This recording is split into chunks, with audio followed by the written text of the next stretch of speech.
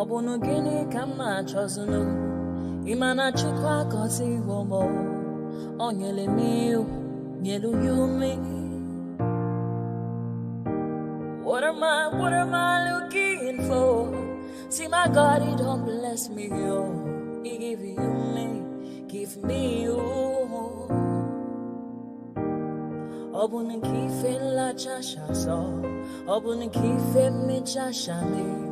My baby, you know, say you go love for me. Hey, yeah. I do go. I could go. When I call your name, Shakara for me. Oh, Roma. I will be your Romeo. You go be my Julie.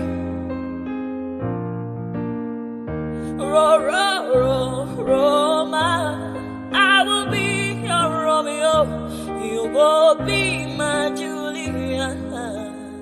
Oh, give me your love and I'll go run away. Show me your love and I'll go use you play. Carry me, go me, I go follow you way. Follow you, they go.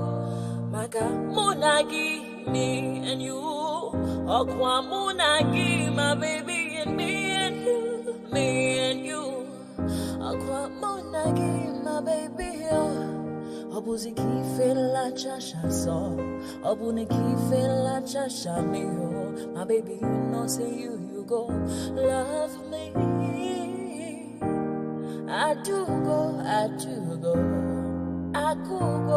could go. When I call your name, Shakara for me. Oh, Roma, I will be your Romeo. You go be my Julie. Yeah, Roma, I will be your Romeo. You will be my Julia. Oh, Roma, I will be your Romeo. You will be my Juliet. Roma, I will be your Romeo. You will be my Juliet. Obuzi kife la chasha so, Obuzi kife mi chasha me, my baby.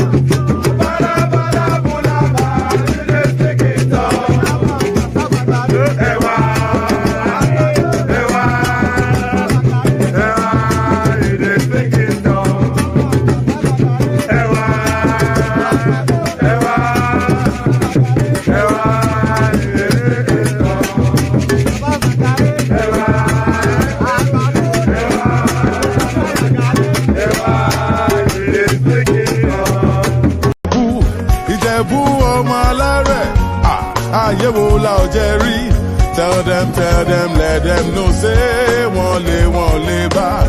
Then they see us as they emulate. Then one begin, they imitate. Maybe someday they go graduate. Many people don't know about Baba. I see they go. Oh, well, I'm all bad. Ìjẹ̀bú Àwùjalẹ̀, Ìjẹ̀bú ọmọ alárẹ̀, kékeré Ìjẹ̀bú o. Àwọn tó mọ̀ wá o.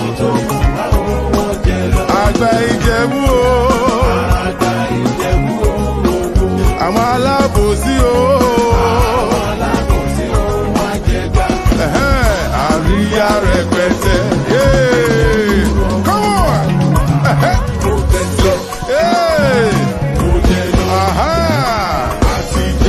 Ìjẹ̀bú jó dáadáa. Ìjẹ̀bú jayọ̀ba. We done the ball with the represent.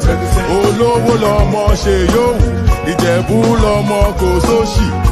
Àjẹ́wò la ọ̀jẹ̀ rí. Tell them, let them know say wọ́n lè bá. Ìjẹ̀bú Àwùjalẹ̀. Ìjẹ̀bú ọmọ alárẹ̀. Kékeré Ìjẹ̀bú o. Come on! Àwọn tó mọ̀ wá o. Àgbà Ìjẹ̀bú o. Àwọn alábòsí o. Egbe. Ó pọ̀. Come on. Mo fọ́ kó yínú. When you go to major parts, they live as if they are in the jungle. Lagos is Lagos. It is not jungle. You either obey our law or go to your own jungle.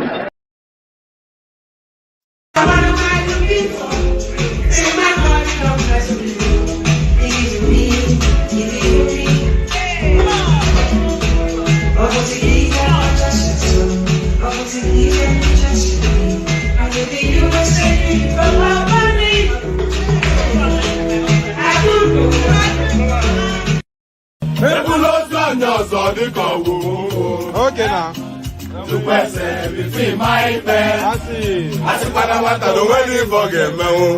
Okay. Papa you look at me. One day you get ya. Mama mo say na wa me to go kwa. Aga na wa mo jelumba. O we butike. Aga ni lu de butilo wane mo. Ata ga wa ke ya di pa ya joma.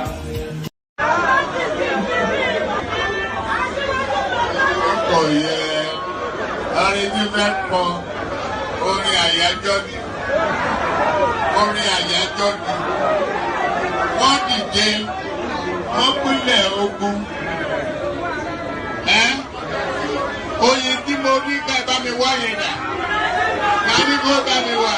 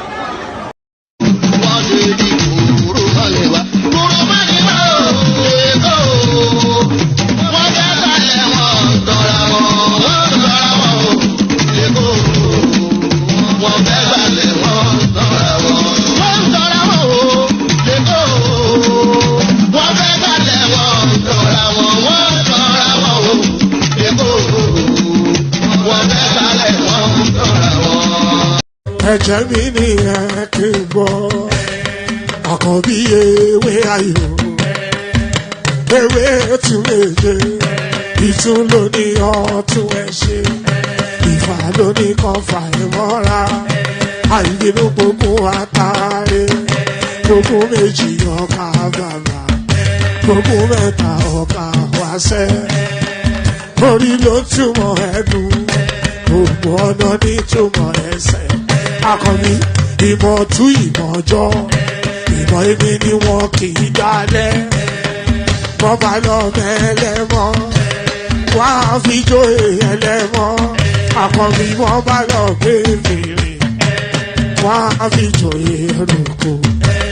Bọ́wọ́ wọn bá tẹ̀lé, wọ́n á fi jóye aláre. Àwọn mẹ́tẹ̀ẹ̀ta parapọ̀, wọ́n wá jọ ń pẹ́ mọ́, ẹ̀ẹ́mọ́ olóko jẹ. Wọ́n pa Akíntọ́lá ọmọ Ògún. Wọ́n pàdé ìyọ̀dà, ọmọ àtàràbọ̀bà àkọ́bí wọ́n pàdé ṣàtàdá dẹ ọmọ ọba Ìjẹ̀bú mèrè ẹ̀jẹ̀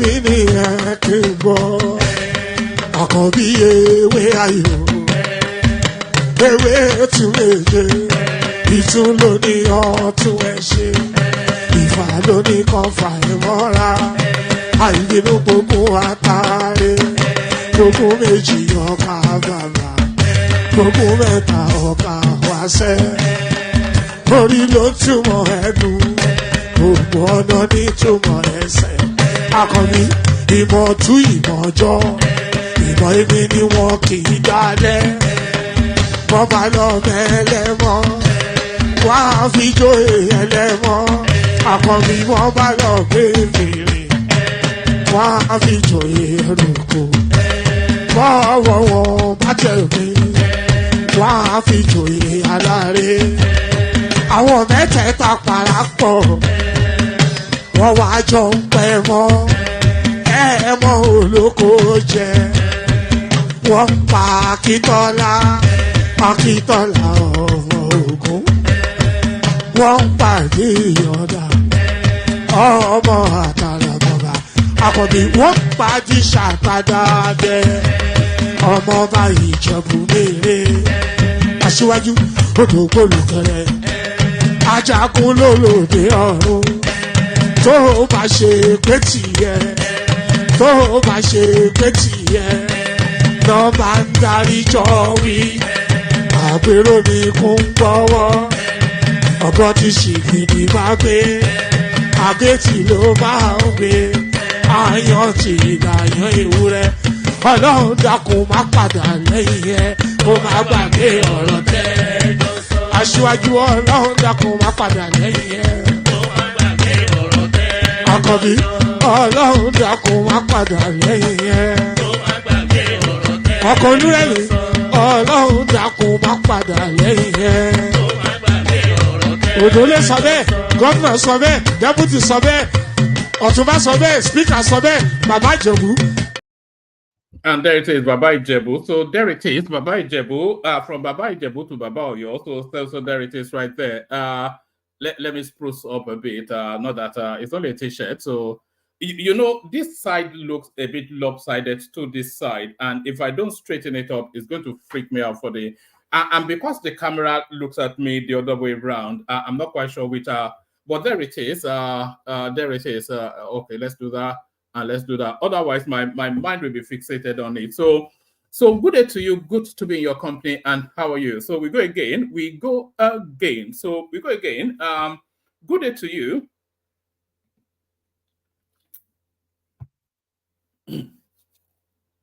So good day to you.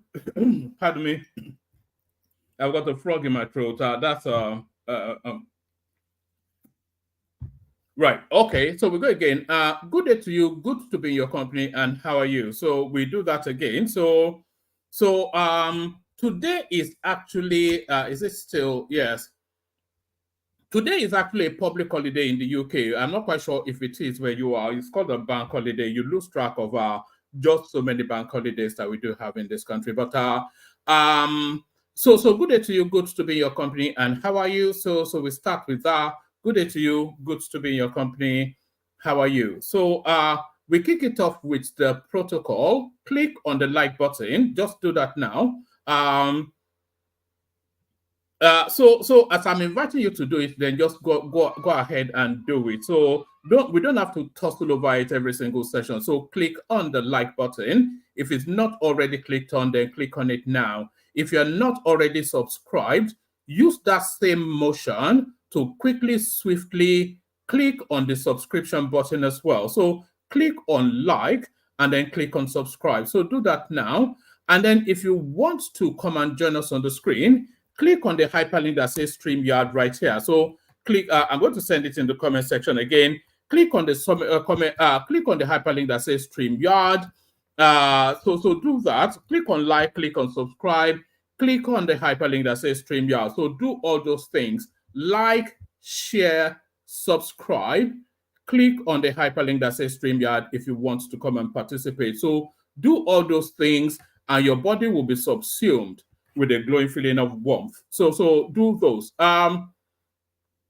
So should we just launch into it? There's just so much to go through. Let's launch immediately and straight into it. So there is so much going on within the Nigerian space at the moment. Just as early as yesterday, the leader of the National Intelligence Agency, he resigned. Rufai Ahmed, I think his name was, still is, so it's not was because probably still his name. So Rufai Ahmed, his name is, so he resigned, and then swiftly followed now by Yusuf Bichi also resigning. So very swiftly, all of the at least not all of, but two key security parastatals lose their leadership, who are, of course, for Fulanis talk. Ahmed, whatever it was, the NIA guy, he's from Katsina, so Buhari's own next door neighbor, a full-blown Fulani man, and then Yusuf Bichi, of course, full-blown Fulani man. So the two of them leave that space. But what are we reading into this is really where the question is. So they've left swiftly to be replaced, and there are two strands to who replaces them, but we get into the readout and then we get into the discussions of it. But there's a recalibration going on now with somewhat of a cleansing of the aegis table, cleaning it out entirely of all of the vestiges of the Buhari administration to birth a new dawn. So all of the vestiges of the Buhari administration, bar one, and we'll get into that one that is barred at the moment. So all of the vestiges of the Buhari administration being cleansed from the, is it Aegis table or Aegis table or however that's pronounced, being cleansed from the firmament to birth a new dawn. So we are 15 months now into this administration, and you wonder what took them so long. But now the last vestiges of the Buhari administration being sent out to sea. The last vestiges of the Buhari administration being sent out to sea. President Tinubu appoint new DSS, NIADG. So it is quite striking, actually, that two important parastatals will lose their leadership in that quick succession. I'm not quite sure what that says to national security. President Tinubu appoints new DSS, NIADGs as Bichi resigns. So this resignation, you can translate that into that they were pushed somewhat. President Bola Ahmed Tinubu has approved the appointment of new Director Generals of the National Intelligence Agency, NIA, and the Department of State Services, DSS. Correspondence reports that this was made known in a statement on Monday by the Presidential Special Advisor on Media and Publicity, Ajuri Ngalale. Actually, let me take that from top again. Actually, let me play you a bit of music. I need to get myself a tissue. Let me play you a 1-minute track. I need to get myself a tissue. So let's do that. So let me play you a 1-minute track. Should we go to our traditional go-to, which is the Fulani rap? Yes, let me play you a 1-minute track. So this is a literal 1-minute track. I wish I go back to the old days when I used to be the kid in the 3rd grade, playing in the street with my homies all day. Cause we live so fast, now we can't relate. We come a long way, money can't wait. And no worry about a thing, happy all days. This is how we live, we cannot complain. And nobody leave, keep the old plans. Hey, when I'm better, I'm in Garti. Min gari zude kari party ko do min moni do min darti yo goto fone bonni boke as a party and winam better o min garti min gari zude kari party ko do min moni do min darti yo goto fone bonni boke as a party ay tuwa gamne weli focus souvenir film hanki wana hande hanki jammo bale sim min nyalla fije nange jammo lengi mbade tin on sa kuran ala wura men ko jaro find sifti nammo ala chifti ala ind idi now wilde iwi. And there it is right there, shifty nama. according to our brethren from the north. Shifty Nama. So shifty Nama. President Tinubu appoints new DSS, NIA DGs as Bichi resigned. So that's where we were. So that's where we kick on from.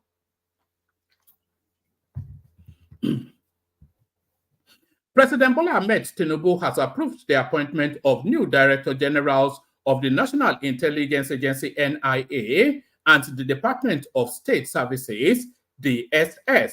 Correspondents report that this was made known in a statement on Monday by the Presidential Special Advisor on Media and Publicity, Ajuri Ngalali. Tinubu appointed Ambassador Mohammed as the new Director General of the NIA. So now let's pause here for a moment.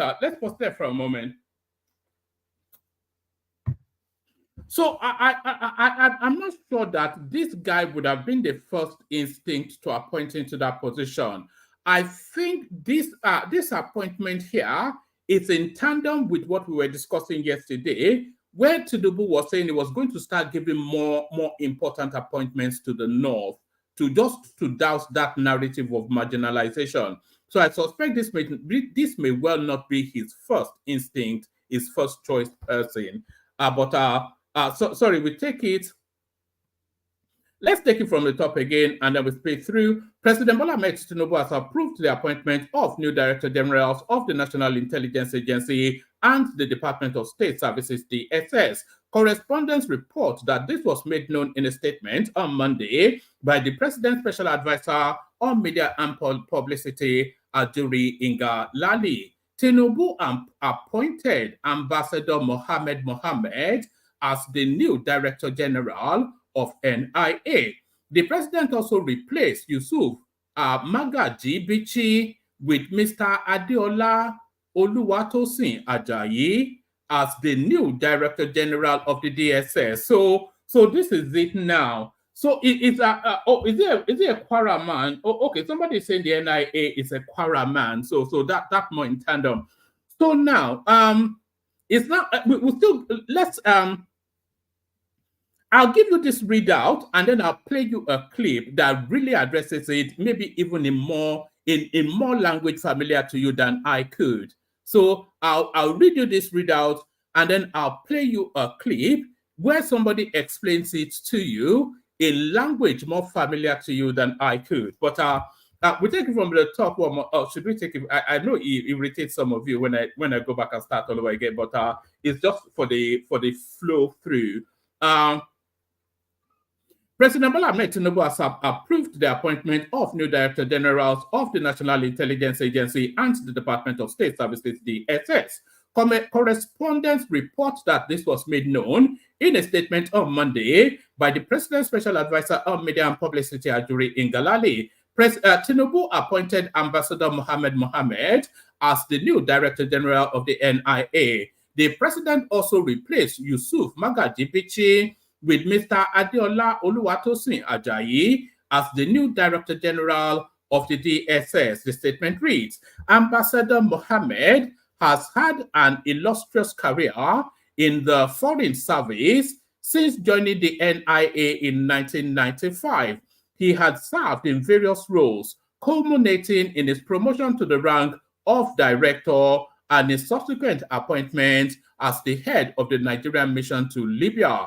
The 1990 graduate of Bayero University, Kano, had served in North Korea, Pakistan, Sudan, and at the State House, Abuja. The new DSS Director General, Mr. Adeola Ajayi, rose through the ranks to attain his current post of Assistant Director General of the service. He had, at various times, served as State Director in Bauchi, Enugu, Bayelsa, Rivers, and Kogi. The new appointments follow the resignation of the previous NIA and the DSS chiefs. And by the way, stay there because I'm going to play you a clip on this in a moment. President Tinubu expects that the new security chiefs will work assiduously to reposition the two intelligence agencies for better results and charges them to bring their experience to bear in tackling the security challenges bedeviling the country through enhanced collaboration with sister agencies and surgical alignment with the Office of the National Security Advisor, ONSA. The president thanks the outgoing director generals of the two pivotal intelligence agencies for their services to the nation, whilst wishing them success in their future endeavor.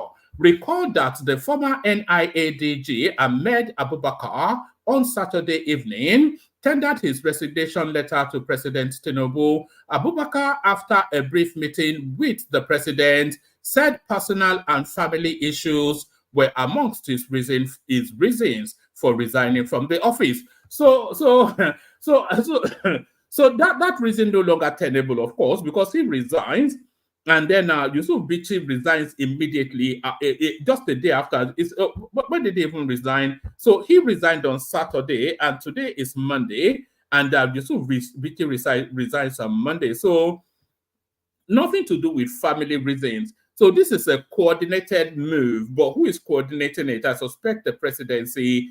Maybe this is but what their next move will be is really what will be interesting. Are they going to go and hold stock with the Atiku El Rufai consortium or cabal or whatever it is? Are they going to go into that field? Are they going to go into the retirement or into politics? So their next move now to be monitored over the next few months. Recall that the former NIA DG Ahmed Abubakar on Saturday evening tendered his resignation to President Tinubu. Abubakar, after a brief meeting with the president, said some personal and family issues were amongst his reasons for resigning from the office.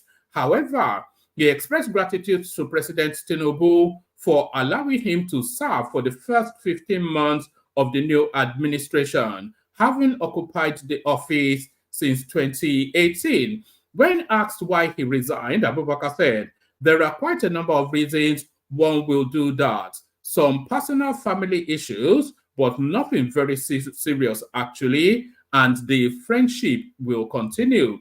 I discussed with Mr. President. He understood very well, and I promised to remain steadfast with issues and the security situations of the country. It is a routine thing from time to time to brief Mr. President on situations, on issues, and today is no exception. After the briefing, I tendered my resignation and Mr. President graciously approved and accepted the resignation." So it wasn't just at a meeting and then casually after the meeting just pulled out an envelope from his back pocket and say, "Oh, by the way, ma'am, me Tinubu, me Bola, my party man Bola, by the way, me Shemo." No. This obviously a coordinated and an orchestrated something.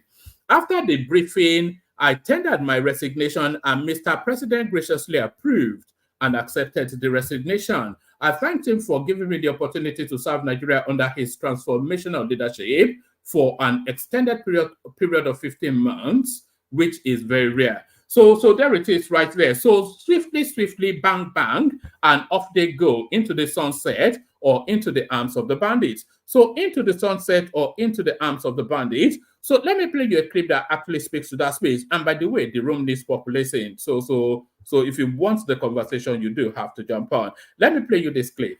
My friends from the north, then they vest now. They were eating inside. You don't make motto, they do overeating. My friends from the north, they are not happy. The same thing Buhari did. Nepotism.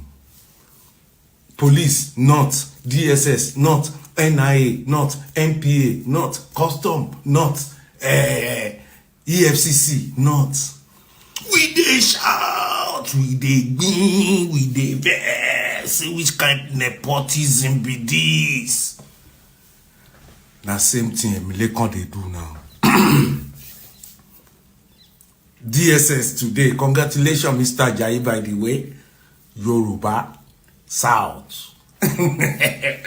Police today, South.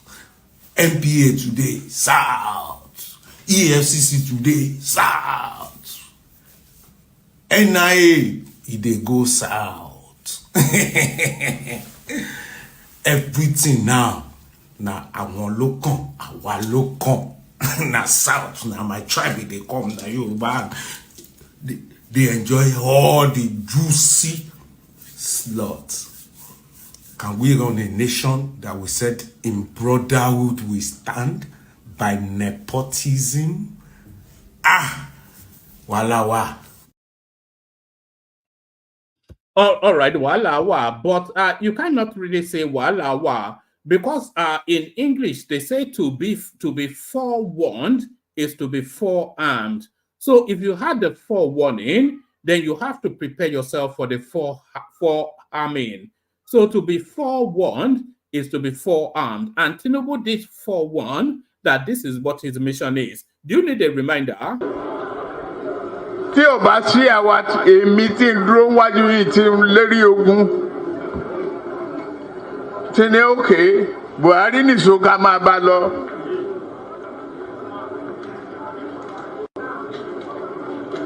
Kò lè di president. Ó ṣe kìíní olùlẹ̀. Ó ṣe kejì olùlẹ̀. Ó ṣe kẹta olùlẹ̀. Ó tiẹ̀ sunkún lórí tẹlifíṣàn. Pé láyé òun ò tún rán mọ́. Mo dẹ̀ lọ bá ń Kaduna wa rán ọ̀rọ̀ ẹ̀gbọ́n kọ́ lélẹ̀. Àdúró tiẹ̀. Wàá dẹ̀ wọlé. Nǹkan kan ní pé o ò ní fọ̀rọ̀ orílẹ̀-èdè Yorùbá ṣeré. Ó dẹ̀ gbà. Àtijọ́ tó yẹ ti débẹ̀, mi ò gba mínísítà, mi ò gba contract, mi ì tọrọ ọbẹ̀, mi ì tọrọ gàrí, mi ì tọrọ fúra lọ́wọ́ ẹ̀, mi ì dẹ̀ ìyàwó ń bẹ̀. Ó wá ní lọ́tẹ̀ yìí o, Yorùbá ló kàn. So I think that was clear enough. So you cannot claim to be caught off guard. He told you categorically what his intentions were. So he told you categorically what his intentions were. So categorically what his intentions were. So now spades of resignation now are just flying through that DSS space as the hangers-on and the Jamja weeds are resigning in droves. Mass resignation hit DSS amid poor allowances and retention of insensitive leadership. The Department of State Services, DSS, is facing a crisis as over 390 personnel have signaled their intention to resign. Insiders have confirmed to as mass resignation hits DSS amidst poor allowance and retention of insensitive leaderships. This mass exodus stems from the dissatisfaction with poor allowances and the continuous retention of Yusuf Magadi Bichi, the Director General of the DSS, who is perceived as insensitive to their plight. So I think those resignations will be halted now. It's been gotten rid of. So maybe a misread of that. Let's go on swiftly from that to this one. Why I did not support Atiku's presidential ambition. So this side fight between Bode George and Atiku Abubakar, a member of the board of trustees of the People's Democratic Party (PDP), Bode George has refuted claims that his lack of support for former Vice President Atiku Abubakar's presidential bid in the 2023 election was due to him not being from his region.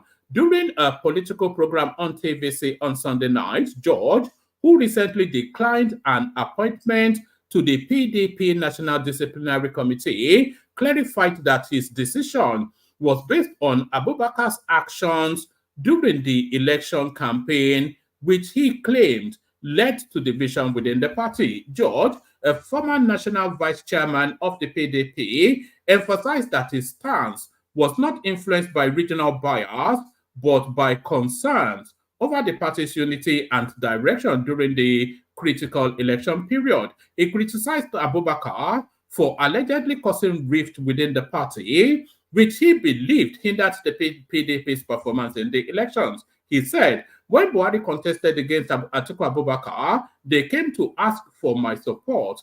I was at the forefront because at that time, he was favored as the presidential candidate.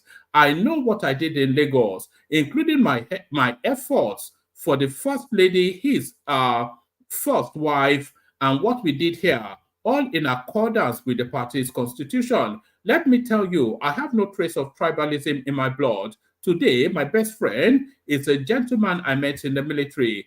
He's a fully bona fide Fulani man. He is my brother at every level. I have many such friends across the country. If you cannot speak the truth to power, then you are deceiving yourself. When we returned for the second election, the last election, we saw that things were not right. Someone from the north had just spent 8 years. How could we now support another person from the north for another 8 years? It does not work that way. They manipulated the system. We kept warning them not to do this. He divided the party, which led to our votes being divided, and consequently we lost. So how do we move forward? We will set up a committee to review the general election and the post-election periods to prepare ourselves. So they will set up a committee 2 years after the election, 2 years to another election. So that just tells you then how organized the PDP are. So that side fight then between Atiku Abubakar and George still very much alive.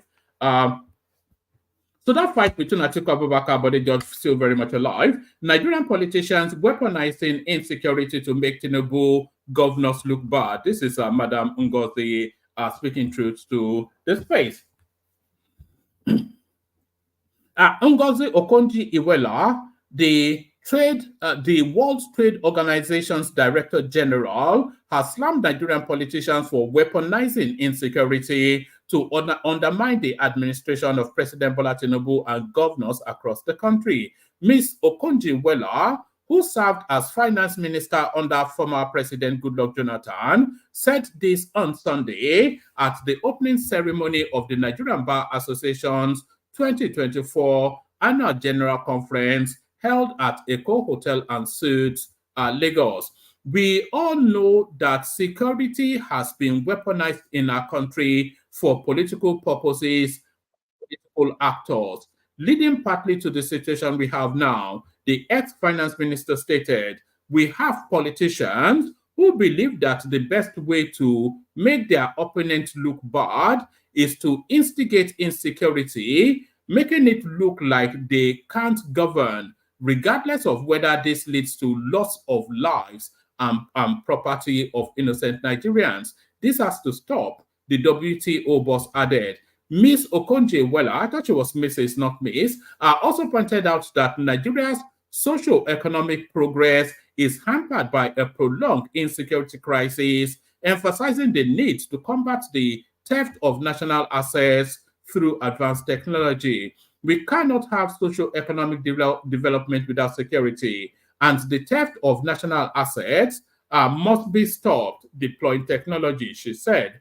The former minister stressed that all Nigerians must agree that stealing our national assets of any type is intolerable and must be stopped, and that there is so much technology available. So we did this yesterday, the technology bit, but essentially what she's saying there is that people either fomenting insecurity to continue to undermine the Tinubu administration. I think we saw a lot of that during the protest period, where people were being bussed up and down the north to cause havoc and mayhem. So we saw a lot of that, or people actually leveraging the narrative of insecurity for political gains. So we saw a lot of that from the obedience space, always trying to leverage anything that is amiss within the country for political gains, which is fair dues.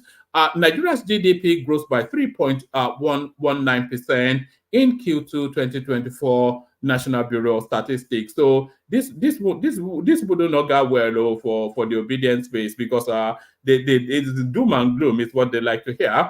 Nigeria's GDP grows by 3.19% in Q2 2024 National Bureau of Statistics. Nigeria's gross domestic product GDP experienced a year-on-year growth. So that year-on-year growth now tracks a full year under Tinubu. So So it's not a carryover from Buhari, of course, because Tinubu is now 15, 16 months into governance. Nigeria's gross domestic product GDP experienced a year-on-year growth of 3.1% in real terms during the second quarter of 2024. The GDP growth rate surpasses the 2.51 recorded in the second quarter of 2023 and the 2.98 growth seen in the first quarter of 2024. So consistent growth is what that economy is recording. You say, and then the price of Gary, they forget the price of Gary. We're talking about data, we're talking about money movement, and we're talking about an economic steady in itself. So, and then I brought the part for 10 minutes, forget all that nonsensical, brain dead nonsense. We're talking about the rescue plan.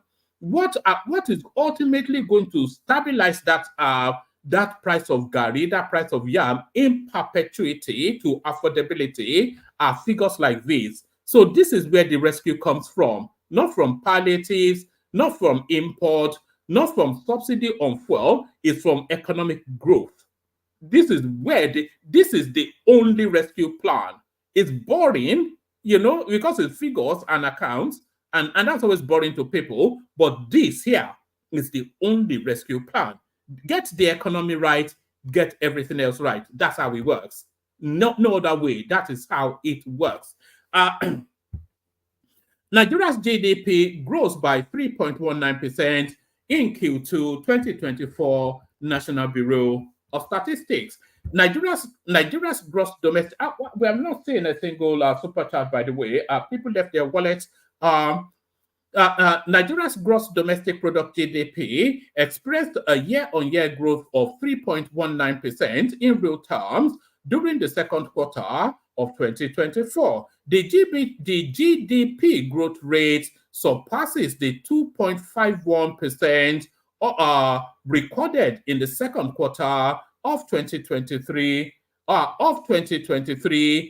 the 2.98% seen in the first quarter of 2024. The GDP performance in Q2 2024 was primarily driven by the service sector, which grew by 3.79% and contributed 58.76% of the total GDP. The agricultural sector saw a growth of 1.49%, slightly down from 1.50 growth recorded in Q2 2023. The industry sector improved significantly with a growth of 3.53% compared to the minus 1.94 decline observed in the second quarter of 2023. In terms of GDP share, the industry and service sectors contributed more to the total GDP in the second quarter 2024 compared to the same period 2023. The oil sector contributed 5.70% to the total real GDP Q2 24, an increase from 5.34% recorded. And by the way, the last person that was saying in the first readout is that guy Melekari. So that's the last one now that we need resigning. That's the last one we need resigning from the Buhari stream, so that the whole place is flushed off Buhari's vestiges. So he's the last one, and he has to go as well. That's Melekari. The oil sector contributed 5.70% to the total real GDP in Q2 2024, an increase of 5.34% recorded in the same period 2023, but a decrease from the 6.38% contribution in the preceding quarter. The oil sector experienced a real growth of 10% year-on-year Q2 24, marking a significant increase of 23.58% points compared to minus 13.4 recorded in the same quarter. Look at that. So Buhari left it in a minus 13, and within 1 year, this guy has taken it to a plus 23.58. This growth also represents a 4.45%, etc., etc. So the economy is on the bounce. So the economy is on the bounce, whether you like it or not. Or whether you, and they will steal it. They say, forget all that. This is the most important thing going on in Nigeria now. Economic growth, gross economic growth. In terms of the net worth of the country is increasingly getting richer, and that is the most important thing. Non-oil sectors, the non-oil sector contributed 94.3% in real terms. And by the way, this is the harvesting of those taxes now that what's that, Adewale or whatever it's that guy that has been doing. The non-oil sector contributed 94.3% in real terms to the nation's GDP in the second quarter 2024. This is slightly lower than 94.6, etc., etc. So it's really the sector of growth that really excites the most. You know, it's not just it's not investor money coming in or oil sectors. It's service sector, agriculture, industry. Pardon me. Service sector, agriculture, industry, that is where the growth is coming from. And that is more exciting, more sustainable. But from that excitement to this depression, candidates under 18 will no longer take WAEC, NECO exams. This is the federal government. So for the life of me, I cannot understand how this is, what underpins this. The federal government has declared that underage candidates will no longer be permitted to sit for secondary school leaving examinations administered by the West African Examination Council and the National Examination Council. The Minister of Education, Professor Tahir Mamman, disclosed this when he appeared on Channels Television on Sunday. He stressed that both the WAEC and National Examination Council must now enforce an 18-year-old age limit for candidates taking the WASC and SSCE exams, respectively. The minister also clarified that this is not a new policy, but a reinforcement of existing regulations. Is what? It is 18. What we did at the meeting that we had with JAMB in July was to allow this year and for it to serve as a kind of notice for parents that this year, JAMB will admit students who are below that age, but from next year, JAMB is going to insist that anyone applying to university in Nigeria meets the required age, which is 18. So this makes categorically no. What about the savants? What about the brilliant kids? What about the child that is so brilliant that he skips a class in order to go to the higher grade? So are we going to stymie? Are we going to stunt their progression? And what's all this? This can only come from the north.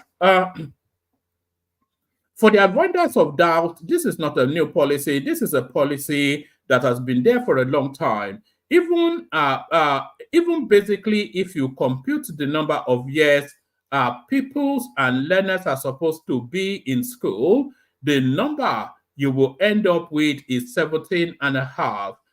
From early childcare to primary school to junior secondary school and then etc., etc. You will end up with 17 and a half years by the time they are ready for admission. So yes, the trajectory. Okay, let's see. Let's go through that paragraph again. Actually, it says that basically, if you compute the number of years pupils and learners are supposed to be in school, the number you will end up with is 17 and a half. So that is from nursery to primary to secondary, so from early child care to nursery school to junior secondary school and then secondary school, you will end up with 17 and a half years by the time you're ready for admission. So we are not coming up with a new policy. Contrary to what some people are saying, we are just simply reminding people of what is existing what is existing. In any case, NECO and WAEC henceforth will not be allowing underage children to write their examinations. In other words, if somebody has not spent the requisite number of years in that particular level of study, WAEC and NECO will not allow them to write the examination. The minister also stated that the age limit for candidates taking the United Tertiary matriculation examination administered by the Joint Admissions and Matriculation is set as 18. So I cannot see what's the underpinning logic. What logic underpins it? I cannot fathom it. It beggars belief. It defies. It's unbelievable stuff. Only in Nigeria, of course, the brainless bunch trying to stymie the progression of brainy ones. New GDP growth shows economy is on the right trajectory. So that is Tinubu'S glorying in that previous readout. Tinubu'S glorying in that previous readout. So now, from that WAEC thing to this guy. So let me play you this. From that WAEC thing to this guy, this one is the most ridiculous. It's a good segue, actually. It's a good segue into this one. It says, Tinubu'S aide in prison for sharing governor's poor O-level results. So there it is. Even if they took WAEC at 50, you will still fail. It's just such a dunce. An aide of former Sokoto State Governor Aminu Tinubu'S has been remanded in prison for sharing media content considered offensive to the state governor Ahmed Aliu. Shafiu Umar was remanded in a correctional facility for allegedly insulting the governor, his wife, and the deputy on Facebook. Mr. Umar allegedly shared a video of the governor struggling to construct a sentence in English and also posted Mr. Aliu's senior secondary school leaving certificate online.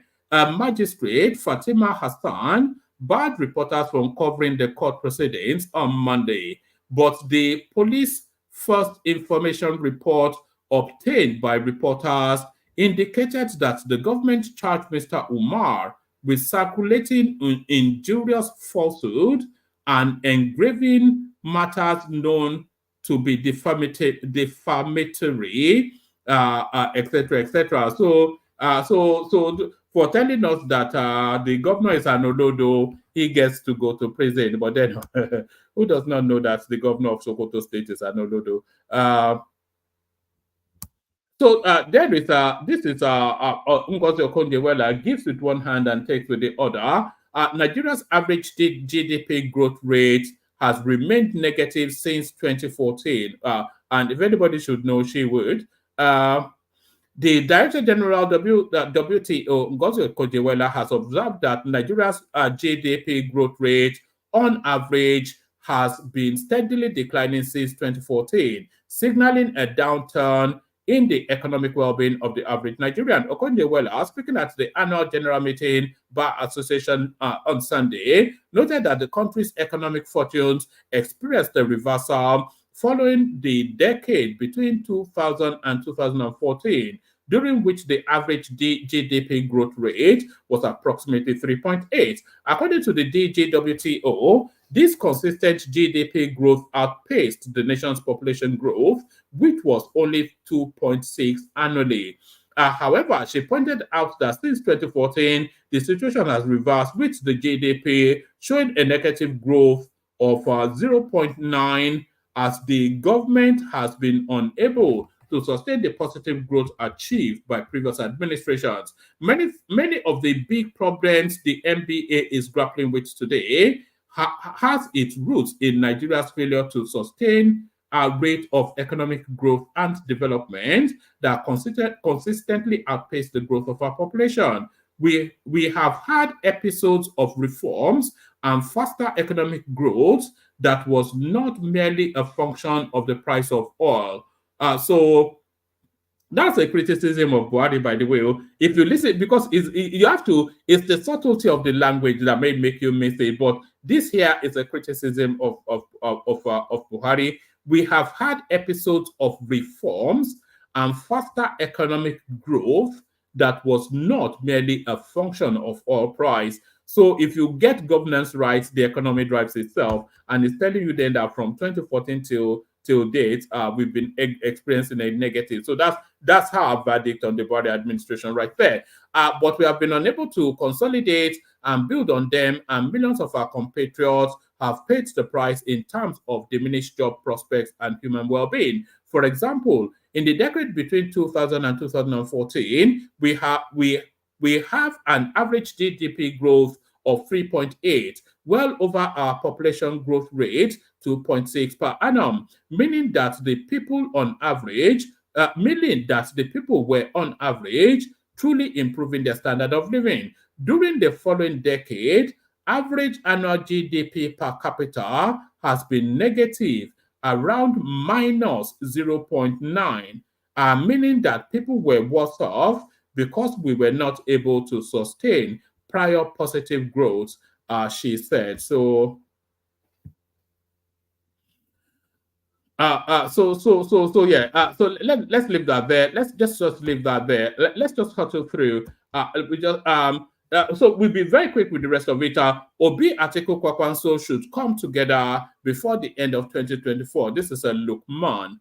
A former national vice chairman of the All Progressive Congress APC, Saliu Lukman, has called on the opposition leaders, including Peter Obi, Atiku Abubakar, and Rabiu Kwakwanso, to come together and form a strong opposition force against President Bola Tinubu. The former APC chieftain, Saliu Lukman, said there will be risks if there is no structured engagement between the leading opposition political parties, their leaders, and some APC stakeholders who are discontented with President Tinubu's leadership style by the end of 2024.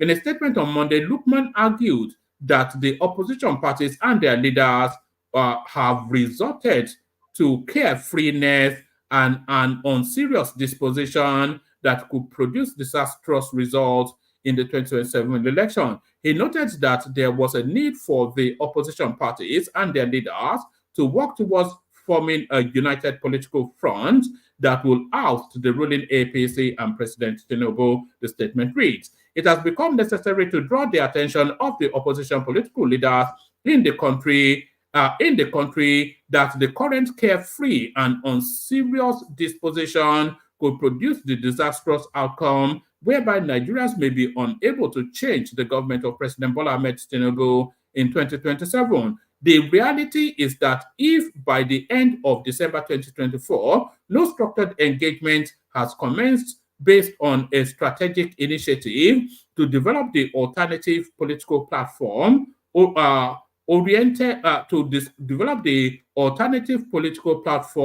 oriented based on selfless disposition of opposition. This is just, you see, what defeats everything that is saying here is just this little tucked away comment right here. This little soupçon, this little flavor here. You know, what is a soupçon is a flavor, isn't it? Yes, this little soupçon right here, it defeats the entirety of what it's saying. It says oriented based on selfless disposition of opposition political leaders. So that is an oxymoron right there. That is a contradiction in terms. Those are two words that should not, or two terminologies that should not exist in tandem.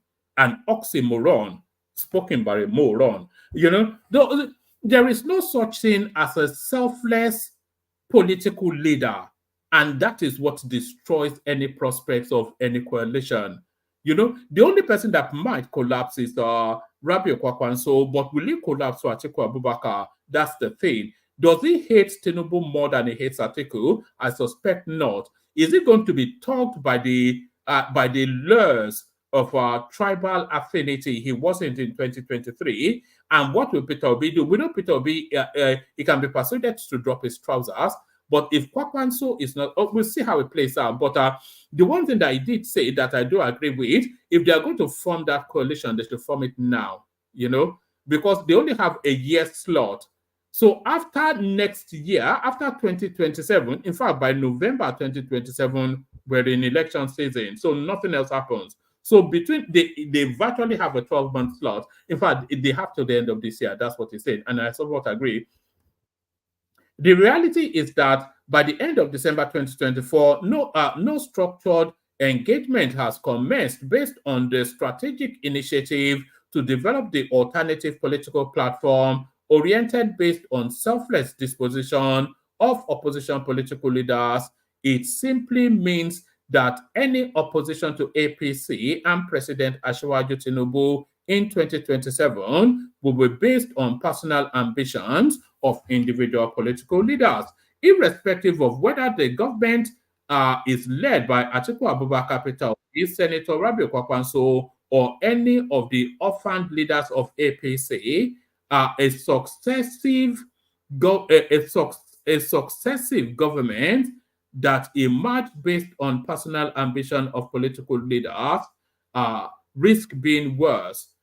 Correspondents reported that former presidential candidate of the PDP, Atiku Abubakar, met with former Labour Party, Peter Obi, etc., etc. So they can meet all they like. If they don't come together to form one strong entity, then they just take that same flogging as they did 2023. So that same flogging as they did 2023. So I'll just give you this as a headline. Forced smuggling from Nigeria to neighboring country unlikely to end. So we just need Dangote now to pump that oil out, and then, you know, if they want to smuggle it at the coming out of the refinery rate, then they can smuggle it. So I think I'll leave the readouts there. Play you a couple of clips. The room needs filling up, by the way. If you want the conversation, I often say, and I repeat again, it is a participatory sport. It is a participatory sport, and that is to say that your participation is needed. So your participation is needed. So let me start you with this one, actually. No, let me not give you that. Maybe I'll save that one till tomorrow. Let me start you with this one instead. So this one here, let's start it on a cheery note to land it on a dour note. So we have often said, and it's often believed, that some of the smartest people, the people that hold Nigeria together are the smart people. And some of the smartest people, if not the smartest people, that are coming out of Nigeria, our southeastern brothers and sisters. This is universally known. Test after test, they always emerge at the top, and they are now getting that reputation as smarty pants. So here is the international space acknowledging just how smart our brothers and sisters from the southeast are. Watch this. Kenneth Okonkwo, that comedian, telling you, Nnamdi Kanu did what Boko Haram is doing, Nnamdi Kanu cannot be held. No, that wasn't the one though. Did I not download it? I think I did. So hold on. I beg your pardon. That wasn't the one at all. So yes. After all that preamble, I'm playing you the wrong one. That one's somewhat of a slamming of the Southeast, but I did actually download the one I wanted to play you. It's uploading now. So watch this. So the brilliance of the Southeasterner now has an international reputation. Watch this. My only point is, when you have that mindset and you have to put yourself at the top, and all people with dark skin are one entity, you're not looking for people smarter than you. You're not. There's other evidence here. Do you realize that the people who get the highest scores on standardized tests in England are people, immigrants from the Igbo tribe in Nigeria? And their kids outscore all the quote native white people in the town. If you're not looking for them, you're not finding them. It just doesn't. It's a thing. It's all here in this chapter, and all I'm doing is bringing science to it. So there it is right now. The international community now cottoning on to something we've already known, the genius of the Southeastern brain. So the genius of the Southeastern brain gets an international recognition, but the disgrace, that is the shame of being a Nigerian, comes to take away a little bit away from that. This next clip, you will recoil in shame as you watch this. You will recoil in shame. I felt shame when I saw it. Tell me what your sensation is as you watch this. This white idiot. Oh, racist as well now. I'm literally grabbing you by your balls. And by the way, that lady, I call her a lady. I use that word advisedly. So that lady, in quotation marks, she's of course a Nigerian, but from her accent, she's either long in the UK because our accent has transmuted from the Nigerian thick undertone to a more universal Englishness. So that is to tell you that she's been in the UK for quite a while. So that even damns it more, doesn't excuse it. Recoil in cringe as you watch this. This white idiot. Oh, racist as well now. I'm literally grabbing you by your balls. No, you're not. This male passenger was minding his own business until a woman opposite him began using his seat as a footrest. Annoyed by her disrespect, he confronts her, but is then surprised by how she retaliates. You're an idiot. All I am is I'll slap idiots you. like you. You're so used to women being quiet when you're talking and touch me again, I'll slap you. You're an idiot. No, you're the idiot. That's why you're not married, you idiot. No one will stand your stupid ass. Are you married? Are you married? Are you sure? Are you sure? She's not cheating on you or anything. Are you sure? No, she's a really nice Yoruba I'm pretty lady. sure she's nice. She's a Yoruba. really nice Yoruba lady, She's Nigerian, so she's like, trust me. She's using your money. No, I don't think. An idiot. Trust me, she doesn't love you. I'm Nigerian. No, You're I know an what idiot. you're like, but I don't. You're an idiot. Touch me again, I'll slap you. Other train riders sat uncomfortably as the pair argued with one another. Your wife is where I'm from, so I know you know her attitude, so you know that we have the same attitude. So touch me again and I will slap you the same way your wife beats you at home. You chair, so that I have to get dirt on my trousers. So now you know what it's like.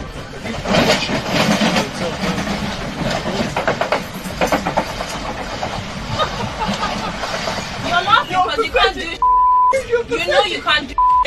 Listen, my feet is literally by your balls. I'm literally grabbing you by your balls. No, you're not. Do you understand that? Do you understand that? No, you're not. You're an idiot. You're actually an idiot. Look a complete You're actually an idiot. You're making yourself look a complete fool. Embarrassed that she feels like she's losing the pair's disagreement, she results to filming him. Respect other people's property. Take your shoes off my feet. Okay. So I get on the train and this white idiot. Oh, racist as well now. Idiot. Oh, the racism. I love it. Being quiet when you're talking and all right, so there it is. It's just you don't even know where to look. You know, it's just so bad.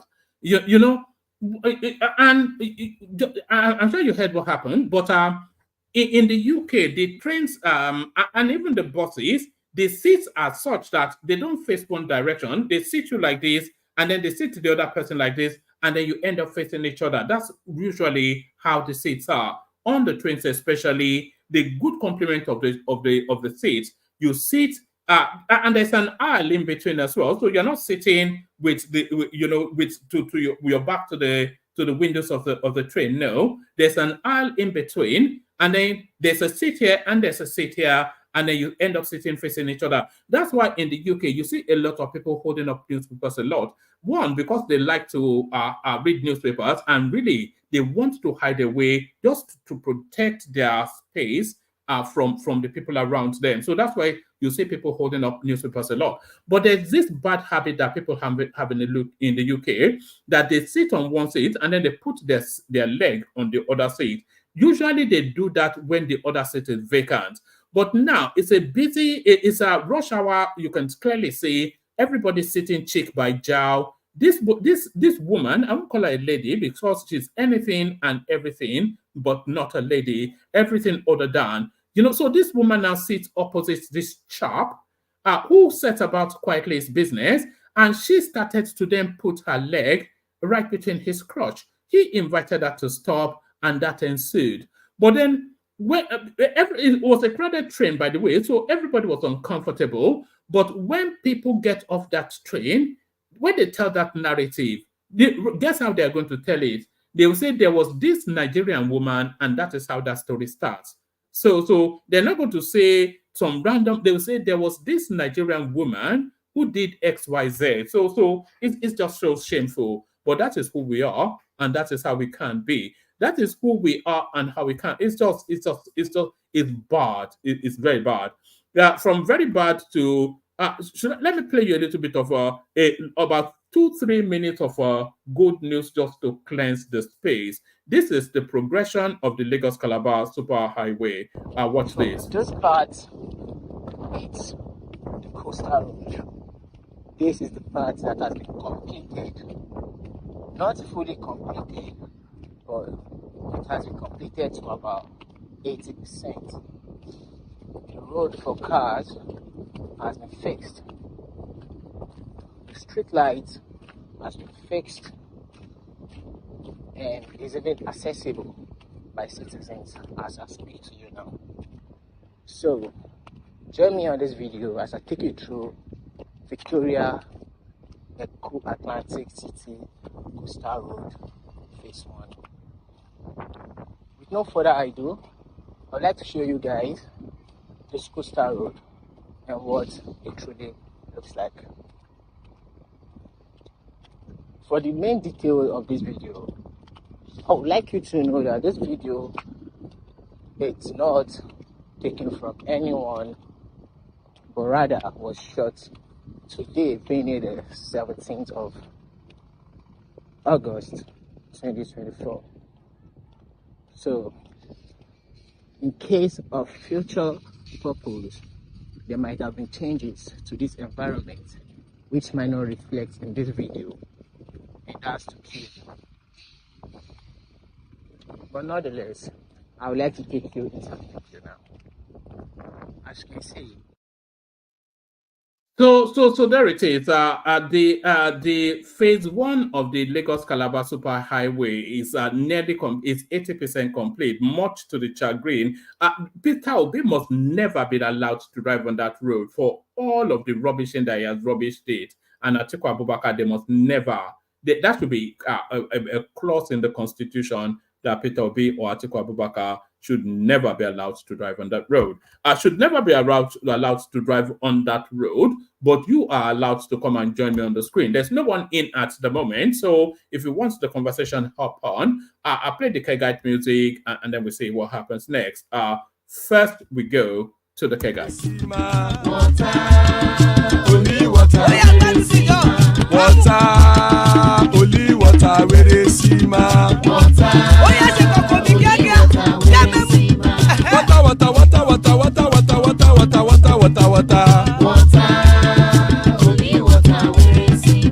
Hapa oh night oh. Hapa oh night oh. Hapa you don't come oh. Hapa oh night oh. Hapa oh night oh.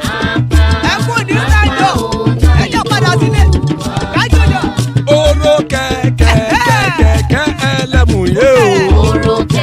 Ibe sodi akẹ̀kẹ́ ẹlẹ́mù rẹ o. Bobby master kẹ̀kẹ́ ẹlẹ́mù rẹ o. Chief Wela ti kẹ̀kẹ́ ẹlẹ́mù rẹ o. Eruku lẹ̀lẹ̀ ẹlẹ́mù dé. Eruku lẹ̀lẹ̀ ẹgbẹ́ ẹlẹ́mù dòde ojàre o. Eruku lẹ̀lẹ̀ Ghana ti dé ẹgbẹ́ bọ́dì o. Ọmọ ẹlẹ́yẹ ẹyẹ o ó dìlé o. Odúyẹ̀lá ẹyẹ o ó dìlé o. Petrosonama ẹyẹ o ó dìlé o. Petrosodúnkẹ́ ẹyẹ rẹ̀ ó dìlé o. Ẹlẹ́kọ̀ ọ̀run mú ìní o.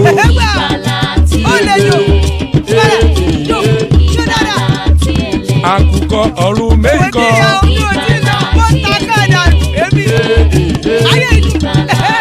Ikú kò ní ríwà gbéṣe o.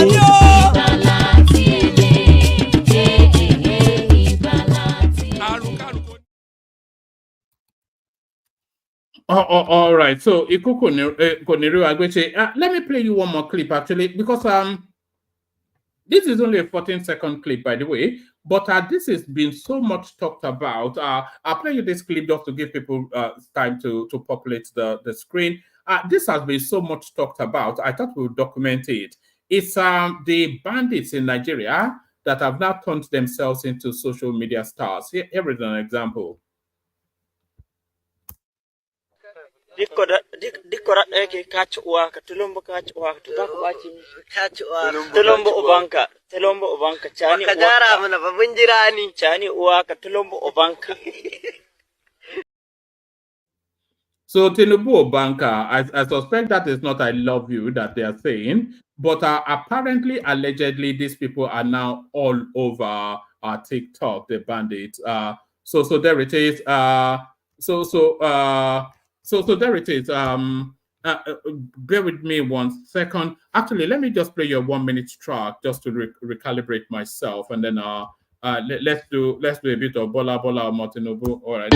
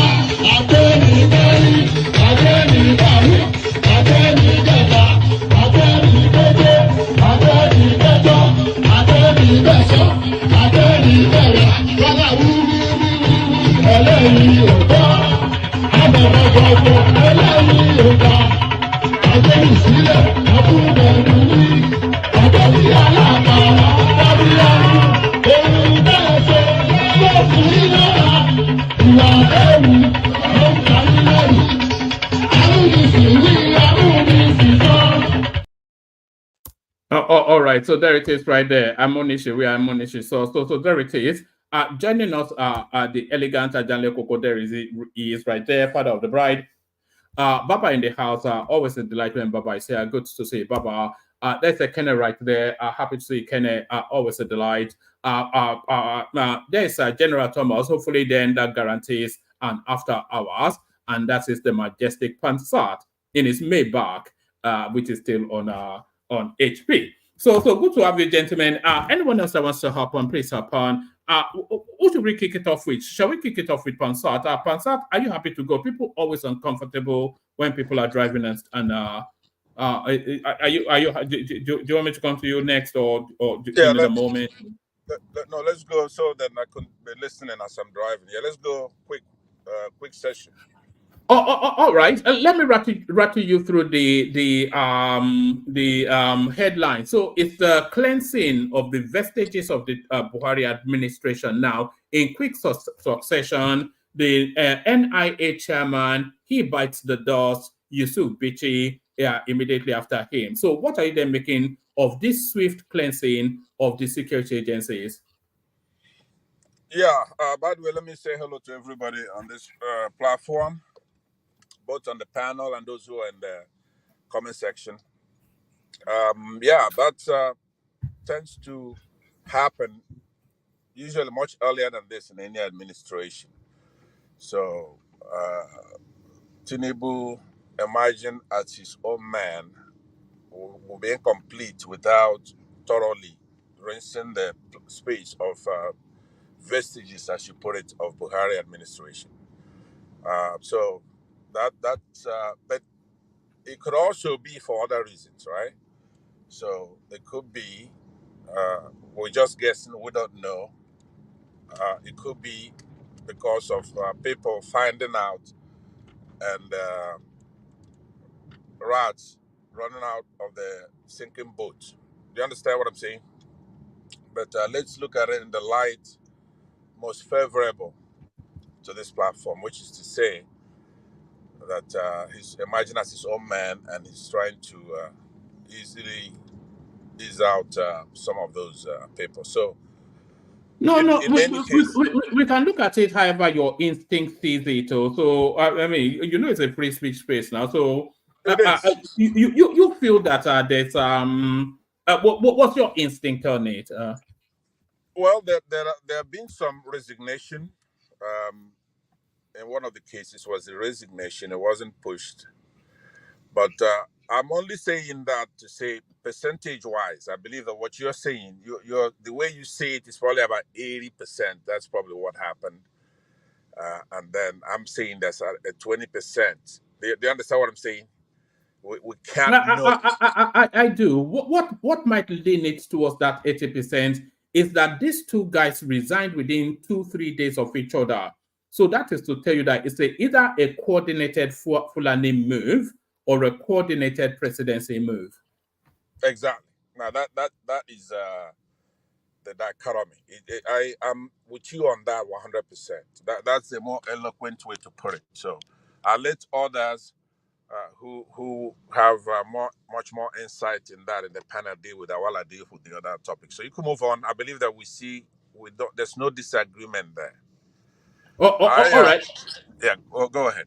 All right, let me move you on to this one. Why I did not support Atiko's presidential ambition. So this is Bode George, who is just involved in some sort of a side betting fight with Atiku Abubakar. Atiku calling him a tribalist, him retorting not fit for purpose. So what are you making then of these two octogenarians not acting their age?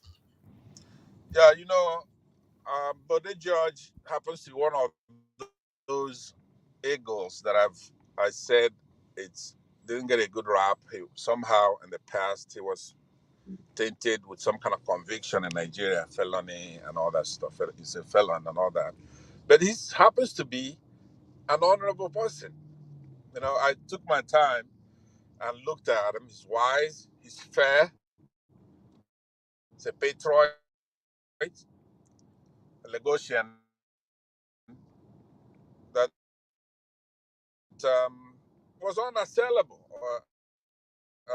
in a lot of the stuff that he talks about. And still, I hold him in high regard. For Tom, if anybody's disagreeing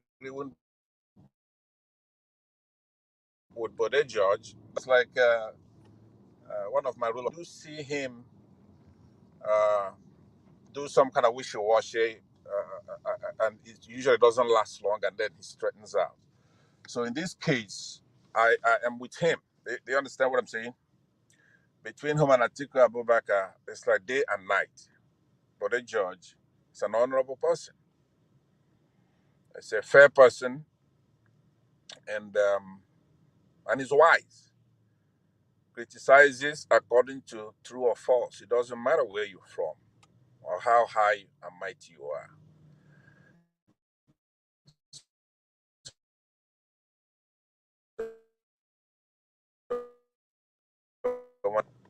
For me, you're breaking up a little bit, Pansat. Yeah. Okay. So we can move on quickly because I don't know. I'm in an area that has an airport and everything, so it might be affecting my. All right. Go ahead. Let me take you to this one. Candidates under 18 will no longer take WAEC and NECO exams, the federal government. So that caught me off guard somewhat. I couldn't understand the rationale behind that. Does that make sense? It does not make sense, and I saw that when I was looking at the papers this morning. I saw a little bit of that, but did you see what's the rationale? What is the rationale? What is the deal? I don't know. It didn't rationalize it. It's saying that the trajectory of education takes you to 17 and a half anyway, from birth to when you need to sit those exams. But we know that the trajectory of education in Nigeria, especially for the brilliant kids or the kids that their parents pay attention to their education, it can fast track them to jam WAEC by the age of 16. So are you saying that gifted children then should be punished for being gifted? I don't get it. Yeah, that I looked at a few phrases in that. It made no sense to me, but if there's a rationale for it, it wouldn't bother me. I knew that I took my GCE at the age of 17, what they call General Certificate of Education, and then I took my WAEC.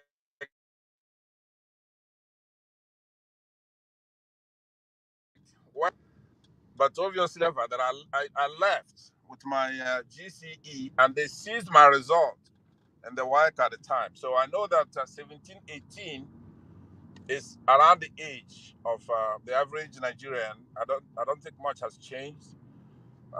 So if they have a good reason, I don't pick on anybody who does any administrative stuff with reason. WAEC is one You of know, those. I just sorry, Pansa, I just cannot fathom it. If that is the natural order, then that's fine. So when a child then breaks through that order, then that is to tell you then that that child might well be gifted. So it should not be stymied. You should not try and constrain it. Why would you want to constrain a Yeah, gifted child? right, because it's rather is the exception rather than the rule. So if there's something that's very negative for us, where we get maybe once a year you have one gifted child, but then we have this disadvantage, But I will look at that again, then I'll take another whack at it when I get on my desk.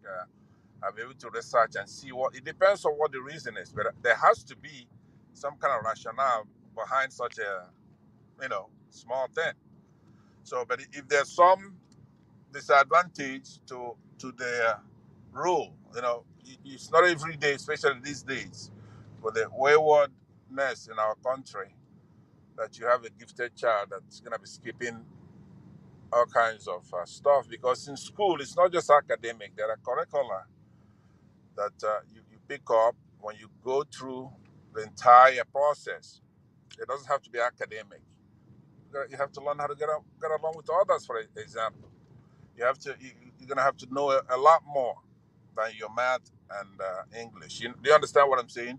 So I will look at it again, and I'm going to tell you at some point, one man, I disagree with this examiners, if there's any, if it makes sense.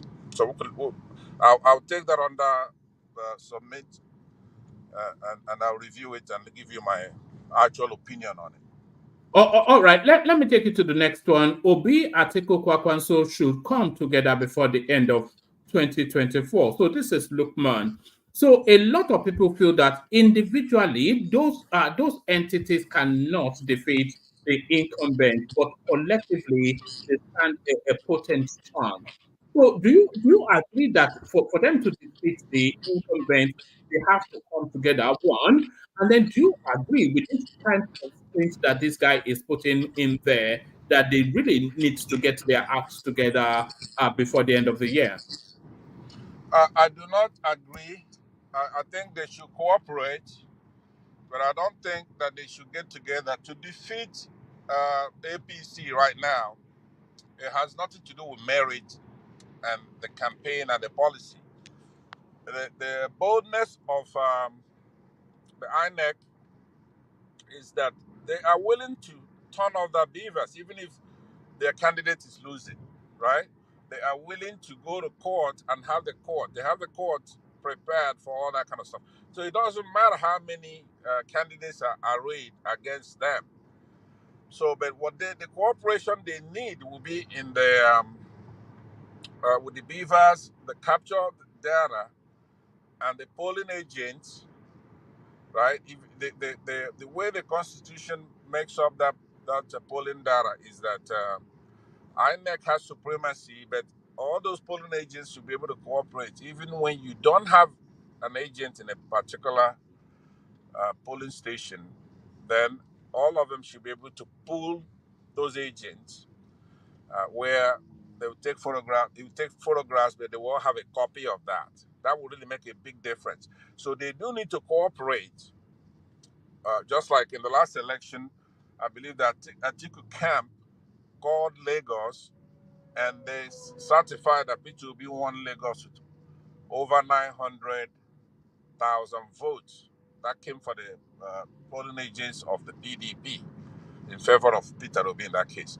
So yeah, they need to cooperate, but they do not need to be a one party, for example. That would be a net loss for them, because some of these parties here and there will take away parties from APC, take away parties from Labour, and that is what they have to calculate as far as the mathematics.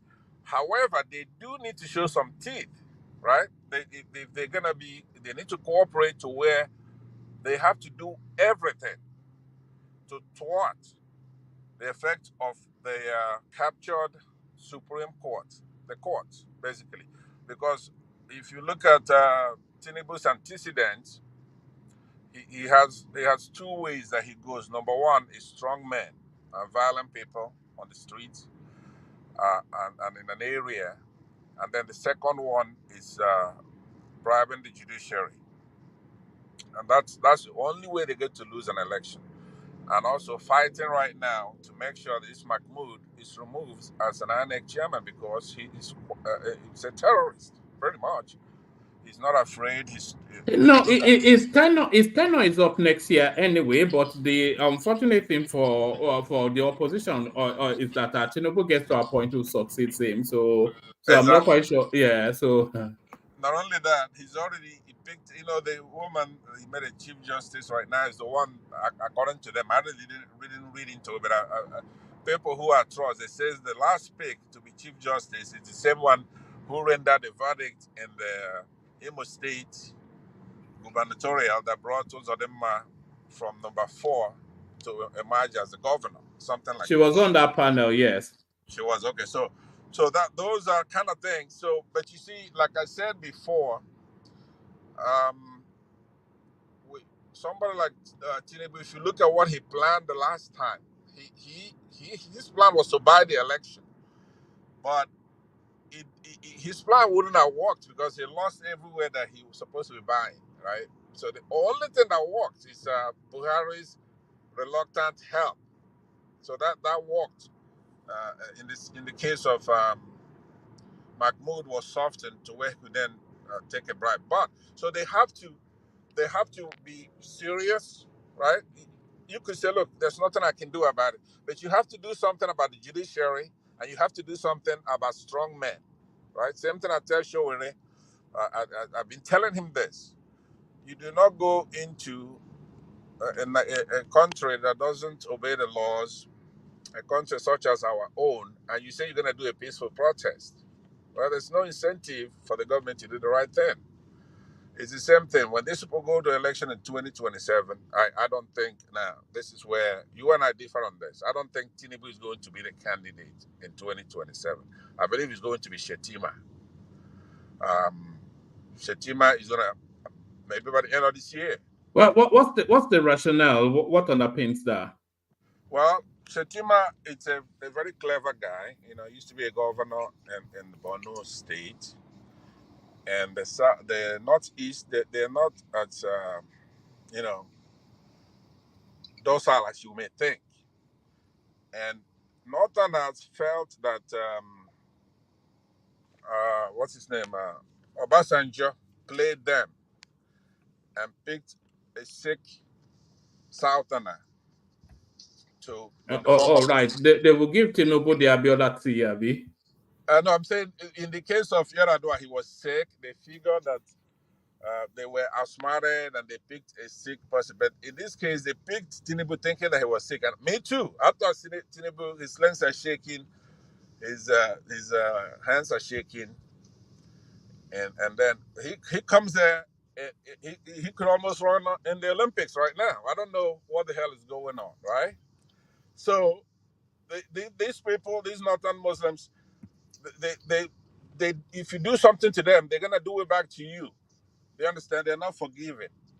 It's like Niger Delta pirates. They thought we Southerners are making money without kind of violence, right? So they opened their own Boko Haram. So what I think is going to happen is that Tinubu is making enemies, right? You at least have to admit. People who brought him to the dance, a lot of them are gone, including Erufai and Tony Kabaka. So many people. The guy in the creeks, the fat guy in the creeks, and so many others. So at some point, they're going to make sure that Tinubu does not end up in that ballot in 2027. That is my opinion. I have no proof for it. But I've never been wrong, right? I know you're going to say, there's nobody who's never been. I've never been wrong. I got to tell you that. So the way I'm looking at it, Tinubu comes in A lot of his interest has been for a one-timer. He's the money. It's not playing. He's come there. He's done this highway you're talking about. But even if I'm wrong, now you asked me the last time, do you really? I don't know. It was on your program. Somebody saying, if Tinubu is not there, it's gonna be Shetima. There's nothing wrong with Shetima, right? Shetima would surprise a lot of Nigerians if he emerges as president because he's smart enough to change. If that's what he's planning on doing, but we'll see. It's a long time from now. What's the other thing? All right. I don't agree with all you said, apart from the last bit that Shetima. Anybody that underestimates Shetima is just being foolish. That guy is supremely clever. He's a very clever man. Let me take you. Well, which one should I take you to next? All right. Let me take you to the GDP so you can rubbish it. New GDP growth shows economy is on right trajectory. So quarter on quarter, there's a positive growth coming out of the Nigerian GDP space. So what are you making of that? Oh, have we lost him? Hello, can anyone hear me? Hello? Yeah, I can hear you. I can hear you. All right. I think we may have lost Pansar. So let's come to you then, Baba. He's on screen, but I think it's gone through. Like I said, it was close to an airport. So let's come to you then, Baba. Do you want to start from the beginning? Because there is anybody will struggle to tell me that this is a coincidence. The NIA guy resigns. Yusuf Bichi resigns the next day, and by the third day, Tinubu replaces them. So I was just saying that the last vestiges of Buhari being cleansed. Is that your reading? Yeah, first, I salute you, one man. Salute the co-panelists and the people of the comment section. Esteemed watchers, listeners, please remember to click the like button, which is most important. And don't forget to subscribe and share also, because don't tell me you are not enjoying coming to listen to this platform every day, because it's where ideas contest and you enjoy the robust argument too. Yes, one man, I think we are seeing beginning of something. Reason why Tinubu actually contested. You understand? I'll be taking it from yesterday, actually, because apart from restructure, or part of restructure, it's about redistribution of wealth of Nigeria. We have to redistribute the wealth. Those who have captured the purse and tenaciously hold on to it for long, they are about to lose it. And they will fight back. But then they've met their match in somebody like Tinubu. He's fearless. He just doesn't care. And he has an ace up his sleeve. The Northerners know they don't have to mess with him. Well, they can poke their fingers in his eyes once in a while and make all the necessary noises. But this man is not going to budge. He has a mission and he will succeed in it. It's like this, what he has done now, what he's doing presently is like you ask a man, don't touch me. And the person puts his hand in your eye and poke your eyes with it. What do? He's gone even beyond don't touch me. He has aggravated you. So bring out your best game. That's what he's telling them. Bring out your best game. Let's rumble. Because, I mean, he has removed the NIA man. Well, was he pushed or shoved? We don't know. But he's gone. That's for certain. And the DSS man has followed, I think, after we 6 or 7 we have years. to conclude that he was shoved. You know, if you look at the sequence of resignation, then if there was even if there was 6 months in between, you will still it's too close together for it not have been. It's quick. Yeah, That's why I say they don't know who they want to mess with. They are challenging him. He has I said it, he has an ace up his sleeve, and the North, they are readers of the political game, quite all right. They know where he's going, and their greed for power will not let them go 100% with their disagreeability or obstination. They will not go. They will only get to the edge of the abyss, but they will not jump. They will not jump because Tinubu, look at it from the point where Baba OBJ was taking all over the Southwest. Why did they leave Lagos alone? Forget the Atiku story. That's just balderdash.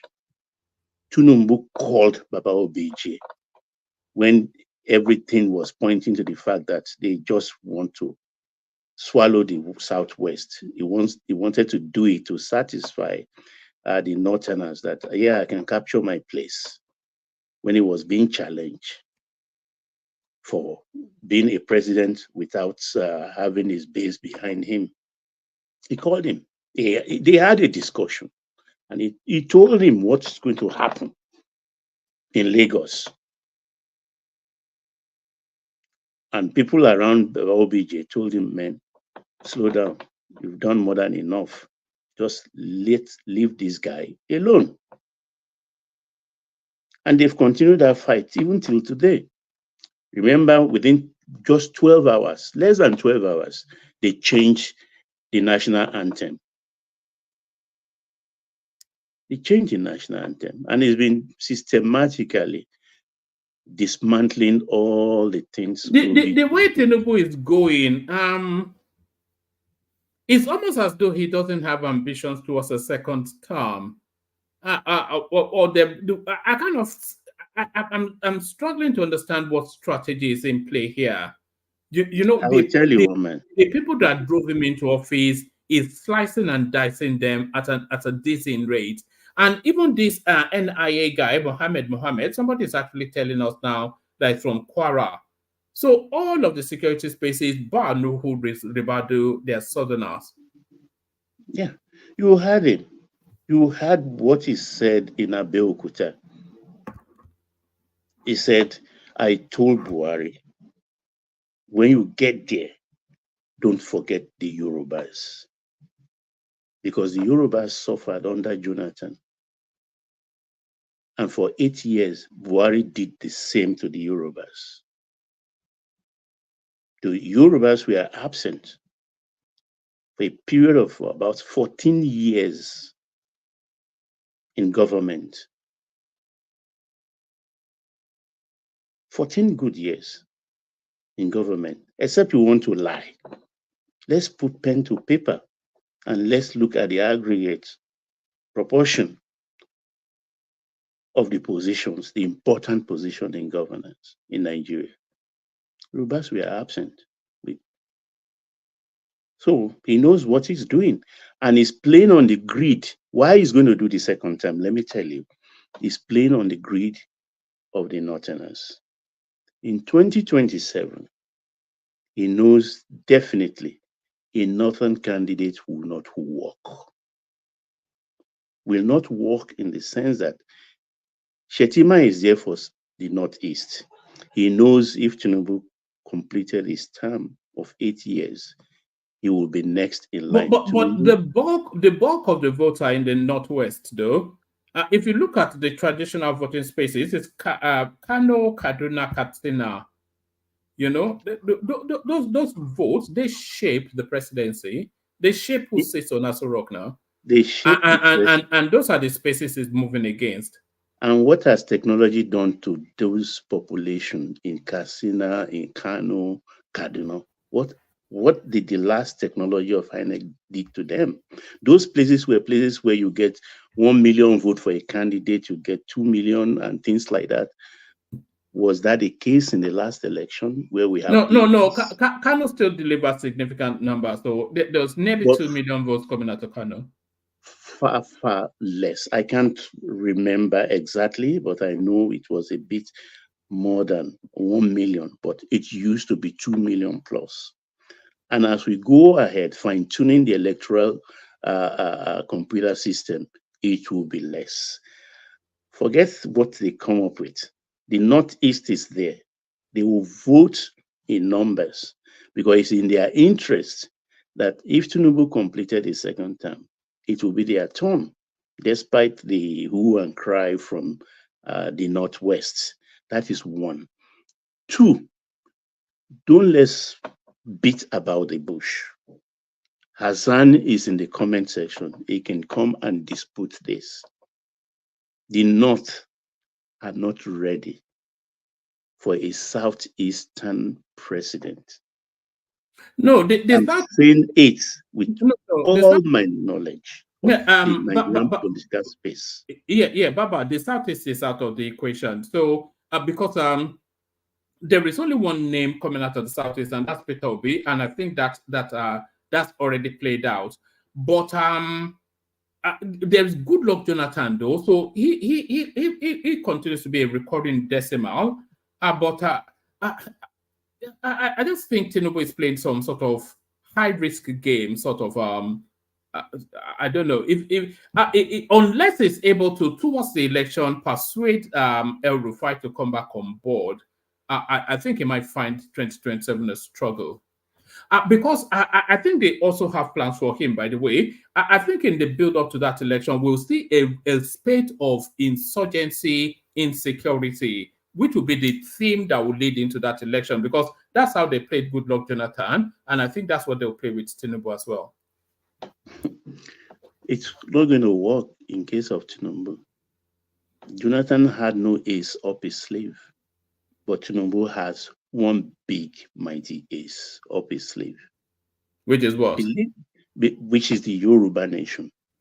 Yes, Believe yes. me, So whether sorry, you Baba. like it or not. Yeah. Yes.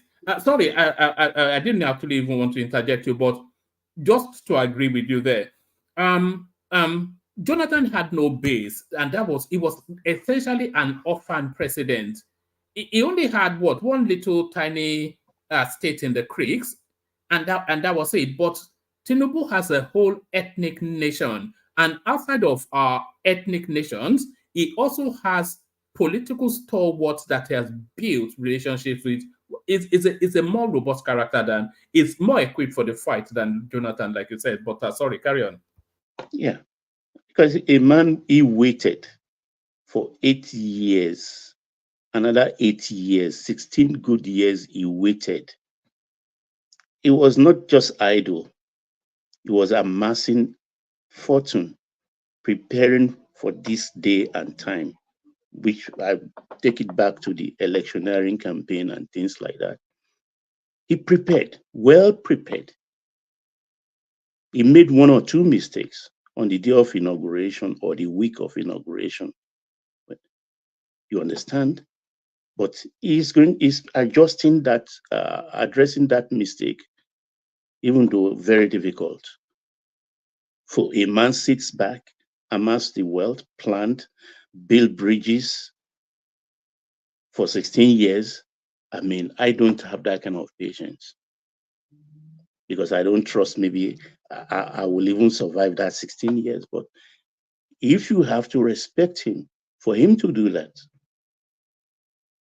they know that he's up for the fight against all odds.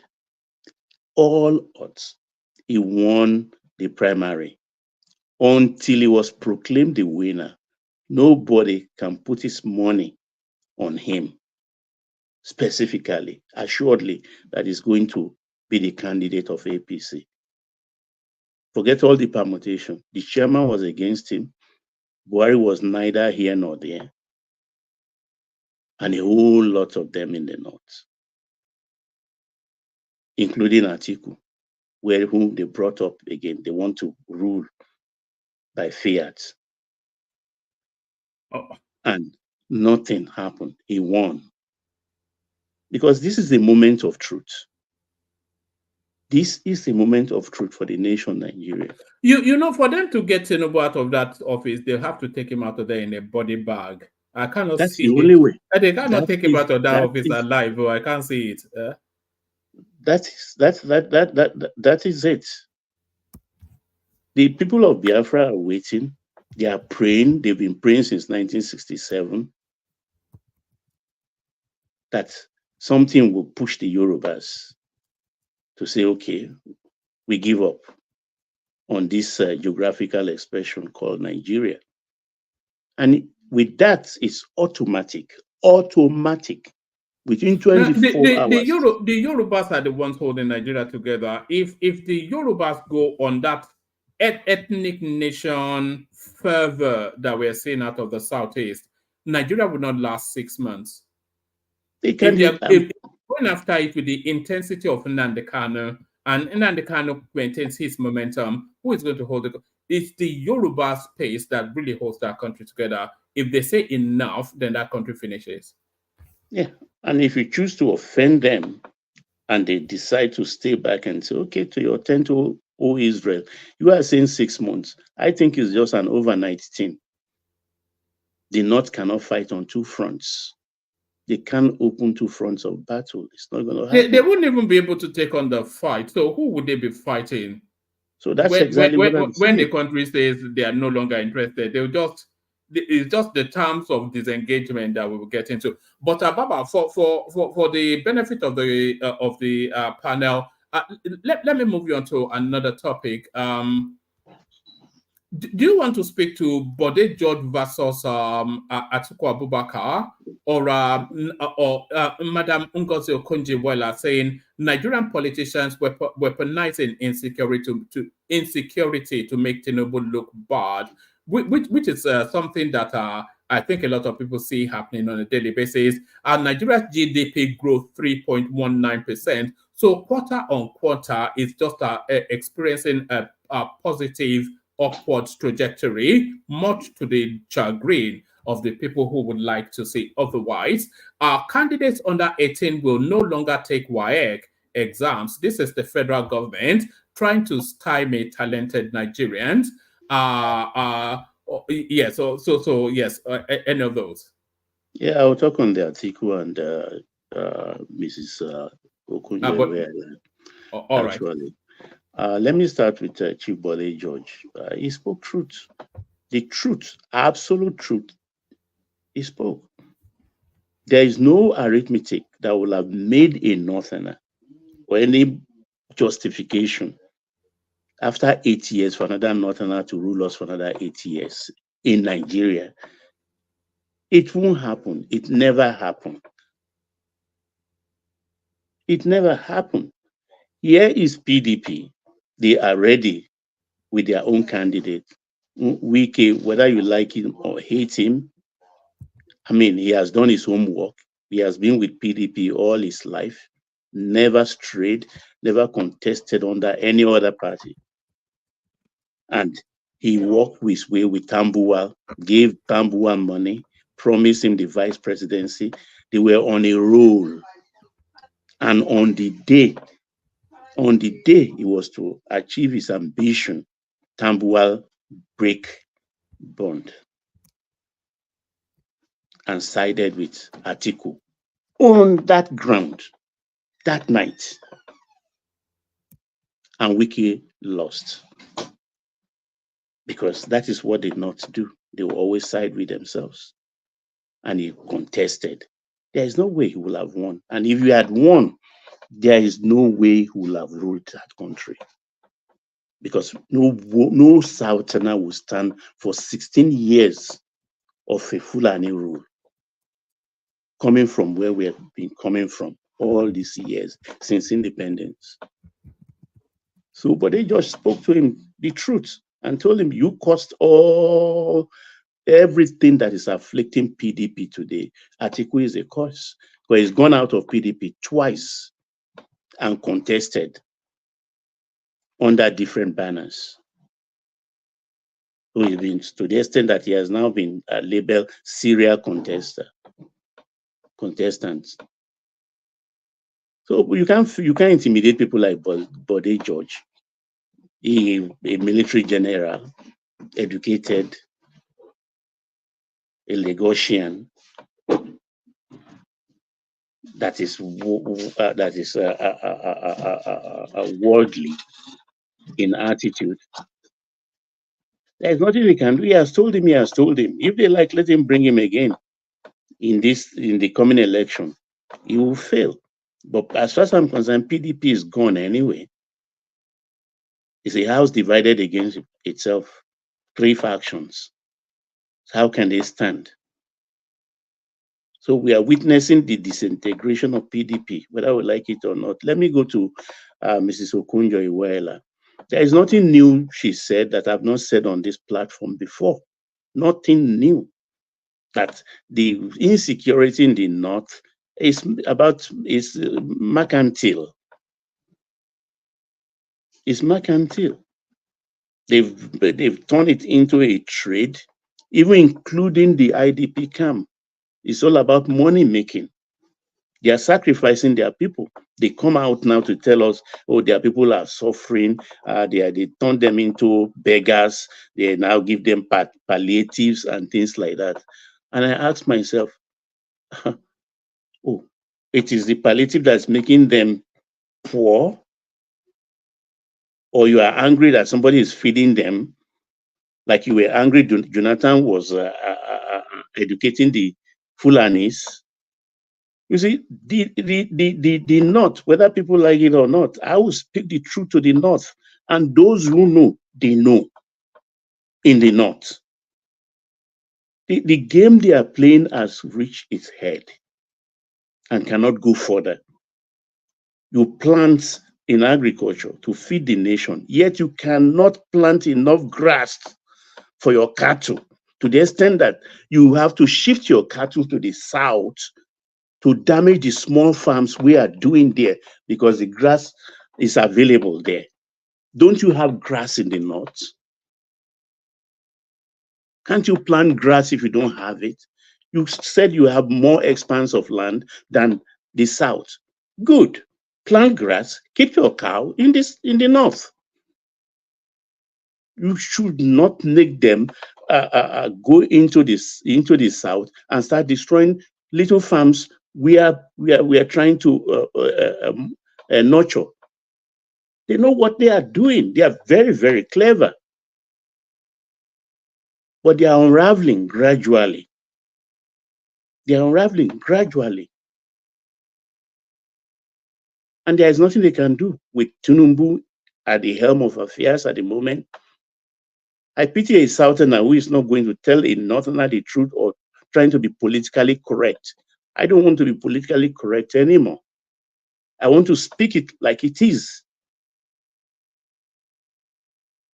So whether they like it or not, let them continue in this trajectory. Who is dying? Who is dying? It's their people. Who are the people in the ID camp? It's their people. When they are ready to rehabilitate their people, they know what to do. When they are ready to stop terrorism or kidnapping or banditry, they know what to do. Because in the first instance, this thing did not happen overnight. They've profited from it for so long. But like every game, it has to come to an end. This game they are playing has reached its peak. It's the 90th minute. No faggy time. They have to stop, reappraise themselves, re-strategize, and take care of their people. You read 10 top oil well owners yesterday, 8 from the north, from Mederibe to Sani Bello to Dan Tata and all the rest. And I asked myself, were these oil well in the north Can a southerner own 4 of those oil wells? Will they allow it? They will shoot you instantly. They will. They don't. And yet, They people won't even ask you to leave. They will just shoot you. That's what they will people do. like Sarowiwa died. You remember the Ogoni 6? Why did they die? Because of degradation of their land. Who killed them? Abacha slaughtered them like pigs for their oil. When yesterday, I think Kulata was saying, oh, the Southerners have, yes, but those are marginal fields. The Southerners have marginal field, the Sahara, Ato, Etio, Fafa, and all the rest, apart from maybe Fafa. The Niger Delta people have to enjoy their wealth. That's why I talk about redistribution of wealth. The Niger Delta people has to be taken care of. It's quite amazing, actually, Baba, because we read through that list. That list is not the comprehensive list, by the way, but it's the pork belly fat of the oil space. And there was just a sprinkling of you know how it is in an office when they will employ one black person for inclusivity. There was just a sprinkling of Yoruba people out of the top 10 oil field owners. 8 from the north, not one from where the oil actually comes from. That is very sad. And this has been the case. And if you go to those places, except people just don't care. I can say I practically spend my 40s and 50s in the creek. And you will not believe, one man, what you are saying. You will not believe. There is just no life there. There is no life there. And I'll tell you this for free. I've spoken to a lot of soil men. In another 50, 80 years, there will be earthquake in that area. Because miles down, there is hollow where they've taken sucked oil away. There will be pressure, and there's going to be earthquake happening constantly in the Niger Delta. So they need to enjoy their wealth while things are still good. There must be a redistribution of wealth in Nigeria, and this president will do it. I believe in him. But what do you mean by redistribution of wealth, though? Is it distributing it to the benefit of the populace, or realigning it from one ethnic stock to another? Because it looks as though it's a turn to chop is what is going on. It's chop by chop limited. No, what I mean by that, take for instance the live wire, the economic live wire of our country depends on gas now of late and oil. Since Oloibiri was first operated. Take for instance, every oil field in every area, first and foremost, they will give priority, you understand, to the people in that area. No outsider. They will have the first order of refusal if they don't want to, or they can align with anybody to come take the oil if they don't have the capacity for it. Where the oil is founded, yes, as per the system we are still operating now, the federal government can be in charge, no doubt about that. But the operators of that oil well must first be the owners of the land where it is found. But they don't strike me as being equipped, though. You don't really want too much money in the hands of people in the. They don't know how to handle. Why? Tell me, one man. Why? They don't know how to handle money now. Have you ever seen anybody from the creeks that know how to handle money? You don't want them. You are deceiving yourself. You want to tell this to somebody like Tonye Coal, Sahara Oil. You want to tell this to somebody like Ayanabu of Brass, DTSPIF, and a host of other of them. These are savvy men. Or you want to say to what's the name, the guy in that Abraka Tough Polo Club? I've forgotten his name now. A lot of them, they are very, very rich and savvy. Look at the Olu of Warri, for instance. You think that man is just ordinary, or you want to look at the Rewanis and all the rest. There are big wigs there. It's just that they don't come out. They enjoy the atmosphere in the creek. If you've been in that place, you will see side by side the economic, the soil degradation, and a lot of yacht the size you've never seen, even in Lagos Marina. You find it in the creeks. You find houseboats large enough to fit on 2 plots of land, floating. They are there, they're enjoying themselves, no doubt about that. But I'm saying it's not enough. More should be done for them. But Baba, why? I mean, people from that, the leadership in that area, they settle for less instead of going for the head of the fish, competing with the north. This northerner instead of them being a stakeholder, they're like in that sector. They like follow that. It's like they have no stake in that sector. Yes, you might have some of them that yes, maybe they are successful, they benefited from the crumbs that drop from the table. But to say, them having been a shaker in that sector, it's unfortunate that we don't they don't fight. When we were going through the numbers yesterday, we were going through the oil well list. The fields that are Danjuma, the field that Danjuma commands, it generates $30 million daily, every single day. Is it dollar? How can it be dollar? That would be richer than Nigeria, or are you talking about naira? No, dollars. I bookmarked it, so maybe I'll bring it up again. $30 million daily. That's what the How reader can it said. generate that? And that might be a typographic error there. It can't be that. Nigeria is not even generating. But even if it's $3 million a day, that's a lot of money. I could agree with that. You can't generate $30 billion a day. Nigeria, what Nigeria genuine now? But you see, what I'm trying to say, Baba, is that you see these people, this leadership in the South, instead of them to come together and fight for the control of their wealth, you see them fighting against each other, destroying each other, and by doing that, they allow these other people to grab their wealth and then and take over everything from them. So I don't get them. I don't know what's wrong with them. They are the one even that the cancer that we were.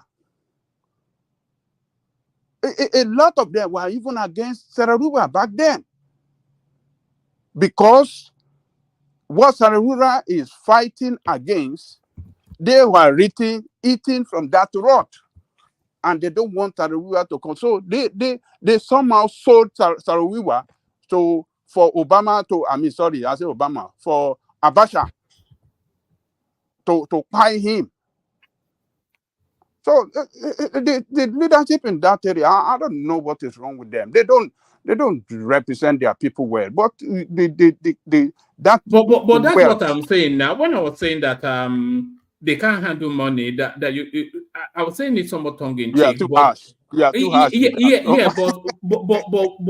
really, the experience is that when they throw them, look at a good example is Sariko Tokumbo or that Tombolo.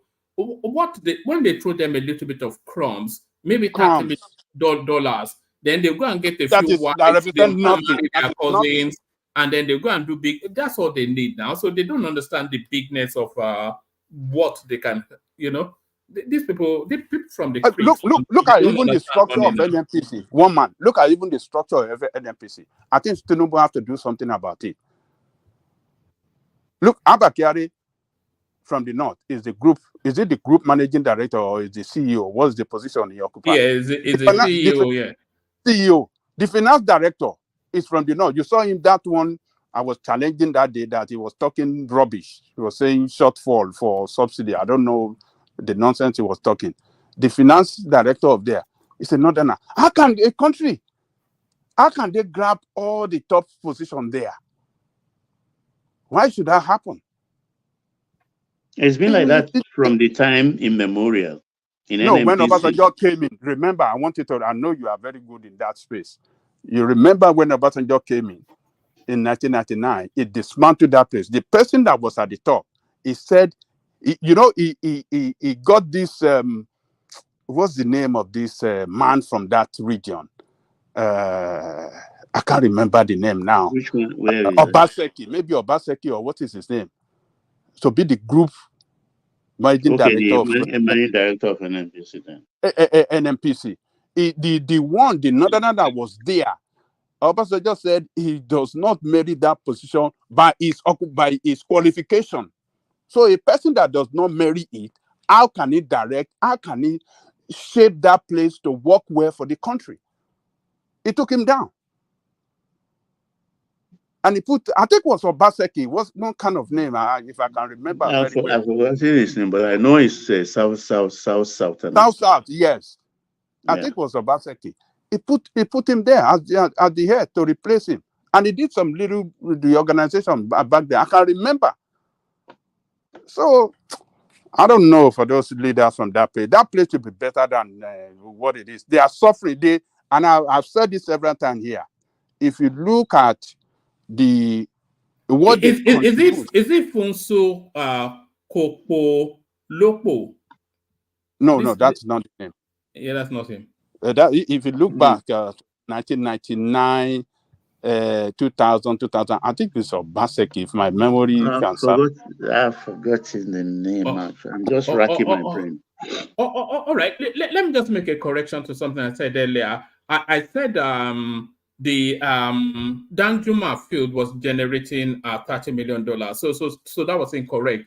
So it was actually the Prince Nasiru Ado-Bayero. It says that Prince Nasiru Ado-Bayero, cousin to former CBN Governor Lamido Sanusi, manages Asuaku and Umutu fields under Surplus Petroleum. These fields boast a daily production capacity of 300,000 barrels, generating around $30 million daily at current market prices.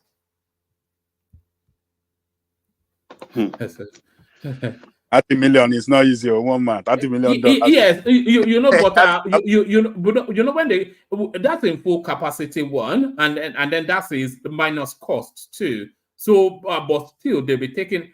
Is it 300,000 barrels capacity daily? This is what they gave this guy now. 300,000 barrels. No, it's not possible, woman. 300,000 barrels daily. That's an exaggeration. No, I know they put it down. It's not everything. You have to make an adjustment.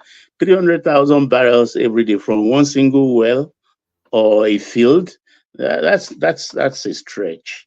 I tell you, that's a stretch actually. But I know definitely that at least a substantial part it could be making, and let's just always use the low bar. That's why I said even if it is 3 million a day, that's a lot of money for one person. And you ask, what has he even done for his own people? Imagine somebody on that because it would have been gifted those oil fields under that Babangida Abacha era. So imagine somebody then, let's even go for that low bar that you said, and I'm still sticking with this 30 million, but let's go with $3 million with 300,000 capacity. Imagine somebody that has grown accustomed to a lifestyle that is facilitated by $3 million a day, and then suddenly you say that it's finished, and the Tinubu says no more. They will fight you to the end now. Or he will fight you to the bitter end. Eh? Yeah, but unfortunately, you cannot fight the government as one man. It's going to be a difficult fight or a losing fight. You understand? Because the man who has power who has the political power is more powerful than the man with economic power. Because the man with political power could just enact one law, one legislation that will wipe out your wealth. That is the power. That is where power lies, actually. So that is why you have to be very careful with anybody that is ruling a nation. The number one man of every nation can do and undo. So these people, like we're saying, Janle Kuku, look, the kind of deaths that killed the Ogoni 6, when you witness it, you will first run into it. Even your manhood will run inside. Because who did not beg in the world? Is it the Pope, presidents? Everybody begged for their life. Abacha refused and executed them. And that's yeah, that begging came from all over, even US. I said the Pope, everybody. From who in the world begged? Abacha is a calamano. So what do we expect from the people? Everybody like ran. And yeah, it the guy you are talking about, Aja, is Gaius Obaseki. Is that Gaius that I was trying to remember to link it up with the name I can remember Gaius? Gaius Obaseki. Yes. Yeah. But they came back in full force. Like when he was saying the other day, you go to an NPC today, the lingua franca in NNPC, from the gate man to the penthouse offices, is all the one language they speak. Even our people, apart from learning the language, they start dressing like them just to belong. But that's a culture, though, because I remember under Goodluck Jonathan, the whole of Abuja was awash with that that bowler hat that he wears. Everybody was wearing bowler hats and. Yeah, that is the fashion of Nigeria. But then the thing is, look, the Northerners, I'm not going to hide anything, because when we keep on being politically correct and hiding words under our tongue, this space called Nigeria will never, never be good. You understand? They are so sartorial in governance, if I may use the word sartorial, that the first thing they do when they get to a ministry and take over, they build a mosque by the ministry. They build a mosque.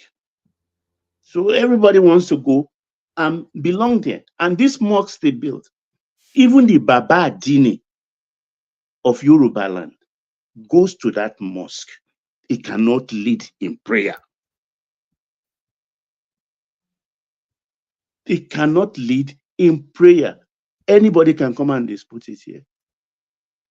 The gate man, if he's the only Awusa man there, will be the one to lead the prayer. It is the truth. We don't want to say it, but we must say it. Those of us that are going graduate, that has bought tickets, not checking like showing Kadem and all the rest, we must say it now. So these are the things they are fighting, but they are fighting a lost battle, because there is a president in place who just doesn't care, who is not threatened, who doesn't feel threatened. All right, Baba, start to bring it home and then we'll go on to the next one. Yeah, so like yesterday, they were talking about lack of security in the space of oil and things like that. No, it is not like that. I've explained here once without, I even blame myself talking too much that day. You see, Hassan was trying to come on, but now you're attacking the North. It won't come on anymore. But there it is. It says that wow for you, Baba. I hear him. I wanted to confront him with something. Exactly. You get my point. There is not. We have one. Actually, carry on. And then after you play a clip, this clip here, it speaks to the level of insecurity in the country with the not being an example and what the indigents are doing about it. But bring it home, Baba, and then I'll play this clip. Yeah, let me just bring it home with that shipping movement. We have what we call oil intelligence. We have another oil movement by Brent. We have the Lloyd's oil shipping list. And of course, there is no ship that comes into Nigerian waters that is not recorded. We have signal stations everywhere. Everywhere. The vessels they bring in to maybe steal oil is just self-propelled barges. And they mix all manner, heavy oil, light oil, everything. They know where they take them to. But the real theft is in what we call topping. This vessel legitimately comes in to take 1 million barrels. They put in 1.2, 200,000 extra. They prepare 2 bills of lading, 2 cargo lists, 2 custom exit paper, and they go out with it. They go out with the 1 million barrel papers and discharge. The remaining 200,000 barrels, they know where they take it to, maybe to a refinery, small refinery somewhere, and discharge. The shipping intelligence, they know, but you cannot record it because what is on the manifest is, on the bill of lading is what you will take. But any experienced person looking at the draft of a ship whose dead weight is so much, or gross registered tonnage or net registered tonnage is so and so, you will know that this ship is overloaded. So this is how they manage to take out. The only time a vessel has loaded, that vessel came in during Jonathan's time, loaded 1 million barrels illegally, and it was going out, and the Navy intercepted that ship. What happened within 3 days? The ship disappeared. We know where it landed. I rest my case, one man. All right, brilliant. Well put, Baba. So well put, Baba. So we go on from Baba to Ekene, who hopefully has not come here to sleep as always. But on our way to Ekene, let me play you 2 clips. Ekene, let me play these clips and then you come in after it. So the insecurity now, it has led to people resorting to self-help because something has to give, and it looks as though this is the latest fight against insecurity coming out of the north.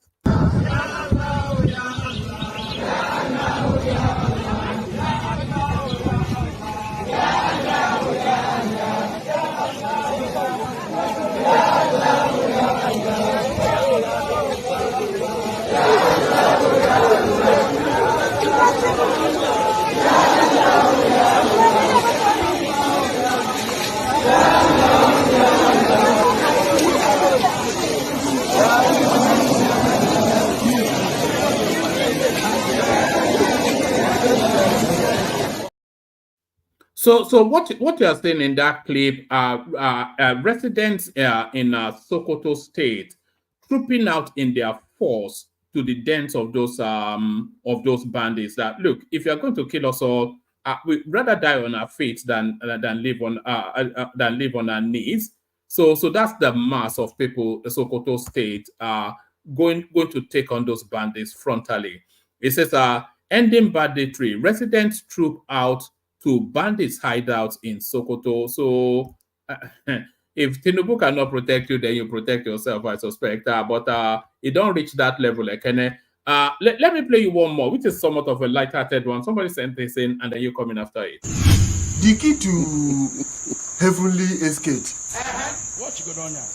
Person for Nigeria say you get it. Jesus. You can see the keys in my hand. Okay, receive your key. Yes. The hour has come. Who is that person that lock up your estate? On your bed, yeah. Apple where Adam and Eve chop for Garden of Eden. The same person say you get them.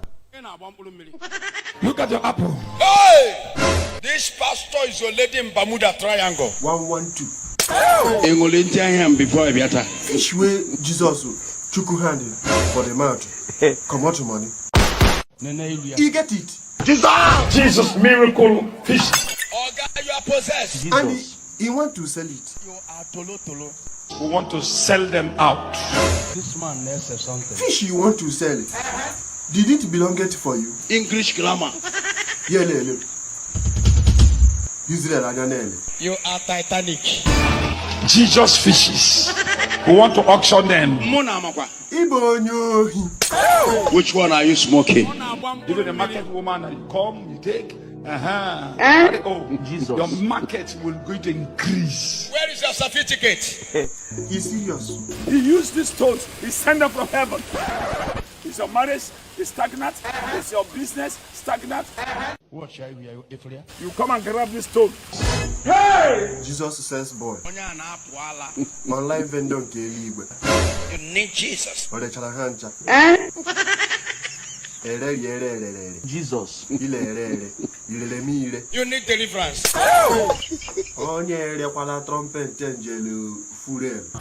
I have gastric ulcer. Gastric ulcer. Yes. That means that's a place.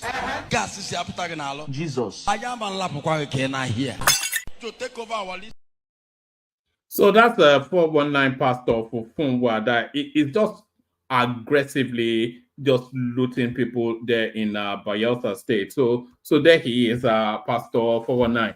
But for Pastor 419, so come into the conversation. I'm not sure if you want to speak to the topic or just free flow. Ekene, good to see you. For man. Adeo. Yeah. Ndewo.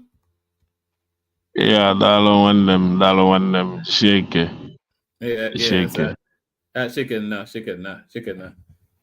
Yeah. You see, my Igbo is better than your Yoruba. Oh, it's good. It's good. I like it that way. I don't even know, and I've not been too much available. Sometimes sleep always catch me because I'm so much tired these days to even come up here. But we have to speak. This insecurity issue that the Sokoto people are trying to, I don't know, they are going to the bandits. Well,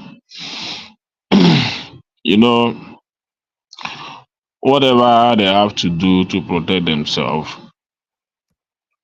is allowed. So what do you want me to tell them? If they really know this bandit place and where they are staying, and they want to fight it frontally, then so be it. Let them go and fight it. What do you want me to tell them? To stop? No. They should fight it. They have what it takes. Nigeria today, coming to insecurity, you just have to secure yourself, secure your community, build your security architecture, and know how to secure yourself with the little you can. That's how it is, and that's how we've been doing it, both in the East, even here in Lagos State. So you contribute money, employ some security personnel to secure your community. That's how we've been doing it. And that's why most of the time we say that security is local. State police or regional police would have gone a long way to chase away insecurity in our land. But just like what Okonjo Iweala was trying to identify, saying that some politicians are weaponized or using security to make people's government look bad. what she said, there are some element of truth in it, but Emanonye Batankwaro Singwele Potaro, the person that fetched the infected ant said that uh, Lizard should visit his place. So that's how it is, because if that is the issue, then the same thing they did to Jonathan, that means during their own time or during the time of Jonathan, she's trying to tell us that they use insecurity to chase Jonathan away, chase him out of government. So, and people that did it knows how they do it. So they should be able to fight it. We know the people that fought Jonathan government with insecurity just because of politics. So if the same thing is coming back now to haunt them, I think they are in a better position to know how to tackle it. So let's call a spade a spade. They have been using insecurity against government, especially during the time of Goodluck Jonathan. They all invited this issue. You know how to chase it and fight it frontally. So let nobody come and be telling us what we know. I'm not sharing blame, trying to make us look as if we don't understand what is happening. This thing didn't happen, started in this government. But the thing is, Most the insecurity has now spiraled out of. Yes, they used insecurity to fight Goodluck Jonathan out of office. And by the way, that insecurity actually started under Obasanjo, but it really spiked under Goodluck Jonathan when they really weaponized it. But I don't think that insecurity is anymore in their control now. So all those boys that they've given guns to, those ones are now acting independently. Well, whatever it is, people started it against a particular government. Even when I was not a political enlightened or whatever, I know that what happened that time was to use insecurity to make Goodluck Jonathan government look bad, which they succeeded. And a lot of those guys today are in government. A lot of them, they're in government today, starting from Buhari to this time. So what are they trying to tell us? So the people that invited it should know how to fight it and do away with it.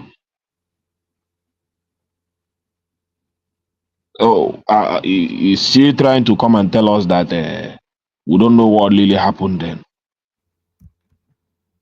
Or if they know who is using insecurity to fight this government now, let them call them out. Few years ago, during the time of Buhari, they tried to tell us that some people are sponsors of banditry and all that. They're going to name them this and that, this and that. Until that government finish, they never name any single name.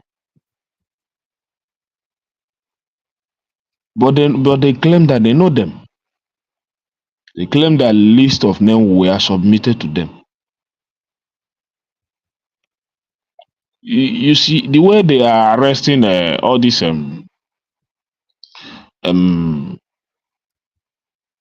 investigative journalists we have in Nigeria today shows that they know how to fight insecurity, or they can trace anything they want to trace and catch up with it. They would have gone in that direction to also fish out those that are against the peace of this country. Don't tell me you know how to arrest those investigative journalists, but the main issue, fighting your government, which is insecurity, you don't know how to fight it. Let's not be deceiving ourselves. Somebody will come and just make some statements in order to make it look like this government, they are overwhelmed by what is happening. I'm not sure that they are overwhelmed or they don't know what to do. You see that they don't want to do it. So I'm not going to. I know the only thing I admit is that insecurity is in the hand of the government. The kind of insecurity we have in Nigeria today, if you look at it, they are in the hand of the government. And it's being used to fight an administration to make it look bad. But who started it? Who started it? What was the root cause of it? The people that started it are in government today, and they should know how to fight it.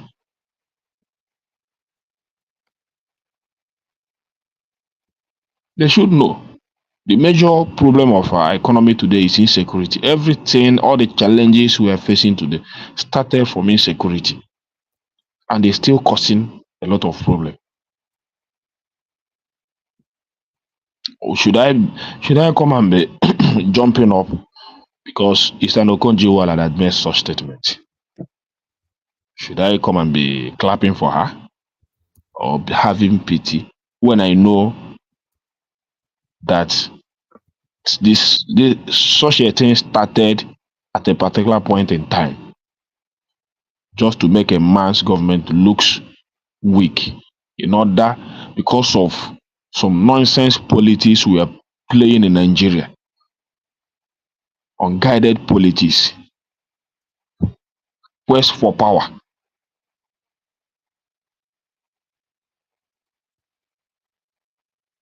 They are able to destroy a particular government that is the economy then was the giant of Africa. They destroyed it with insecurity just because of quest for power, hunger for power. Don't worry about all of that. It's a bit more nuanced than everything that I just thought I'd let you say it. But look, Ekene, do you know the genesis of insecurity in Nigeria? Do you know it? The little I know. Should I tell you whose fault it is? Tell me whose fault. It's two men. The one white guy called George W. Bush Jr. and one black guy called Barack Obama. So that's the genesis of our insecurity. You know, all of these things that you're saying. When those people went to bomb up Iraq and Libya without seeing, do you know that in terms of small arms, Libya by far has almost twice the complement of Africa in small arms, is one of the most armed countries on this planet. And when they went and blew up that country and left, those arms went into the arms of the Tuaregs, who then cascaded it through the Sahel, wreaking havoc all the way through. And that's the genesis of the insecurity. So you can say that the political space leverages somewhat, but if you look at pre and post Iraq / Libya, then that tells you where the insecurity came from. So I'm not sure what you are saying, but that's the genesis is a lot further outside of the Nigerian shores.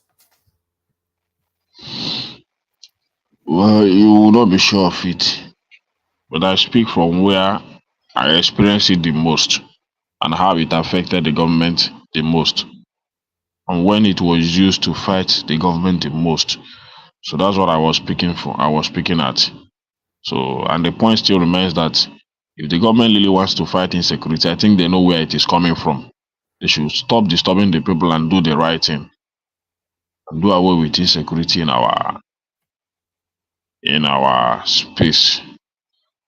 So, but just that by the way, well, few days ago something happened in the southeast, and I was marveled about this Zion ministry that holds some form of crusade.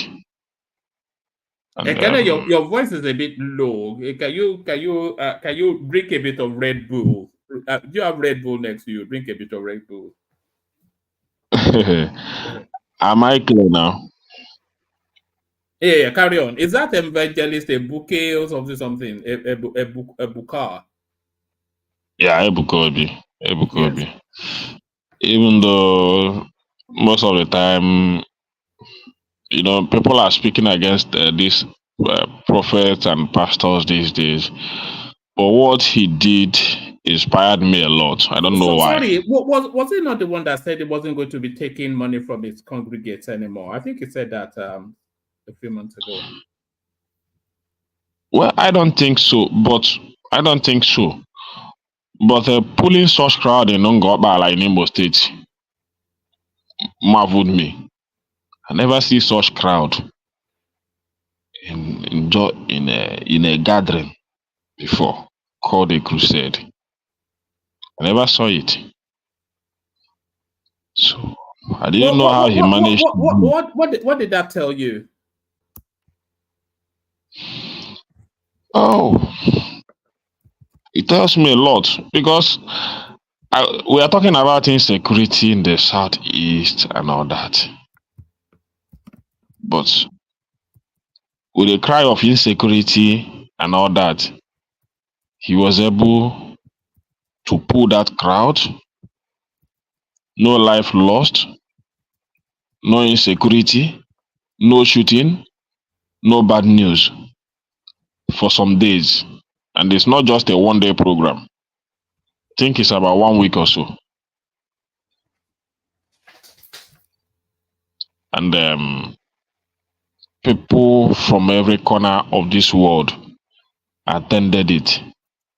I don't know how he managed. Why would that be anything that would interest us? I mean, well done to him. So, you know what that tells me actually? That tells me of the level of poverty, because people go to those places really out of desperation. So that tells me of the level of desperation still in the country.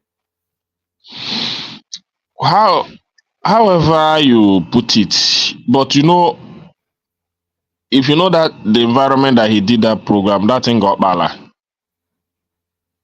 The kind of development that is happening there, just check it. Sorry, Ekene. It's gone. That was Hassan. I was going to tell Hassan that his device was not connecting, but carry on. Yeah, Ekene, may I ask you one question, please? Yeah. If you have to host your friends from all over the world in your community, maybe you are throwing a party, don't you know what to do? I just want to put it. I don't want you to answer, but just say, I know what to do. I don't know what to do. Don't explain beyond that. Don't you know what to do? Honestly, no, I don't want not be me go. I don't want to make you elaborate. But the question is, you know what to do or you don't know what to do? So I don't know what to do. What you know what to do, right? And then what would he do? What would he do? I don't know what to do, honestly speaking, because you don't know what to do. You are not even governors. No, you have to go and settle the unknown gunmen. Is what I think Baba is hinting at. Whether that's what he's trying to say, then if governors and the celebrities are going out of Southeast to hold their programs, that means they don't know where the unknown governments are, that they have to go and settle them also. You understand? Because that crowd, even the governor of that state cannot even pull that crowd. He will not even have that gut to call people together in Imo State and say, I want to host a program. Haven't there So been if an incident, I think, in Imo during Onwa's inauguration? Wasn't the stadium used?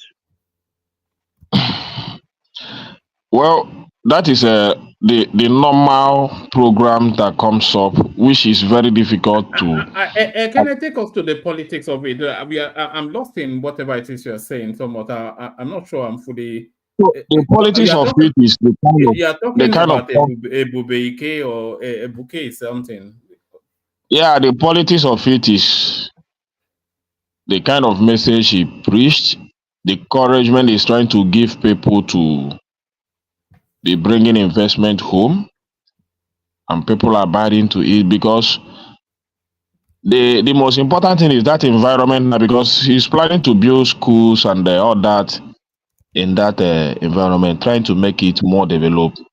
So the land the land has gone up automatically. Any land in that environment has gone up automatically. That place is open for business. Ngobala. And it's a welcome development. And that is the positive side of it, which I'm very glad that he was able to do. I'm not trying to talk about the money that comes in, whatever, but within a very short period, I was able to acquire that place and being able to put up that structure and trying to start up some buildings of schools and hospitals in that environment shows that there is still hope in our land, especially in the southeast. So I don't know why I'm so excited about that, because even most of the people that I know to be in others, I wish are the native doctors or whatever, are also happy about that development, because I saw one guy from my village that posted about it. He was very happy about that incident. So it was it's very awesome. The crowd was so much. I never witnessed it before. So what other topic do you have? Because these days I don't really enjoy Nigerian politics. You don't follow the news anymore. What concerns me with the news anymore? I don't follow the news anymore. Because it impacts on your life now. It impacts on your life. Nothing. I'm just I just hustle my hustle. I just leave government matter, politics alone. Let me just be doing my hustle. You understand? I don't have time to be subscribing to their whatever. Are you following people dragging Soludo's daughter on social media? Are you following that space? The one that got married last week. I think I saw something like that on the X-Space, but I was not able to read it. So what really happened? She said that cooking for her husband, whatever. I don't know. But No, she was saying she was lamenting about the sort of advice that they were giving her, that they were advising that, as she said, could you believe that in 2024 people are still advising, that people were coming up to advise her that she has to cook very well for her husband, otherwise somebody will take the husband from her. And then she said in 2024 that if that is all it takes, then the husband can go. This is a girl that just got married. And I think people got irritated and they were saying, look, a lot of people actually died in the course of your wedding. You've not even said anything about that. And then she was, she's going back and forth with them on So it looks as though that girl is a bit of a rascal, the Soludo daughter. I don't know, maybe, but I don't think she means what she's saying. But if that's what she means, then she has to go and learn some manners. But maybe she's trying to. People like that don't have manners, though. Where would she get manners from? She's the daughter of a billionaire. What's her business with manners? Manners is for poor people now. Well, that is it. That's what you get most of the time. It depends on the man that married her. Maybe the man also wants popularity. You know, most of these days, marriage is straight by barter. Many people don't care about the ingredients of marriage, which is You know, marriage at that level has to be a business deal. It won't just be some guy that met her and toasted her now. It will be some meeting of our old money coming together. that is it. Marriage of such that type of marriage is a business deal now. Yeah, it's a business deal.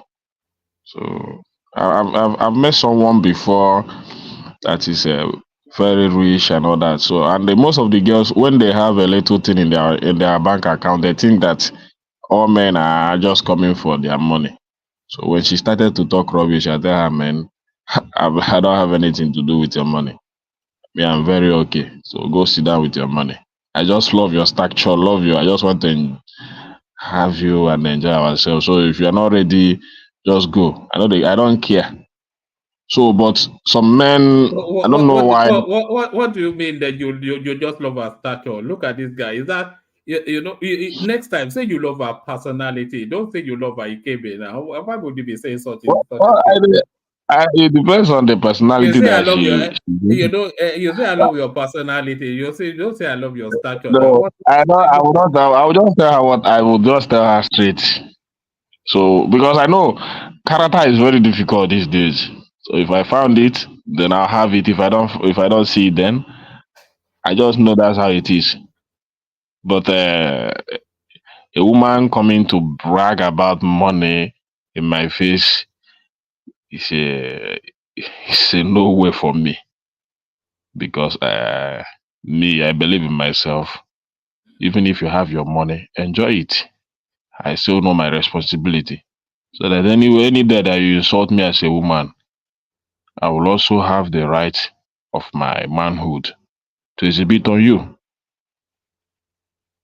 You understand? Do you know that you know those traditional views as you know in relationships now you have to surrender a little bit of your manhood. You know, you can't be a man in the traditional ways that our fathers were. You know, those spaces are not open anymore. You know, you have to surrender quite a percentage of your masculinity if you want to have a successful relationship. Yeah, you just have to. You have to, but not that. The only thing I have to say in marriage that a man has to know his responsibility and do it 100%. You know, this issue of allowing women to hustle, to bring this and that, this is what is claimed marriage is today. Because many men are lazy these days. If you know what you can afford. Men are not lazy. Oh. You know they used to say it's a man's world, but these days it's actually a woman's world, especially in the West. You know, there are more chances of there are more chances of the woman having an income than the man, especially in the West, especially in a black relationship. There are more chances of the woman having an income than the man, one, and there is more chance of that woman earning more than the man. So that's a phenomenon that we're seeing in the West. Well, maybe in the West. Sometimes you have to surrender your shakara and adjust accordingly. Maybe in the West, but where we are in Africa, where we live, especially in the southeast, where we are born, we are not like the Westerners. So maybe that's how you guys practice it, and you find it okay to submit to your woman. Then so be it. Not here, not even with me. It's partial surrender. It's partial surrender. You know. Whether you call it somebody like me, nothing. I think Patoski wants to come in. Am I wrong in what I'm saying, Patoski? One man. Yes. The social systems here will make. Why is everybody so low? What you are so low? We can't hear you. Hold on. Can you hear me now? Not that much better, but carry on. Okay, can you hear me now? No, there's an echo like you're speaking through, Okay, and hold you're on, let me speaking just in whispers. Are people sleeping where you are?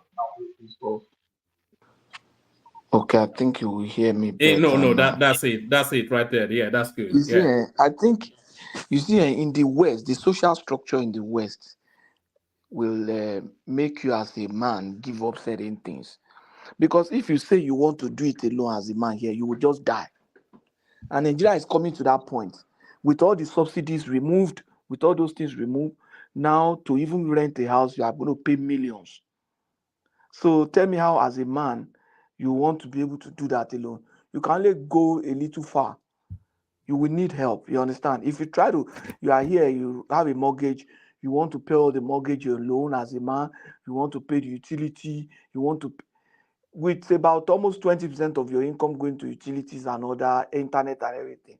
I You don't have even think nothing. you'll have the money to carry everything. If your mortgage is what, about £3,000, your expenses, utilities about £900,000.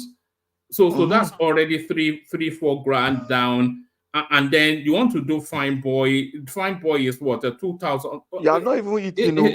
Yeah, it's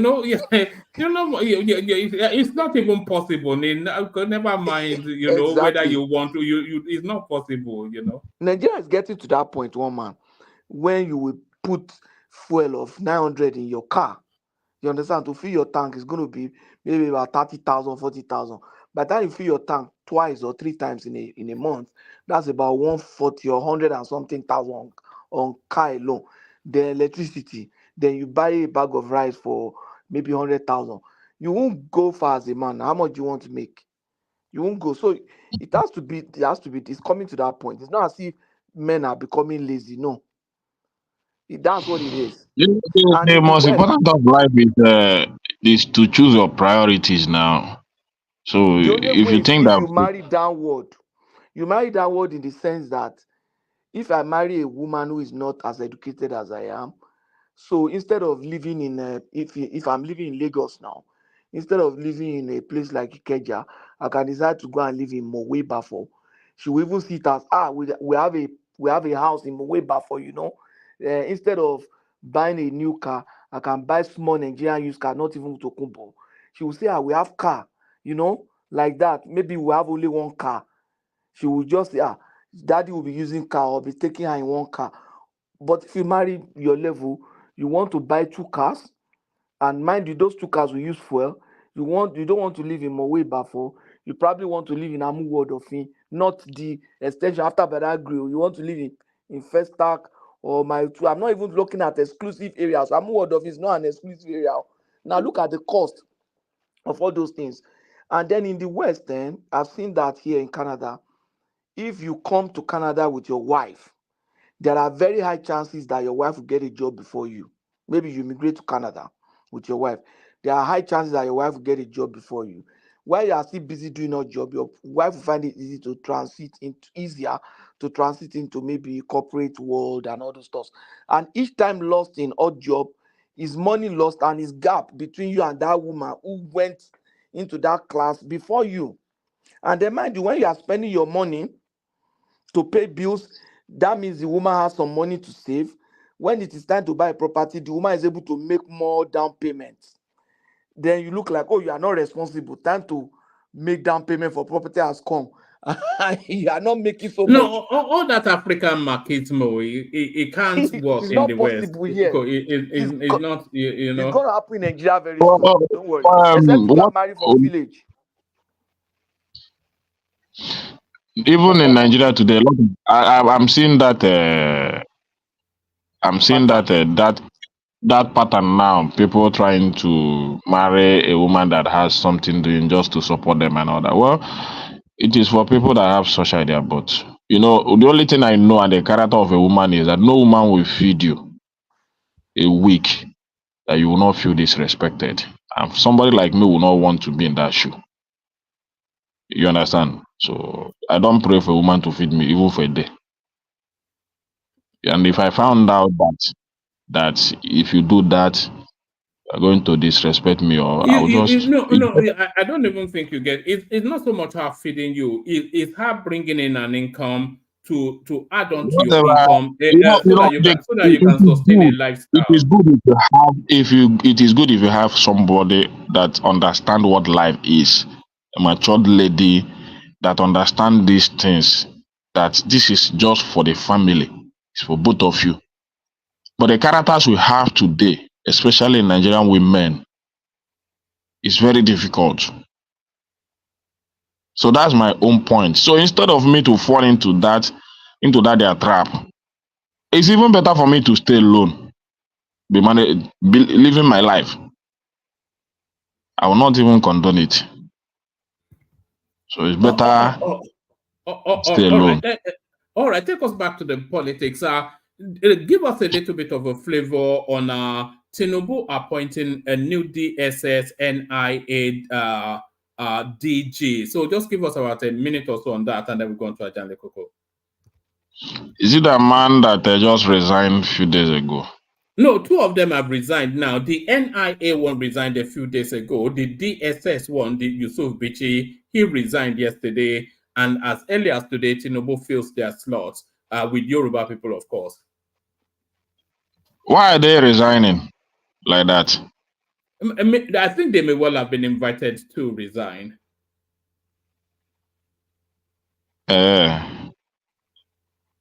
Well, if it is because of their incapacity or whatever, I think maybe the president knows why. So, but for me, if they're not performing, then, and that is the reason why they were replaced, then it is good. But replacing them with Yorubas is what I don't know, because I saw the video of you playing that that Fayose guy that always talk on internet most of the time, saying he's our local and he's fulfilling it. I don't know. So does it mean that he wouldn't have find any other replacement, maybe from the north or wherever? Because his appointment sometime, it looks somehow, all this Yoruba, and only Yoruba then. One man, the two of them are not Yorubas now. Mohammed is an Hausa man now. Why do you say you replace them with Yorubas?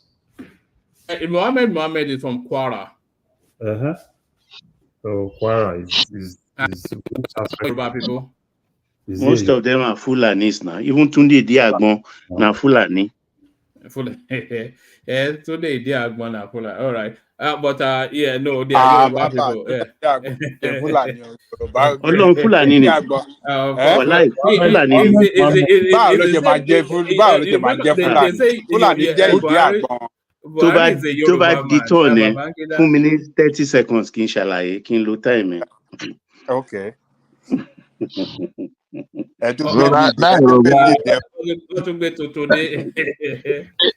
This is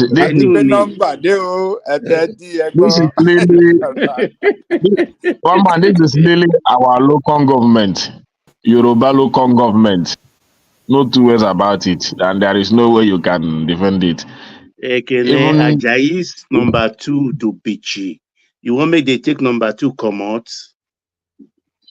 I don't know, but the only thing is that we have to admit that this is Lily Yoruba con, our local. That is campaign promise. I don't think anybody can really argue against that Tinubu is running a Yoruba government. Very, very difficult to argue against it. I don't even know what to argue there. It's very easy to identify it. So there is nothing to you don't cover pregnancy. You understand? So it's very clear that this is our local Yoruba con, or whatever he wants to do with it. But the most important thing is let them put a performance. And if he wants to make changes, there are other areas. If those guys never resign, maybe for some reasons of maybe misunderstanding, or maybe they don't want to continue with the government anymore, it is if it is for the reason of in their incapacity, then there are other major ministers that need replacement to move the government forward. Major areas that needs replacement. So, and I think if that's what we wants to do, then he should look into that direction, not really this one, this NIA, DG, and whatever DSS. So, because these sectors he will still give it to the people that he knows that he will trust, not really people that will perform. The ministers, we know that he has appointed a minister that don't have the capacity to perform. So if he wants to make changes, he still have time to do that. He have time to do that. So, but if he doesn't want to, if that our local is really what he wants to achieve, then let him continue. I don't have anything to say. What I need is the change in our system. That's what I need. All right, Thank brilliant. you. Go back to my sleep. You guys should All right. continue. All right, well, so there it is, Emiloko. So Emiloko, so Ajale Koko, you're up next, and normally I want to argue with the Kene, but very difficult to argue that Tinubu is not running an Emiloko administration. So the NIA DSSDG is replaced. Yusuf Biti, it was a Tinubu man during the course of that election, but I think his tenure has run its natural course and divided loyalties. You cannot have divided loyalties in the government, so they've fallen on their sword. So what are you then making of these senior most security apparatus are having to fall on their swords? Thank you, one man. Greetings to our listeners around the world. Click on the like button, share and subscribe if you haven't done so. Sorry. Hassan, stay there. I'll come to you after Janle Koko, and then we move it around very quickly. So back to Janle Koko. Okay. Well, to me, I think sorry, Ajali Koko, how are you? How is everyone doing? One man, I've got work to go tomorrow. I just wanted to say something. Oh, let him go. Let one man. Say take up with him. Come after. Yes, because it's we know it's stuck in the middle of the interval. So yes, our correspondent from Borno. Our correspondent from Borno, the Wazobia dark room, where it's fermenting all manners of mischief. The vice president. You know, the vice president appointee. No, you can say that. You know, I have this guy pinned down for Borno State governorship. I'll be keeping a close eye on him because I think there's a governor in there somewhere. But Hassan, before you get to State House, what is Tinubu doing in Aso Rock? Like you said, the local government, who can even argue against that? So Yusuf Bichi falls on his sword. The NIA guy goes as well. So that clearly an orchestrated move where they pushed, but are certainly being replaced now. One a definite Yoruba man. They're arguing that the other one a Nupe man. So what's your reading of what's going on there, Hassan? Well, one man, how are you doing? How is everyone doing? Baba Jali Koko, Baba. Today Kulata is not around. I see Patoski. I see Ekene. That looks like Thomas. Everyone. I hope you're all doing well. Let me start by saying, we are good. All is fair in love and war. All is fair. There is nothing wrong in Tinubu replacing everyone in his inner caucus with the people he feels they are loyal to him. That is just the way it is being played. All this noise about the North trying to do this, the North trying to do that, well, that is politics. You know what I don't like about the way these discussions are made is that so often it's too tribal. It's too tribal. And this thing about the Northerners, if they said they don't vote for Tinubu 2027, that is the end of this country. Look, that will not work. If Tinubu did not put his house together and fails to perform, I swear he will be voted out and he's going. Nothing will happen. No threat of Oduduwa nation or whatever will stop the North from calculating. If Tinubu just keeps doing the things that he thinks are right only for him and his family and not for the nation, then he gives the space, he gives the opportunity for his rivals to capitalize. Why don't you guys look at it that way? Why don't, Baba, with due respect, why don't you look at it that way? That you only think that Tinubu is somehow a saint and like he's got some things up his sleeves as if he's some mystical somebody. He's nobody. He's just as Buhari was, as clueless up till now, because I believe he's still clueless because we have not yet seen result. And I will come back here and praise him when he does what requires him to be praised. But right now we must give honor to whom. Does he have the Tinubu window does not there? have any honor in the eyes of Nigerians as things stands now. So you guys should not be going into your feelings, into your emotions that Tinubu this, Tinubu that they're going to do. No, this How is very politics. convenient, Tarzan. Hold on for him, This Baba. is Yeah. politics, and this is the theater where it is being played.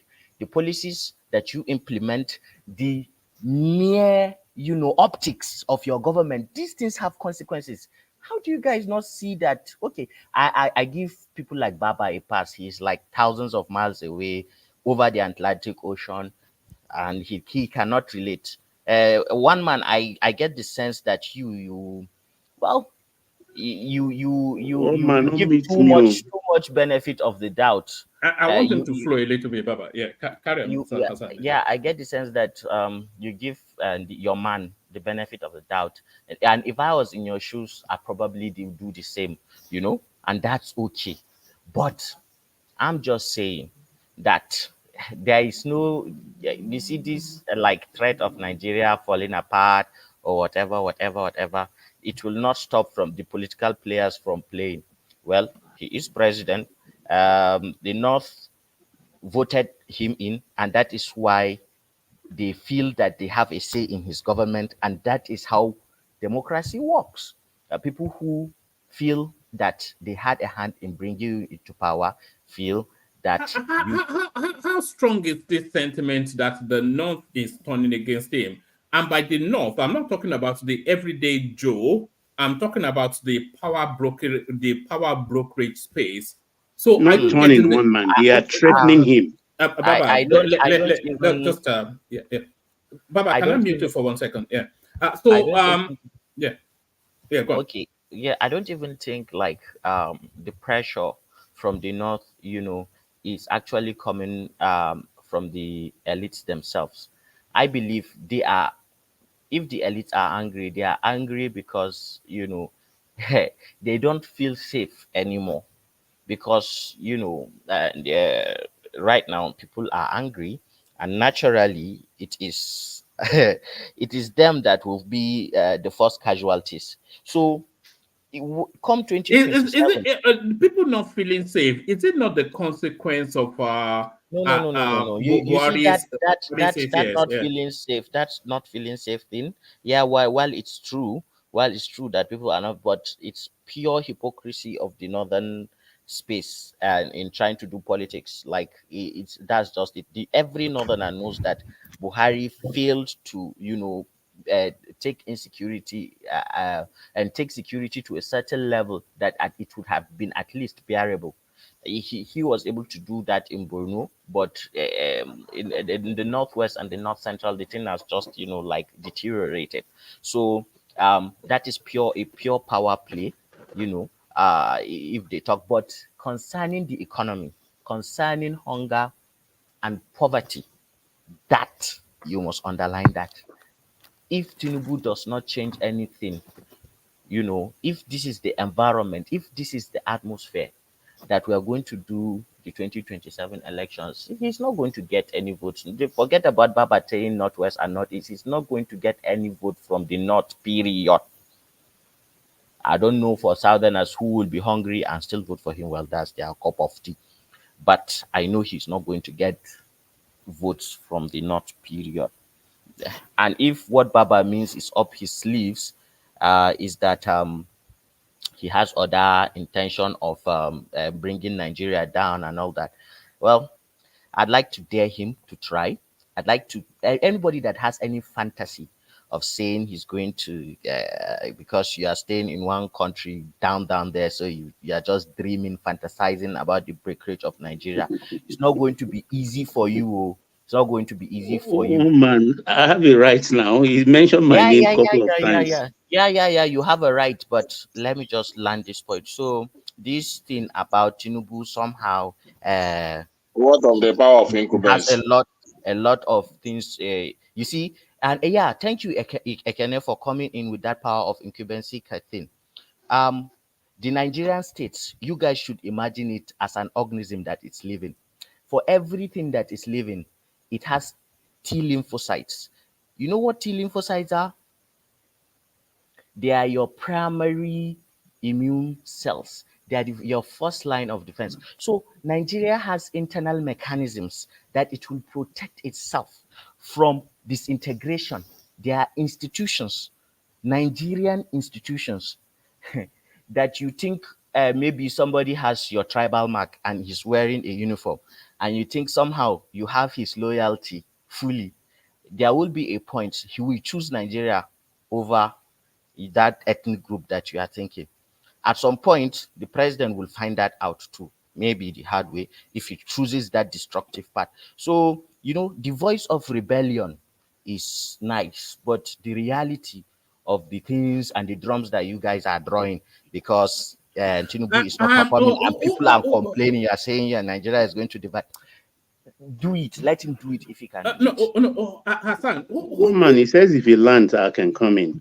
Yeah, all right, one man. Let's have a discussion with Baba, please, because Baba is so ethnic every time he talks about the North. Yeah. Okay. Thank you, Azan. I wanted you to come on, and you did come on very well. This is the thing. You are not sincere. You are not sincere. Tinubu did not create poverty in the north.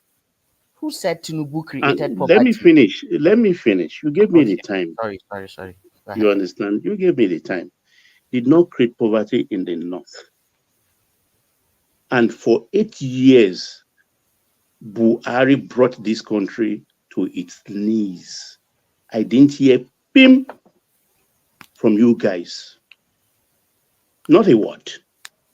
Nothing. The whole place was fulanized. Nothing. Now a man came in less than a year and a half.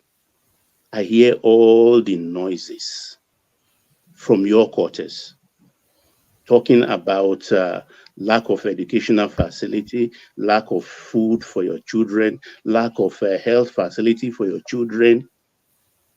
18 months to what Buhari destroyed in 8 years. You want the man to... It's easy to break down a house in one day. The house that takes somebody 3 years to build can be brought down in 1 hour. And to rebuild it will take maybe another 3 years. And you expect this man to perform miracle? Okay. When everybody in the CBN, this man alone, just let me land this point. This man alone, what's his name? The erstwhile chief whip that was removed. Ndume. In CBN, NMPC alone, he has about 7 children. Only him. I wonder what all others had. Carry on. Thank you, Baba. Baba, you are my big. I don't know. I respect you a lot, Baba, and I know there is a lot It's of mutual. I wisdom. respect you too. That's why I always love trying to discuss with you. Hassan, give it to him. You can do the respect. Just give it to I know him. there is Yeah. a lot of wisdom and experience, and life lessons, maybe that you take in and you bring into the things that you say, and mine too is the same thing. So I understand that. But we have been through this before. The last time I was here, we went back and forth about this. Our schools are not good. The security is not good. I'm telling you now that that is not the bone of contention. The bone of contention is hyperinflation and extreme poverty and hunger. These three things. In fact, I would say boldly today that if Tinubu would solve hunger, he has a very good chance. But it has become that his mode of managing the economy is to create a runaway inflation, for that matter, because everyday things are still getting bad. And he flies planes, he does these. People hear that he's giving contracts to his to companies, to shady companies, where his sons and cousins and nephews, and and that is creating now, if we enter a ring, me and you, we are going to have a mixed martial arts fight. It is your duty to protect yourself. How can you just be careless and leave your chin wide open? I will give you an uppercut now if I'm a political strategist and I'm aiming to knock you down. That is the law of the jungle. You see, you cannot just come and be going into all these recycled things about Buhari. Buhari is no saint. Buhari did fail, and even before he left the power, a lot of Northerners were saying that he is a failure. But do you know why Buhari survived and Tinubu may not survive 2027?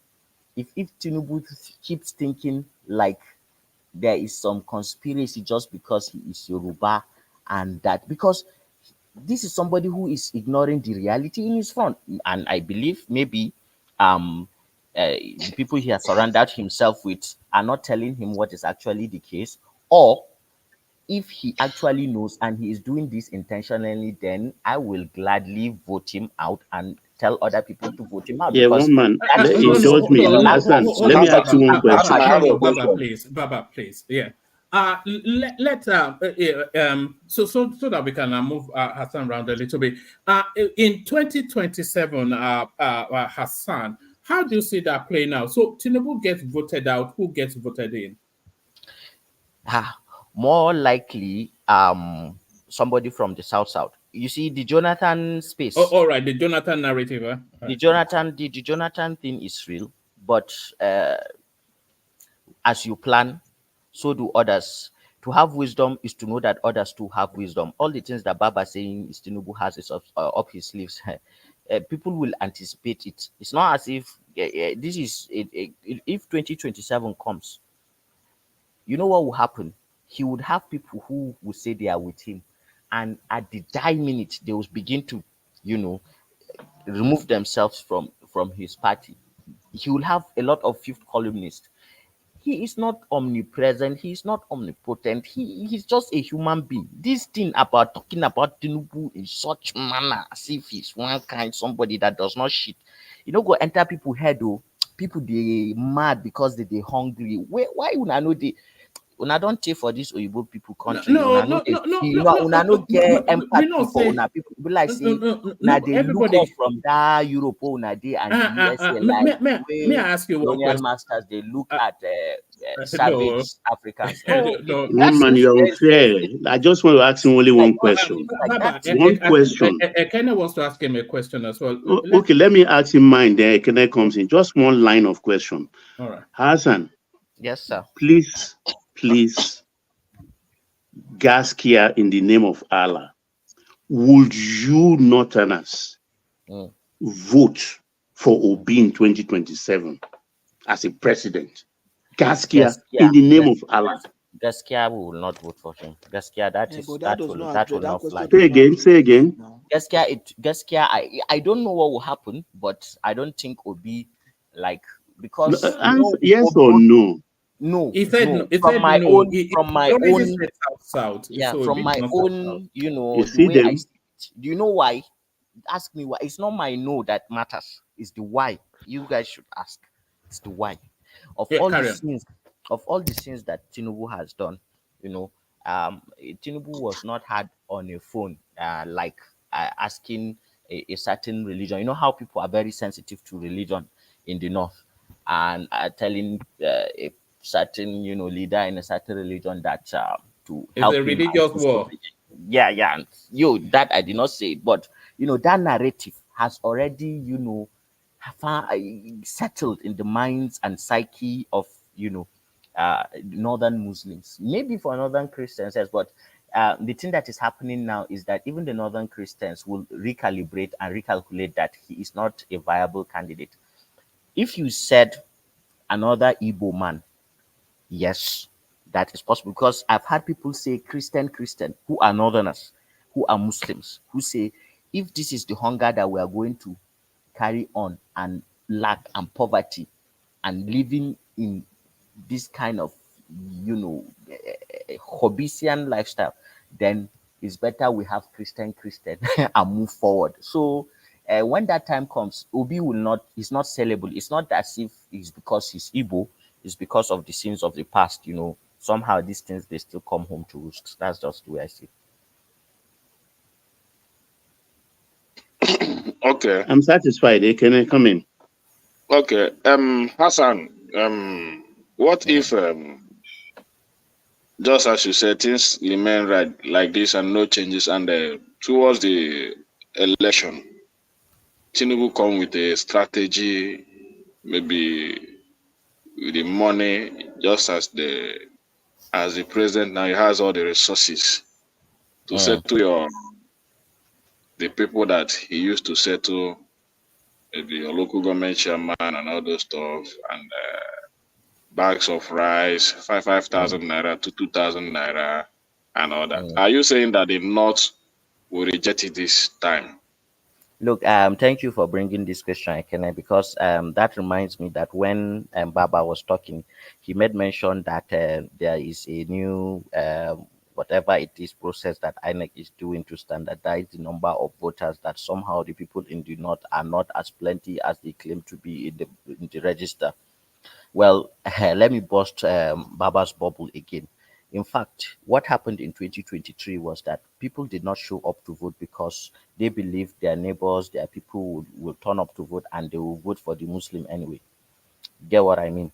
Now, in this case, what will happen in 2027 is that you'll find out that those population, I would say that the people that actually voted in the presidential election were like 25% of the actual registered voters, because people didn't see much difference from Tinubu to from Buhari to Tinubu, and they wanted Tinubu anyway. It was not as personal as it will be, because people who used to live comfortably and feed can hardly afford to feed in their homes. So a man, his wives, his brothers, his relatives, the extended family, the village, the whole town will come out this time around. And the way we do the kind of uh, politics that we do in the north, when it's real opposition, is Ajefa, Akasa, Atsari, Araka, Ajira. So cast your vote, stay by the side, wait for it, count it, follow them to the INEC headquarters, wait for them until they announce. Okay, you saw an example was the way Abba Gida Gida took over from Gauna or Ganduje in Kano. You see those people wearing those red caps, and they prayed there, they ate there, they drank there. They were in tens of thousands by the INEC office. Nobody will joke with that result. You joke with it at the expense of your life. If you like, bring tanker, bring whatever you want to bring. It will not work. So that approach, the kind of approach that pushed Jonathan out, that is the approach. And I'm putting out a bet. I know I'm a poor man. I'm just a village boy in Nigeria, so I'll bet. Village boys, stop that. No, those people, you guys in the West, that's the way you see us now, village No, ignorant look, people. you're a well-traveled man, so you keep saying you guys from No, the we are a well-traveled man, so no, I forget want to about. place a bet, Neil. I want to place a bet with Baba, so such that I promise Baba I'll put in, how much is 250,000 naira, maybe $100 or something like that. So it's chicken change for you. I'll put that money, that uh will double the votes, win or lose or whatever happened. That people that will cast their vote in 2027 will be double That that. will not happen. That And I'm game for your bet. I take it up good one as a man. Okay. gentleman. Oh, okay. Let's do it. Let's do it. Let's do that. Well, I'll add that to my preparation of my second wife. You know, I want to get married, so another calabash of Allah kiaye, Allah kiaye. eh, there will be a lot of If brother the, no no if there's if in there my house to celebrate. if A there's new president and Baba's money, man. I'm going to enjoy. if there was I ever will anything even that would make contribute me more to that to the Amaria ceremony. Hassan, I have a question for you. Okay, so Okay. So now we've been talking about 2027 election. Another thing is this restructuring the country. mm, If Tinubu moves towards restructuring the country and looking at the fact that he has Akpabio as Senate president and is able to get that in, what do you think the North will do? you know, Tinubu is lucky to have yes, subservient Senate.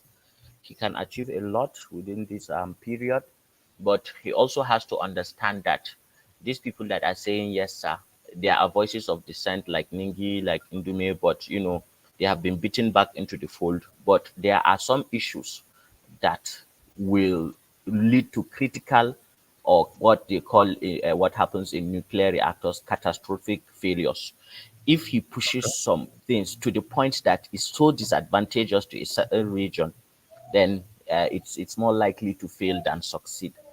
That's what I see. However, there are restructuring plans that are, you know, logical, rational, and serves the interest of everybody, without one side, you know, actually trying to play a fast one over the others. And that if should pass through, man, good for him. And especially if he can pass it fast, that people can see the benefits, then maybe if over 100 the things that need to be restructured, maybe he restructures say like 30%, but critical areas that people can feel the impact before the election, and after that election then he goes ahead and implements the whole thing. Give more insight. I want to understand I the think kind of restructuring that the Yeah, North will really want to that's happen. that's exactly what I want to hear from you. What kind of restructuring? Because from the South, the major restructuring from the South is resource restructuring. And that's what the South is game for. So if Tinubu, looking at this fact that, oh, the North is threatening, and he felt that it's better to even die once than dying twice. And he moves ahead, push it with the South, with Akpabio and the rest of them. I know there's going to be a lot of pushback from the North, and he gets it in. So what will happen? Will the North divide the country, or will they be in for it?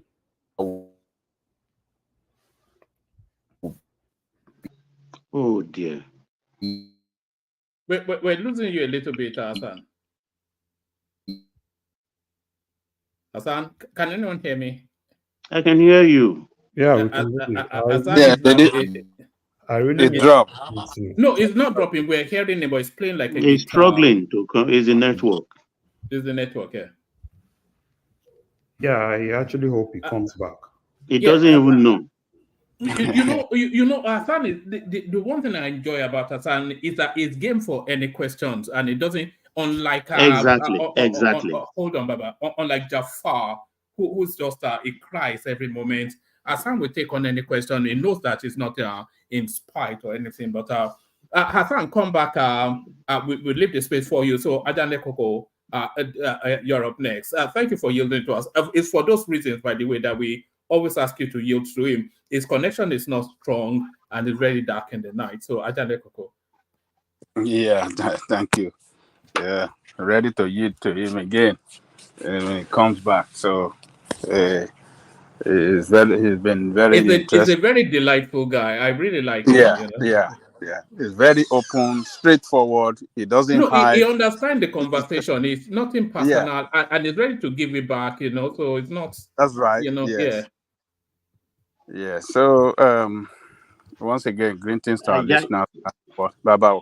You want me to give you that answer before you go in? Oh yeah, Baba. I'm ready. Idiagmo's father is Ilorin Fulani. Mm-hmm. Is Dogo Hassan. and is a Balogun of Fulani in their own enclave. Is Idiagbon's mother, that is Aisatu Idiagbon. He grew up in one of these top journalists in Kwara. You know, Kwara used to publish a Herald newspaper. I Yeah, think the Rand. editor, Rand. Herald, the editor is also an uncle to Idiagbon's mother. So he grew up under that man. That's how he got his education. The father actually is a Kwara Fulani, Ilorin Fulani, is a Balogun of their enclave. Thank you.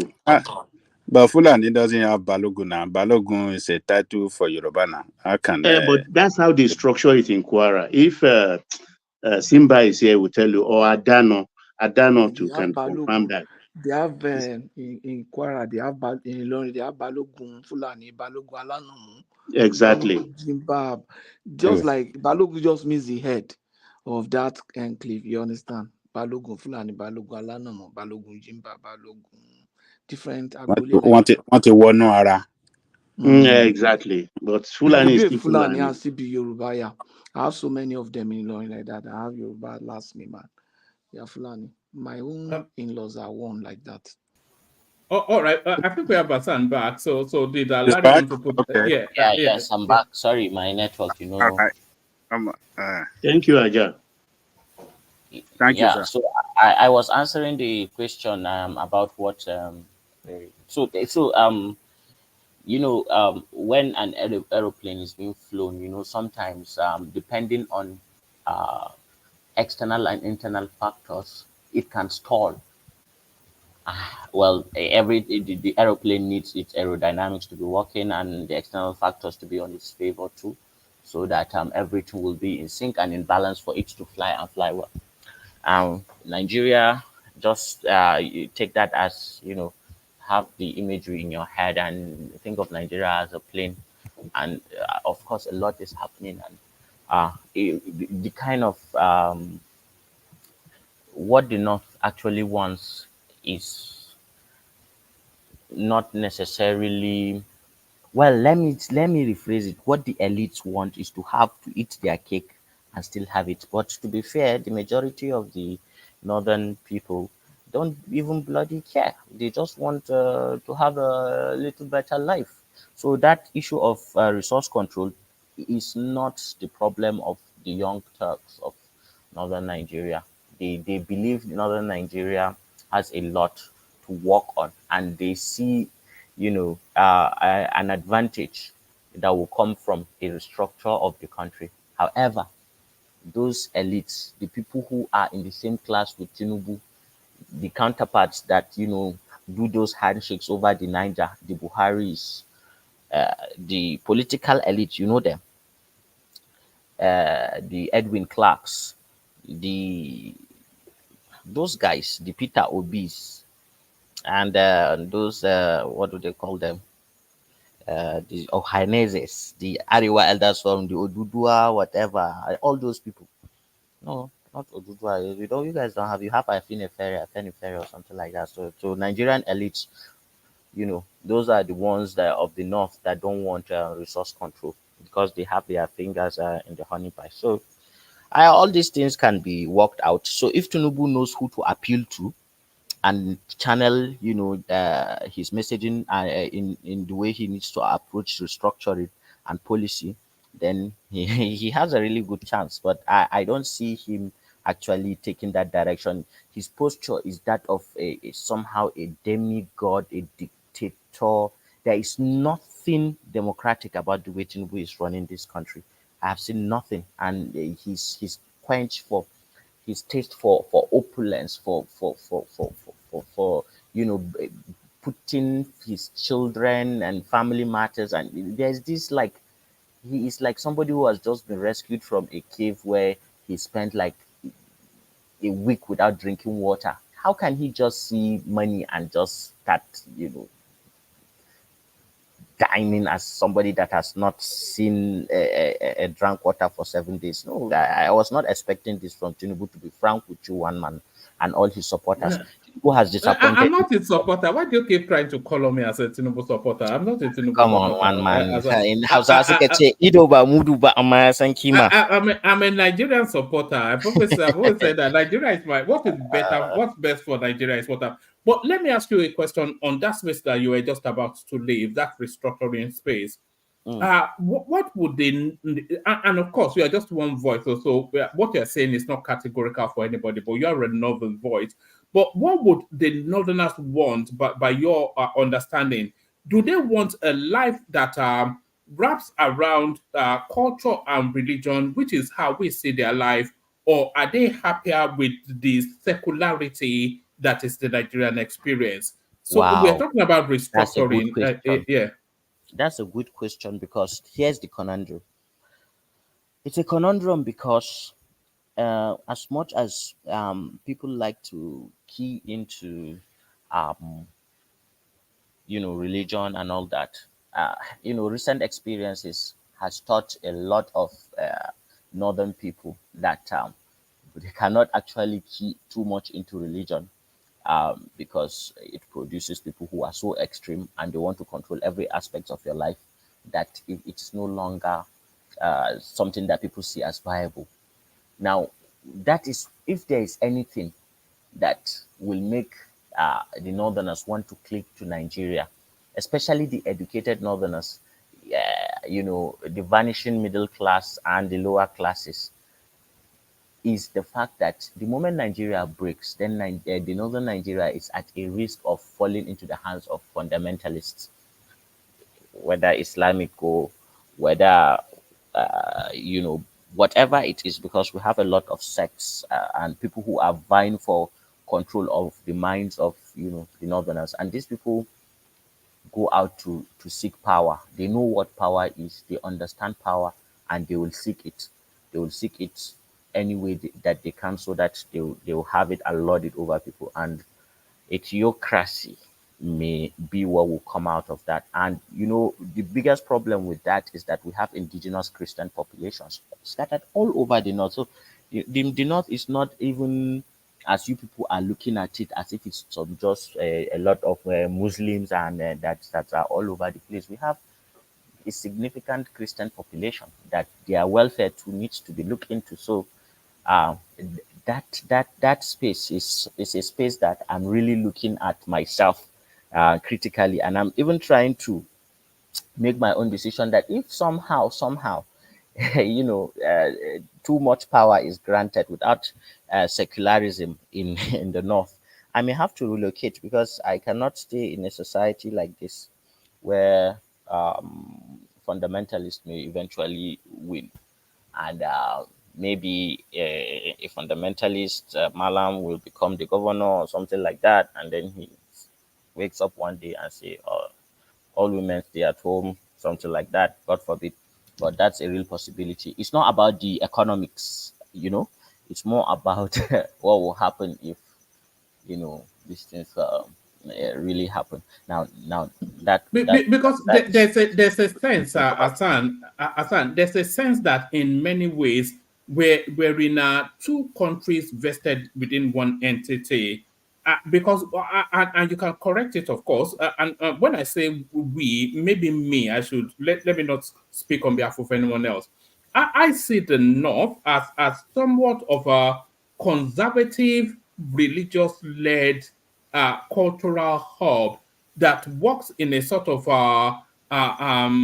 patriarchal sort of system based on some sort of oligarchic sort of system, and that's the backdrop, and sort of repressive towards certain fundamental human rights. And of course, in the South, we have elements like Bobrisky, so and women half naked. So I often wonder if that chasm is too much for the North, and if they had their way, they would rather just form their own entity vested within that conservative values of our You religion know and why I culture. would Yeah. argue that the chasm is not too much for the north is because of history. If you go back to northern Nigeria of 1970s, it was more liberal, more accepting. People were living better. If you go further back, they were more accepting.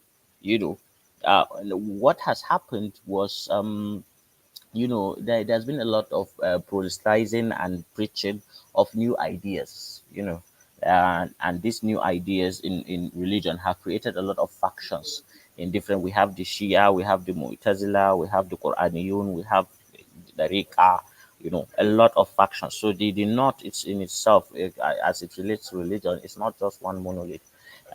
It's a lot more different, more complex than that. So the chasm can be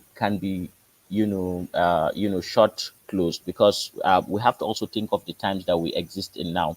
If the north of, say, the 1960s, 50s, 60s was a closed conservative society, but which lived in relative peace with all its neighbors, does not look down on people because of their ethnicity or their religion and too Okay, much. why was the Sadao not able to hold it all together? Hold on, Baba. I think Pansat wants to come in. Sorry, let Let me Pansat finish come in. my chain of thoughts. Yeah.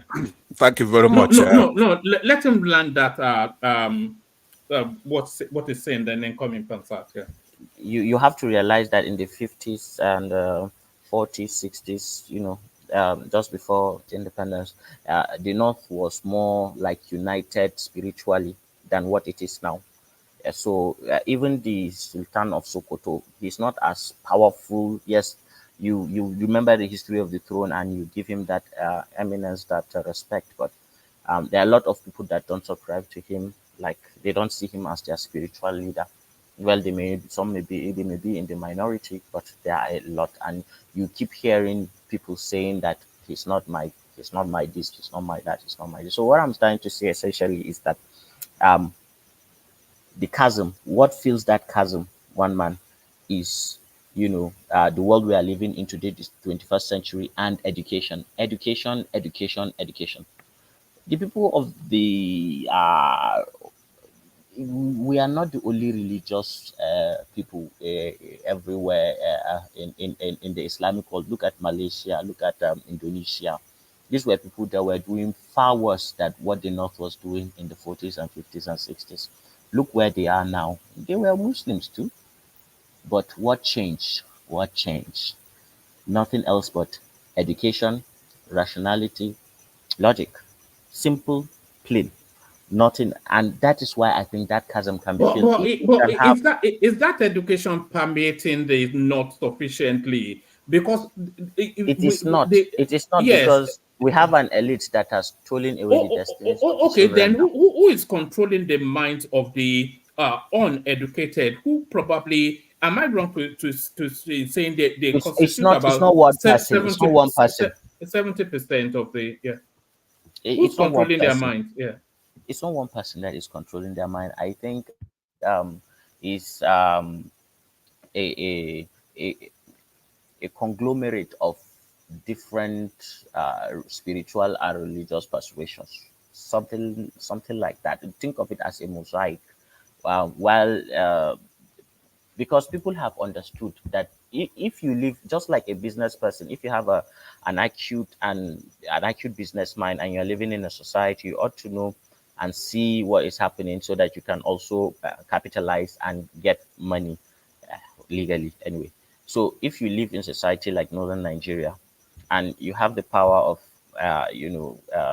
speech and you can deliver well, so you can just go and learn, go and study theocracy on whatever faction it is, come back and talk to these people, because they do not have a reference point of logic. It's very easy to toy with their emotions and control them. Now, the chunk that you can get, just like pastors, they, but most of southern Christian pastors just are more concerned with the pockets of their people. But here it's more like you want to be concerned with the minds, so that you can say, if you say A, do this, B, do that. That's what people are actually getting at.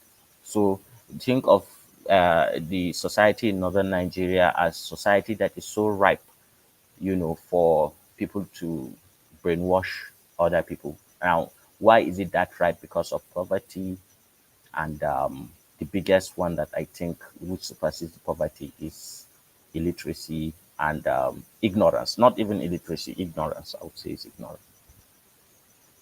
All right, Pansa. All right, thank you very much. Everybody, hello again. I was here earlier. So let's sit on the existing protocol. Hassan, assalamu alaikum. Wa alaikum assalam, Mr. Pansat. Yeah. Lafiya, hello. All right. What I want to do, because you made a couple of things that I wanted to push to get more insight how you arrive at that. Somebody asked you earlier, would the North vote for Peter Obi? And you said that not necessarily Peter Obi, but another Igbo person that they will vote for, and then you made other things. But you were using the North, not as a geographical thing. But I want you and I not to go through it. Let's just get this thing settled today with data, right? So I'm going to be using the 2023 election results, according to INEC. So in that election, it wasn't a binary choice, and I don't think the next one, 2027, is going to be a binary choice. You have principals in these political parties like Labour Party, APC, and PDP at the minimum. That I may don't also be actually agree that it would not be a binary choice, but Nigerian elections are usually also, in quotes, always not binary choices because we have almost 80 political parties. But continue. Yeah, that's true. But there's been a progressive development over the last few years. Now we do have Labour Party as a serious party, but when you're talking about the North, we also have a Kwakwanso up there. We have an Atiku also who's a Northerner. But to make, let me first then find out what you mean by the North, right? Because we all have different views of what the North is. Do you understand what I'm saying? Yeah. So let me see if I will recall our geography. Would you say that Plateau, Benue, are those the North? Of course, they are the North. Look, North Central, Northeast, Northwest. That's the North. That's what I mean by the North. Okay, so not okay. Now, but then you couldn't say that the North will not vote for Peter Obi because some North will vote for Peter Obi, right? For example, North Central, you cannot Let say me they're not do going to you vote. one better, Pansat. Yeah, Look, yeah, let me put it this way. Say we have a repeat of what happened in 2023, and there are three, major candidates. Major, you have to put it in that way. Um, I don't think there will be a three-horse race, even if there are these three major candidates come up, because people would have gotten wiser. The electorates themselves will coalesce around one person and take him more seriously as the opposition to the president than the other. You get what I mean? I do get what you mean, but your first premise is what I really don't get. But we'll see what one man. Imagine this scenario, right? Yeah, The North is not trying to field a northern candidate. Just put that at the back of your mind. Okay? right. I agree with that. All right.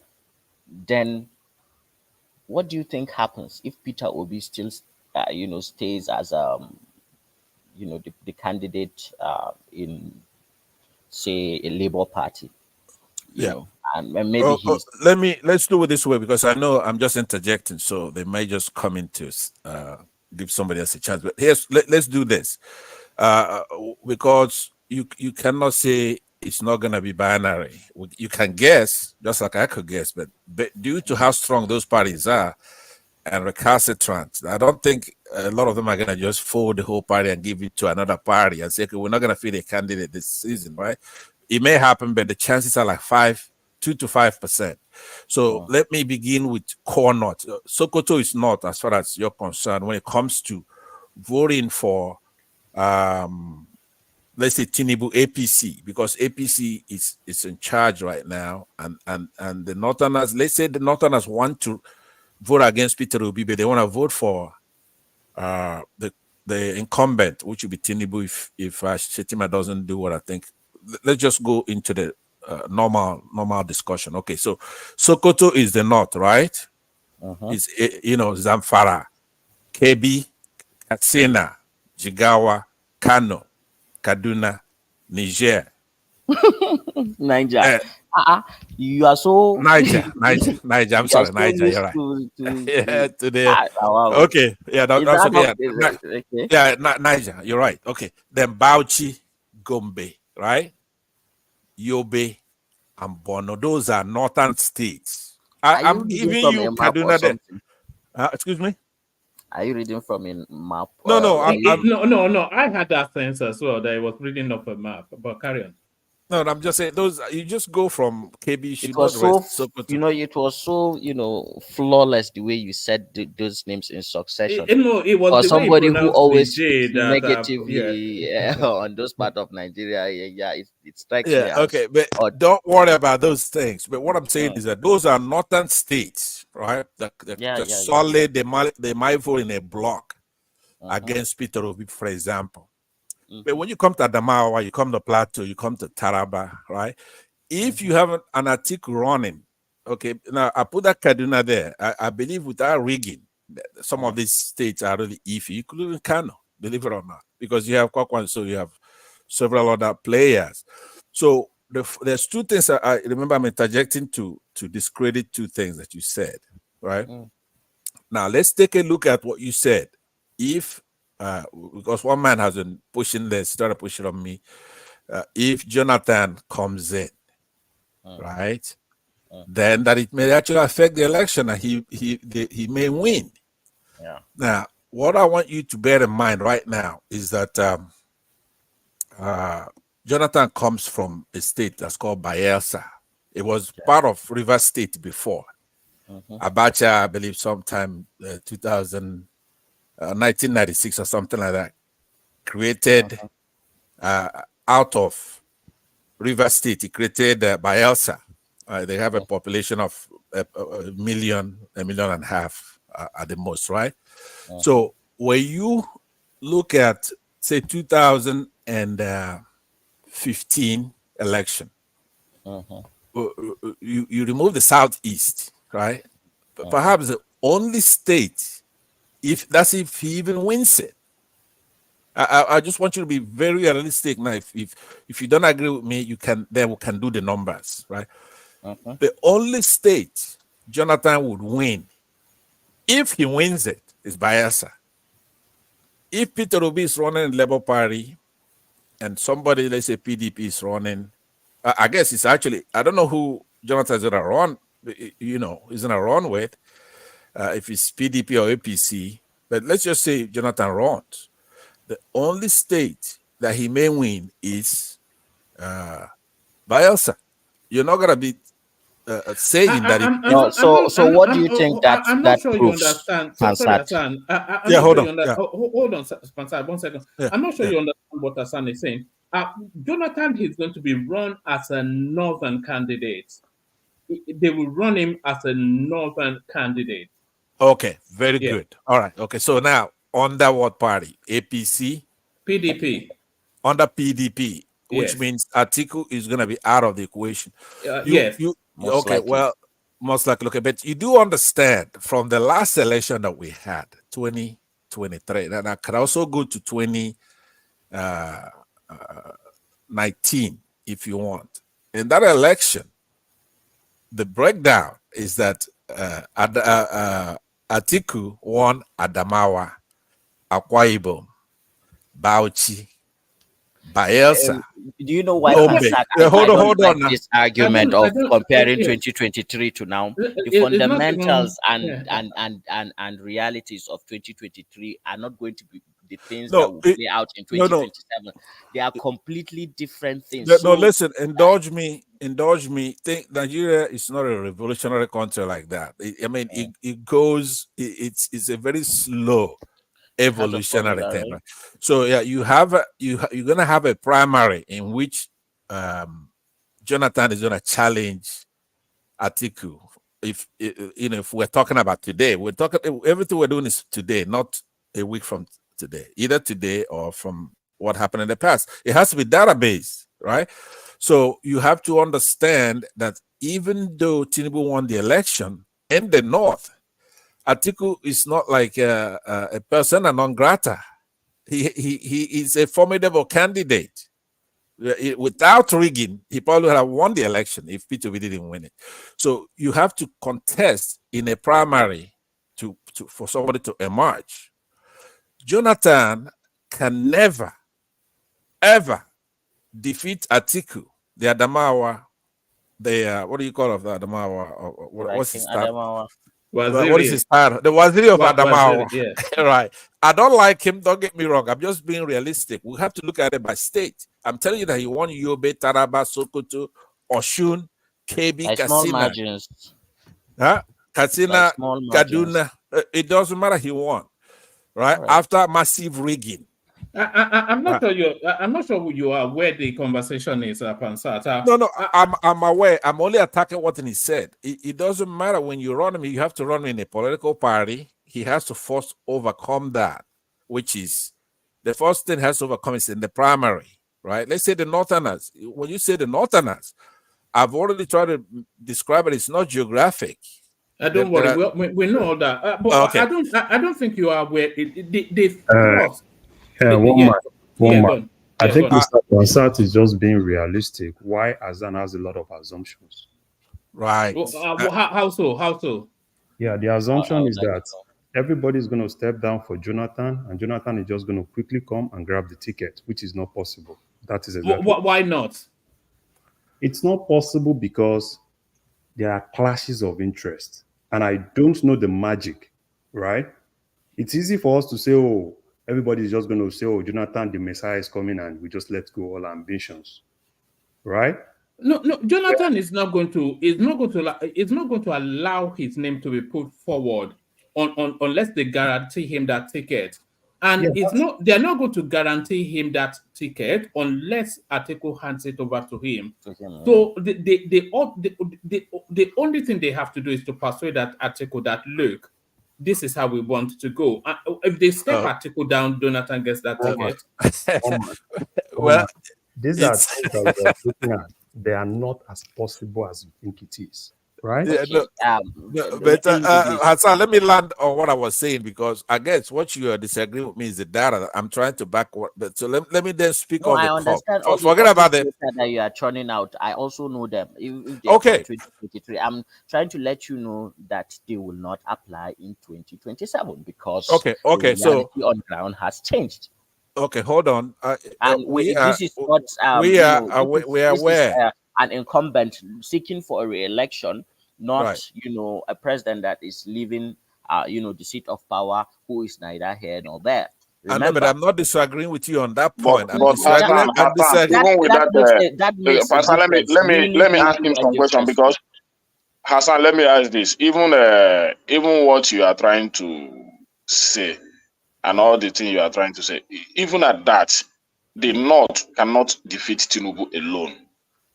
Yes, of course. The North cannot defeat, even though with all the fights the Northern state wants to put together, without even convincing other regions like the Southeast and the South and even Southwest and even Northeast, because even with what we are saying, the Northeast, I don't think they can buy to that idea, whatever the Northerners, the North Central, I'm saying.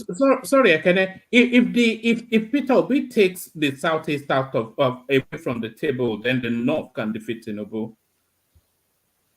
If I believe, even as it is today, even if the North don't want to vote Obi can still win some South as it is, even whether you believe it or not. With good luck Jonathan in play, with good luck Jonathan in play, we're all over the map, because all of a sudden you switched what I was disagreeing with him. I'm disagreeing with him on Jonathan. My point is that even in trying to say that Tinubu is not good, they not want to gang up against him. The North alone cannot gang up against him. That's my point. Or any of them, because that's a 2011 election. Because if you keep on with the narrative that other regions cannot produce president, that is only the North that can decide the president of the nation. Then other region will still tell you that let Tinubu continue.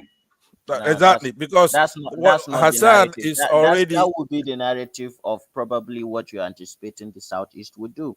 because you're No, telling but me look, Hassan, listen, we if had the an North is election in supporting Goodluck 2011 Jonathan, where the North ganged up against Jonathan. Okay, yeah, Buhari was a much things more. change. Things Hold change. on, 1 man. You're gonna have the guy be responsive at least. What I'm saying is that we had that election that I'm you're trying talking to about. answer you. Okay, in that election, we had a formidable Buhari who is much powerful than any other Northern candidate in recent memory, right? So in those elections, the North ganged up against the rest of the country, and they couldn't defeat Jonathan. Jonathan beat Buhari like a drum. He beat him with the Northern vote in totality going to him.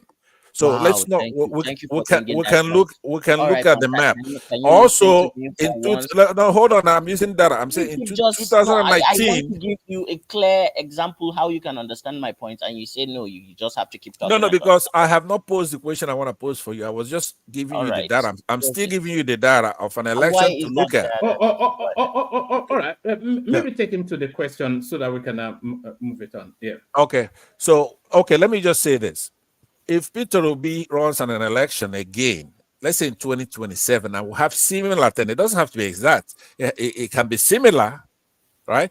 And then you have all those Kwakwanso, all these northern candidates, Atiku, and all those, and then you have Peter Obi run for an election again. Know what we know today, knowing that Tinubu cannot handle the economy, cannot handle security, cannot handle inflation, and then we'll go into an election where everybody's starving. Peter Obi is a model candidate. He's humble. He's worked hard. He keeps working hard, I know and all he that. keeps. Just hold on now. You gotta be able to handle the truth. So now, what I'm saying to you is that it would be almost impossible to at least respond to what I'm just saying now. Just respond to that. How are you going to tell Nigerians here on this platform and those listening to you that you don't even have responsible, reasonable Northerners? That's what you're saying. They're gonna see that they're starving. They're gonna see Don't worry. Let's not even go to all those. That's not where the conversation. But address what you said. Don't worry. Let me address. Yeah, let me address it. Okay. I will ask a question to Pansa, just one question, and let him give me one answer. So you think that in such a scenario where, because I don't even believe that Peter Obi will be some sort of candidate himself in the 2027 elections. But if somehow he is pushed to be, a candidate in the Labour Party, and if that happens, and the people of the Southeast go ahead and vote him instead of Jonathan, now what does that tell you about the Southeast and how they see politics? Because when people do politics, they look at what has happened in the past, experimental probability, and then try to recreate it in the future. Now, the only thing that has happened that has been able to push an incumbent government in the history of Nigeria was having one strong candidate where all political parties or all interest groups in Nigeria coalesce behind to face the incumbent. That what happened with Jonathan, with the APC, ACPN, AC, CPC coming together to field one candidate. Now, doesn't it strike you as odd that the people who are pushing Obi are ignoring a true, map and formula for winning for something that has not happened before? And doesn't that tell you that there is an element of naivety in trying to seek Okay, for Hassan, power Hassan, where Hassan, there let me is a door, respond. Let me where respond there a is a little door bit. and you are Let me come in a just little there bit, is a lack Hassan. of sophistry. No, let me come a little bit. Let me come a little bit, because what like people from the north is trying to project to the southeast is that they're not capable to produce a president. So what happens in the next elections is, okay, the southeast will just sit down, they look, That is do the whatever wrong you way want to to do. take it. Hold on, Hassan. Okay. Hold on. Yeah. So the southeast will just be sit down, they look. You cannot tell me that I'm not qualified to produce a candidate? Why you want me to align with you to take out a sitting president? It never happens like that. Let me ask you a question, Ekene. Why do you think this? Why do you think the North will present a Goodluck Jonathan? Why do you think they will do that? Maybe for their own political gain. No, You understand? What is that? What is that? Why would they? I mean, you are in politics now, so you should know. Maybe they think that if Obi win, he will desire for second term. But if Jonathan win, there is no chance for second term for him. Correct. Right. So that's one. There's another half. There's of another it. one, yeah. Yeah. So another one is that. Yeah. Go on. For me, I don't think, but that's my own major reason for me. What I understand with what they are trying to plan or what they are trying to calculate. That's the only thing I understand. But okay. For me, Goodluck is not. No. Me, let me hold on before you go into for me. Okay. What you're saying is that's one of the reasons. The other reason is that they not don't want to rock the boat. So the South are saying it's our turn, and then when it's your turn, you get to serve 2 terms. So if they replace Goodluck Jonathan with if they replace Tinubu with Goodluck Jonathan, so that still satisfies the South 2 terms. So the South cannot say that, oh, we only served 1 term, you took the power from us. But then they will also get rid of Tinubu, who they cannot seem to control because it seems to be rallying against them. And then they don't have to worry about Goodluck Jonathan having to run 2 terms because he only has 1 term left. So that's why. Okay, one man. Let me add. The question was for me. Baba, let me say this. Hold on. The question was for me. No, it was to Hassan. Let us. Yeah, it was putting the question. I still have something to say. I still have something to say because another thing is the question is the issue of restructuring because they know they have already caged Jonathan in that regard.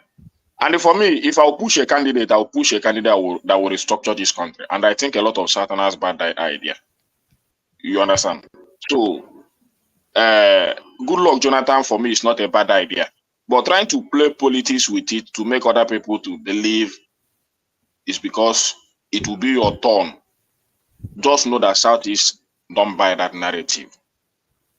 Yes, but the Southeast is not a significant factor in politics now. One man. Just hold on, guys. That is their idea. Don't meet me again. We've had 2 terms of No, Woman, you are not being fair. Oh, how? Azan has a narrative.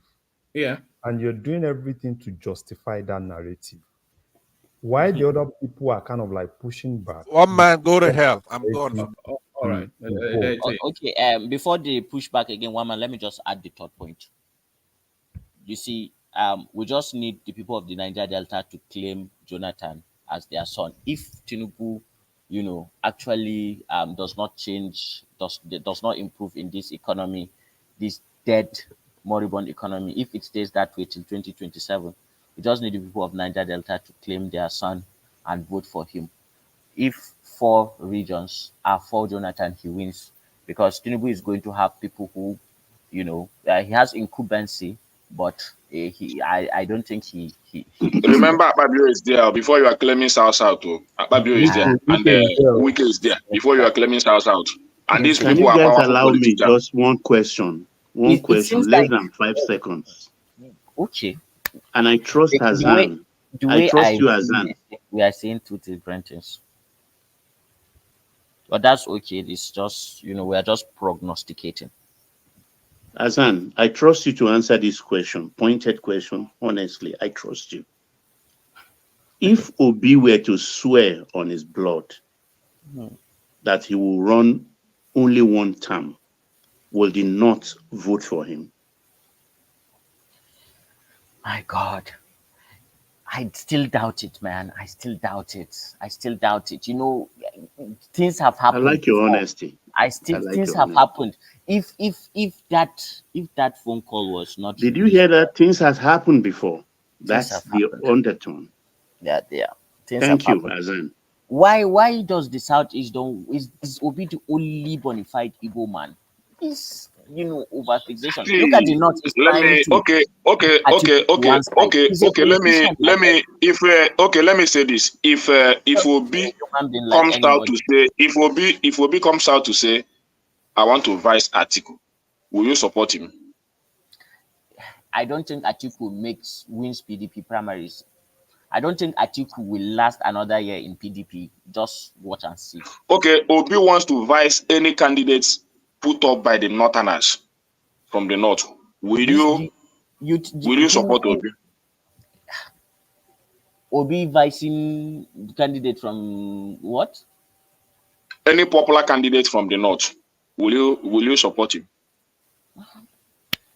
But Asan is telling you that they want to retain in 2031. Let me. What are you saying? In 2027. 2027. I don't think that scenario, actually plays out for the interest of the North. I don't think that will really happen. But if that happens, at least the Babu Gwanda Badadi, he is a vice, is still better than, at the top of the food chain. But the possibility of that happening is like, I don't. You see, when Atiku took Obi, he did not make all those blunders he made after he became his own independent candidate. Now, a lot of water has gone under the bridge now, Ekene. Things cannot remain the same now. No, let me come in a little bit. You say that if he vice Atiku or any northern candidate, there is still a possibility. But People, that's what I'm trying to understand from you. But if he stand out, if 8:30, let me give it another 15 minutes and bounce. If he comes out to be a candidate, you will not support him. That's from your speech. That's what I understand. So, but if he comes out to be a vice, you support him. But even me, I'm not sort of supporting Obi to be the next candidate because I know imagine I don't want people will just I don't want him to lose to Obi and put I don't want him to lose his this thing. But for you saying that the Southeasterners don't have any other candidate apart from Obi. No, if I say yes, I didn't say that. And you people from other region are saying that the Southeast should produce another candidate. Who do you think that can replace Obi's popularity in the Southeast? Another man that will be supported by the Northerners. who was loved by the Northerners, but the Igbo people don't like him, and he's already tainted. Yeah, it's the former Imo State governor. What's his name? Okorocha. People in the North so love that guy. That he's going to do local politics, has killed his presidential career. That man would have been perfect for this time because he has all the people in the North already praising him because this guy has built schools in the North. He speaks Hausa, and he goes for charities and things like that. It's not difficult to win the hands of people in the North. So now, but he's not no, hold on. Can I just hold on? Okay. Yeah. He's not a Peter Obi. And he has never once shown that he prioritizes another religion over another religion to such a point that the people in the North will feel that he's against, their lifestyle or something like that. So, they even curse him. They call him all sorts of names. The Igbo people. So, Okoro Hausa. Yeah. Yeah. Let me ask you a question. Can I just hold on now? Let other voices come in as well. Would somebody like Soludo sell in the North if they were to substitute? Yes, he will sell because he has the people that will sell him. Just like Tinubu sold because he has the people that sold him. Like he's got that. He's got the people that can sell him. Yeah, Soludo will sell very well too. But I don't think because Soludo, has had issues with the one and only and mighty, and somehow they cannot look past that. It's unfortunate. All right. Now, is there anything else you want to say to the politics? What's catching your attention at the moment? Have you spoken on this DSS NIA something? I think you said it's just a relook. Yeah, no, there's nothing wrong with that. It's okay, it's normal. These are just things for commoners to talk and chit chat about. Just like having dogs and giving them, a bone here and a bone there to just like keep them busy, keep their mouths busy and their teeth sharp. It's just part of the Nigerian game. These things are expected. Before Tinubu became president, I knew he was going to surround himself with this, is the people he trusts. And if that be Yoruba, so be it. Since the military left, everybody did this in a significant manner from Obasanjo. Well, Obasanjo was, because he took over from the Obasanjo did military. not surround himself with Yeah, Yoruba. yeah, he no, he did not do so much to rock the boat. But after Obasanjo from Yaradua, the almighty Yaradua actually put them Bazals, those Rimis. He actually surrounded himself with Northerners. So when Jonathan was there too, because Jonathan came from a minority tribe, so you cannot use Jonathan as because even if Jonathan wanted to put all Ijaw people, where are the qualified Ijaw people to hold those positions? You get what I mean? So it's natural. If you understand Nigeria, you don't fret about these things now. So just another topic, please. All right. Let me take you to this one. This one is somewhat inoffensive. I think we can all coalesce behind this one.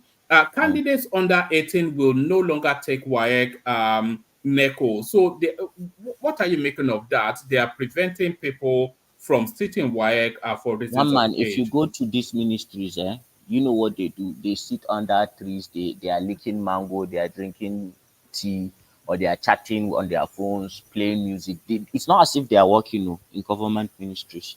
That's what they do. So I'm not surprised with these nonsensical policies that you see flying around. It's nonsense. I know of, chief professors. Make sure Angelica did not hear what you just said. No, he heard, and I know he would understand too. It's Nigeria. Yeah, I'm not.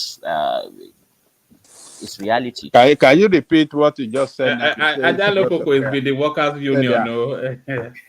Say that. Ajali Koko, I'm saying that when you go to the Ministry of Education, it's not as if they are doing their job, like really doing their job, because you find people under the mango tree or under they are drinking tea, they are gisting. There is no work to do. Like, look at the kind of things that they are pushing for that children under 18 should not should not uh, should not write WAEC. Hold on, Hassan. Hold on, Hassan. So, do you want to blame those workers at the federal ministry or the leadership of that ministry? The people Yeah, that are comrade appointed. Baba Jali Koko, Who you are have the been in this people? struggle for long. You cannot never let the government off the hook. Gone. So, who are you going to blame for that problem in that ministry? Yeah, okay, well, yeah, it takes two to tango, actually. So both of them. You can't blame both of them. When you are appointed to do a job for the country and particularly to lead others to do the job. You If know why I'm blaming both of them, Baba Jali Koko? okay, You see, the reason why I'm blaming both of them is that, especially in the education ministry, there are powerful permanent secretaries, and usually when ministers are sent from the government, they inform most of these policies, because usually people fall. Who is the minister of education right now? What's the guy's name? Sorry, guys. It's Tahir something Tahir. And what was he before? A governor? I'm not sure. Maybe it would have been an ambassador or something like that. Nothing to Look, do with it. He was a vice it chancellor. does. He was a vice chancellor. All right. The vice chancellor. Yeah, of Base University. You see, you see. That is not putting square holes in square round pegs in square holes. But I I think don't. I think that man get. so I think Hassan, that man has what something I'm to offer saying, in education aspect. Hassan, what I'm saying, if the political appointee as the head of the ministry who's supposed to bring a policy for the permanent sec, to put the permanent sec to work, and the workers, if he fail to do that, then nothing is going to work. Look, you can't have lazy leader and you think the followers will not be lazy. They will as well be lazy like him. That is the problem we have in Nigeria. So Yes, don't because blame those people. The man at the head is a lazy man. He yeah, brought no I policy agree. I to agree. redirect and to improve on the educational policy of the country. So what are you expecting the workers to do? Yeah, Workers, they just sit down and they will not do anything. So that's I the problem. agree. All right, bring him that space, Hassan, and then we go on to Ajahn Lekoko. Okay. Which space? This one on my screen or the education thing? All right, you can wrap up the education space and then land on this one Yeah, for your final comments. Yeah. on the education thing. Well, I still see that it's both of them. Because ordinarily this nonsense kind of policies should not be, having any place to sit in any shelf or in the minds of anybody that is working for the Ministry of Education. Well, then when a minister comes in that has no clue or is completely lazy and has abandoned his responsibilities, somehow this PAMSEX feels as if they can push these kinds of policies. And they think that we are going to clap for them one month. They think that Nigerians would actually clap for them because somehow they It feel, makes zero sense to say and it that. doesn't make sense. Yeah. Yeah. So yeah, that's just that on that. So who is this Bode George? You don't know about the judge? I know him, the Lagos Yes, it's in the back. almost failed PDP politician. Yes, it's in the back and forth with Atiku, saying he doesn't. So he doesn't support Atiku. Atiku accuses him of tribalism, and he's accusing Atiku of incompetence. I'm not sure if you're not following their back and forth. Then they're just in a mortal battle of old age pensioners. Well, so whatever this is just the shenanigans of Nigerian elite. It changes nothing. It adds nothing to. Yes, so just let me just forget them like that, and let me leave the space for my elders, the people who who think I'm just yarning nonsense, and the people who think saying my two piece. I thank all of you, and I hope to see you some other time. One man. Yeah, Zan, I thank Good you for night. your sincerity. Say this, All right. Afi. Thank you, Hassan. So that's Hassan. No needs to get to bed because there's work tomorrow. So thank you, Hassan. Sleep well. Thank you. So that's Hassan, of course, the majestic Hassan. So thank you, Hassan. From Hassan, Ajahn Lekoko, you're up next. Yeah, thank you, woman. Thank you for giving way to Hassan. Ajahn Lekoko. Man, we have to give way for him more. Now, Thank you, Ajahn. yeah, okay, bye bye. Oga Patapata from the north with that too. Personal assistant to the vice president, you not go give way to it. So yeah, once again, greetings to our listeners around the world. Click on the like button, share and subscribe if you haven't done so. So why I didn't support Atiku? Okay, Baba Bode George. Yeah, so I think it was very clear then why they didn't support Atiku. To all the political leaders in PDP in the South back then were all were firm with their decision that Northerner cannot be another president, cannot be another president after Buhari. So that was the reason why, and all of them said it's going to be difficult for them to campaign to their people that, Buhari have just finished 8 years representing the slot for the North, and then we are passing another baton of leadership to another Northerner again. So it was, and Wike was, and the 5 governors in the party, they are very strong in the South. All of them were all Southerner except Otom from the Middle Belt. So it was. They did the right thing. They did what they were supposed to do that time, just to send a signal to the Northerner within the party that were led by Atiku then, that their rascality is, their rascality is unacceptable. So it is good that Baba Bode George is coming out clean, and I think that is how it should be. People should not be hide what is what cannot be hidden. So it was obvious that all of them were not in. They did support Atiku candidate, and that is where that was what was responsible for Atiku to fail. He failed to lead well. He failed to unite everybody, and he failed to show that quality of leadership, the capacity that is required of leadership, which is number one, to manage people.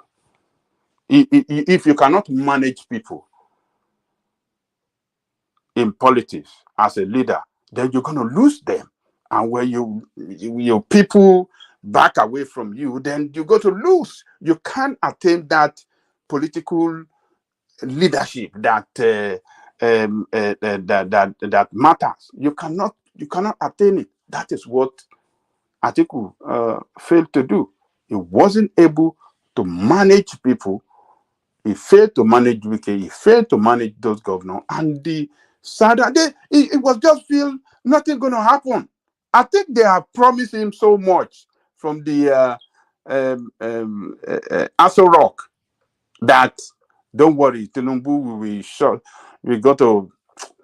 shut him down, so it's not going to get to anywhere. Tinubu is not going anywhere. You don't worry, you will get there. So, and that is why I believe he was so confident and did not bother about anything that leave these people. When I become the president, I will pepper their eyes. So, but it didn't work out well, and I'm on board with Baba Baba Bode George for coming out to tell us why they did not vote for him. I hope this statement will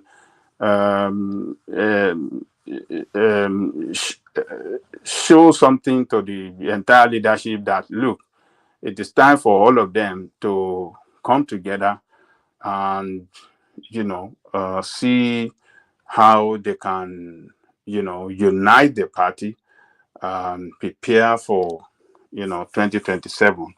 Otherwise, if they want to remain divided against each other alongside their tribal political interests and other interests, I think they can never win election in that country. PDP will be party of the past in the next future. So that's the way I see it, one man. So, and on the Tinubu, taking some people out from DSS and is it NIA? I think it's long overdue. It's long overdue. I see it as a necessary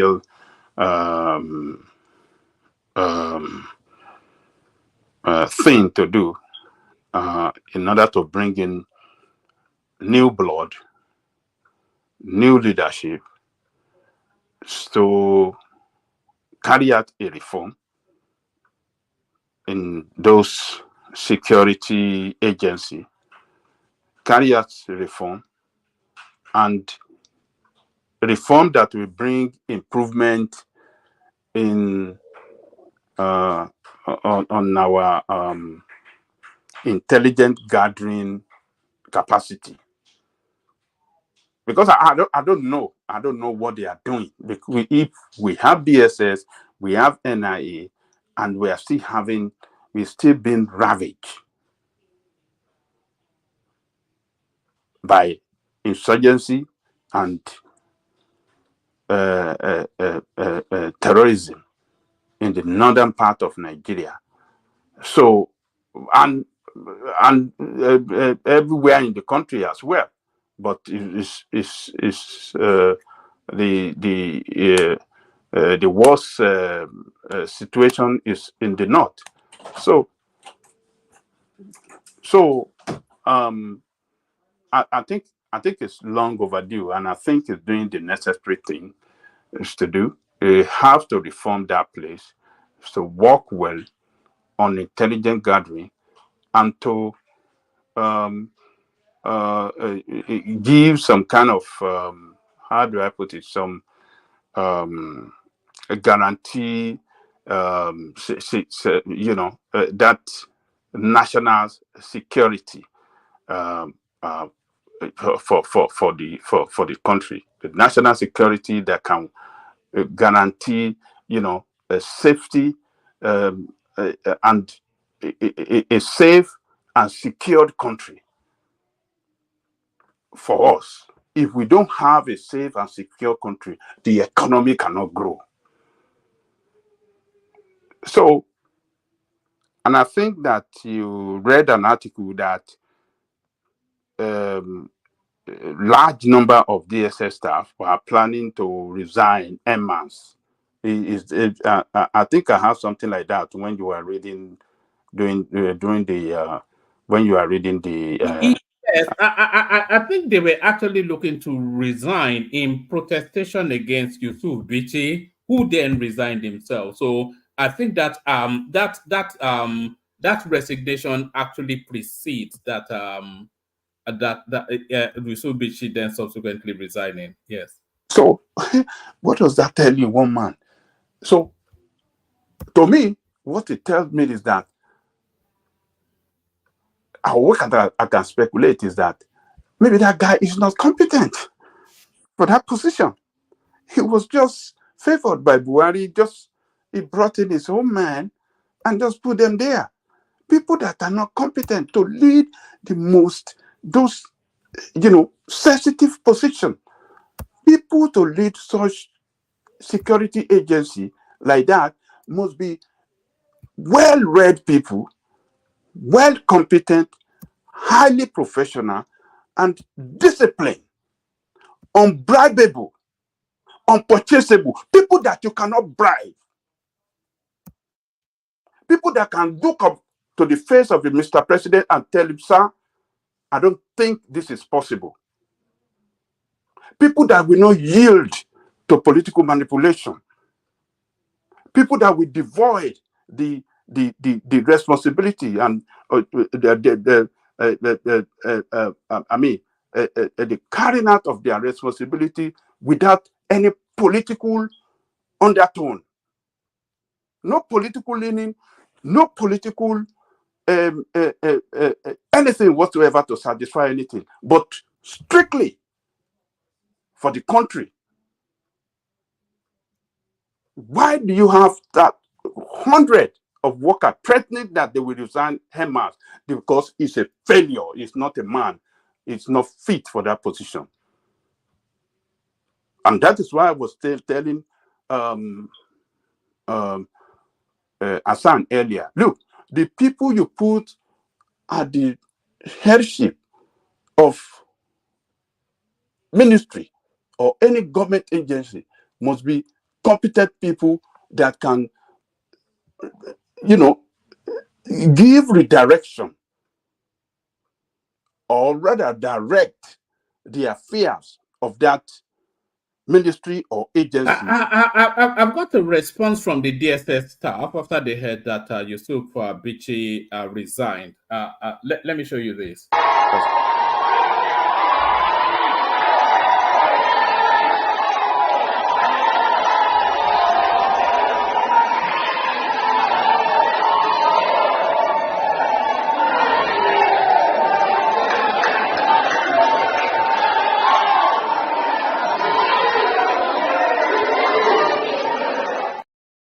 So that's what's being circulated. I'm not quite sure how authentic, but that's all over Twitter as the response from our DSS. If that is true, that's a shame on him. It's a shame on him that instead of people to celebrate him while he's living, people were celebrating his resignation. Instead of people to, celebrate his term of office, that look, this man did good for this agency and for the country, but rather they are celebrating him living in shame. It just tells us that it's not competent. It couldn't manage his people well. It couldn't do, all he was doing then was just harassment. Harassment of, what do you call it? People like NSC leader. They said is supporting terrorism, funding terrorism, and doing all this nonsense. Just people that are very incompetent cannot do good things. They will want to do something because of for political reason, to satisfy their incompetent master that they are working. The same thing they do for Shewore. What did they get in Showore's case? He charged Shewore that is it not the one that charged Shewore that he was engaging in terrorism? Oh, he traveled to Dubai when what do you call it? Shewore never stepped his foot for once at Dubai. It never been to Dubai at all. So it's just very shameful that. But Tinubu, I think maybe he got some dissatisfaction report on him, and he believed, look, this guy is not fit, is not competent for this position. He got to go, and to me, I think he's done the right thing to get him out. I hope that people that are replacing him are competent people that can work good for the country, people that are very, competent, people that will work, do their job without doing it for any political reason, but strictly for, to achieve, result that will make a positive impact in our intelligence gathering, and we help support our military in fighting the insurgency against what do you call it, in their fight against insurgency, and so that maybe in the next few years to come, 2-3 years, we can defeat these people. Look, the NIA need to do a lot of, they have to purge a lot of people out there, put competent people there, people that are well trained, people that will be retrained as well to improve on their job and work well for the country.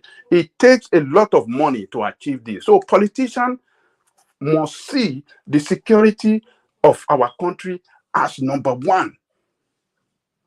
That is the number one responsibility. But they're taking it easy. They have corrupt people as the headship, and so everybody just embezzle money, and it's so detrimental to the. It has constituted an existential threat to the state as we have it today. So, to me, I don't see anything wrong in what he has done. Just sat there and put news people, and I hope they will do work. They will do well for the country. What next do we have? One man. Yes, we have the WAEC thing that trying to restrict 18-year-olds from sitting WAEC?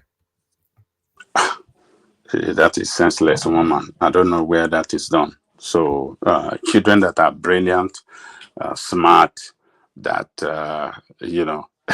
we have some students that they get double promotion.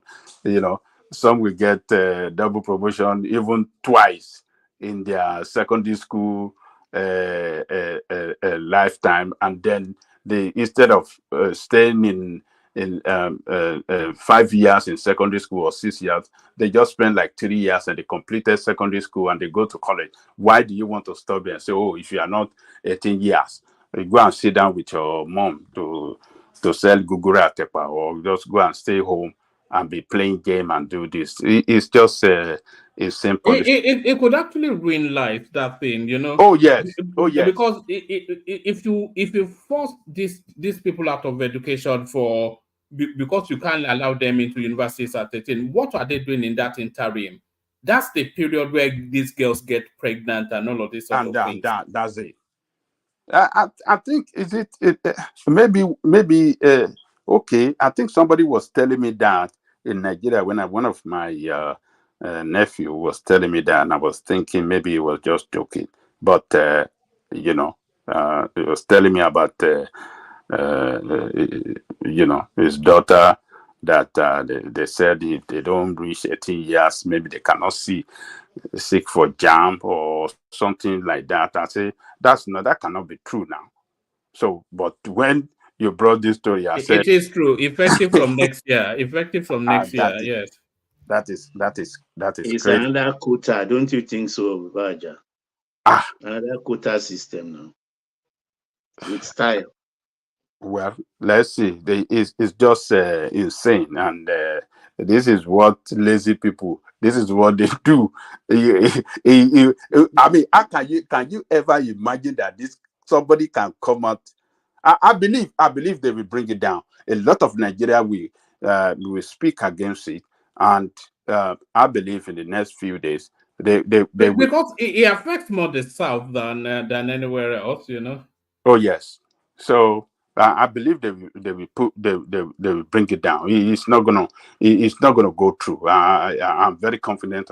I'm very confident of that. People will raise a very large opposition against. Unless they force these children to start doing A levels to. Except they have to compulsory A level. Yes, they just have to cancel it. No other way. It's a ridiculous thing. Very, very, very ridiculous. Senseless. Because the average age for the Southerner for school certificate is 16 years. That's right. From secondary school, 16 years they are out. So why are you making it compulsory 18 years? For what? What is going on? I can't believe these people, man. This incompetent people. I agree with you. I agree. I totally agree. It's another form of quota. Let's kick them behind. It's just, I don't know. So one man, that is just I'm not on board with it. It's a senseless policy rather. So any more things? All right, but let me take you to one more space and go on from you to Prince. This is a space that we've been circling around so many times, so I'm not sure if there's much more left to be said on it. Atiku Obi Kwakwanso should come together before the end of the year. This is what somebody, Lukman, is saying, that for them, if they are really serious about opposing Tinubu, they move quickly, come together, and then they have that 2-year build-up. So thoughts on that? I agree with that guy. I agree 100% with him. If they don't come together, they want to remain divided against each other as they did in 2023. Tinubu will win. They will win again. Easy ride. They gave him easy carpet they lay easy carpet for this man to walk through into that Aso Rock in 2023. Because they couldn't agree, they couldn't come together. So this time around, if they repeat what they did in 2023, Tinubu will retain that position. Look, and if they really want to do it good among themselves, I think those in the north must succumb to Peter Obi. They should give the ticket to Obi. If they give the ticket to Obi and they, organize their people in the north, I believe Peter Obi will win massively in the south, in the southeast, and possibly in the south as well. And that will take him to presidency. So, but the question which you ask is that will Atiku surrender for Obi to be on the head of the ticket? Atiku has been pursuing this position for a long time, since 1992. Is he ready to surrender? If he's ready to surrender, fine. Kwankwaso, will Kwankwaso be on the same side with Atiku? We can say yes or no.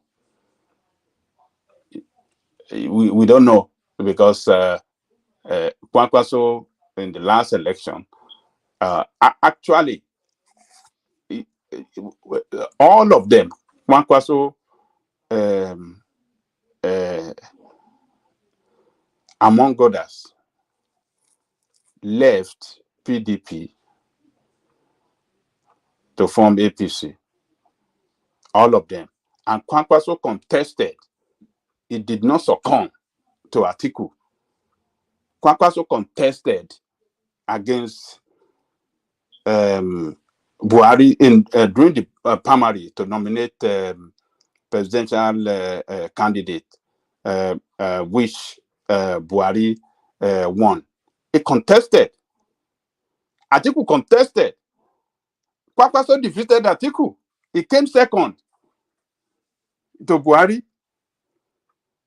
So, if Kwankwaso in a new party, then APC, newly formed party in 2014, can participate in primary, presidential primary, and he defeated Atiku. So that should tell us something. So Kwankwaso in his head believed that he cannot surrender to Atiku anytime, any day. If a fair election is organized between him and Atiku, he will beat Atiku. And that is why he didn't stay in that party, in PDP.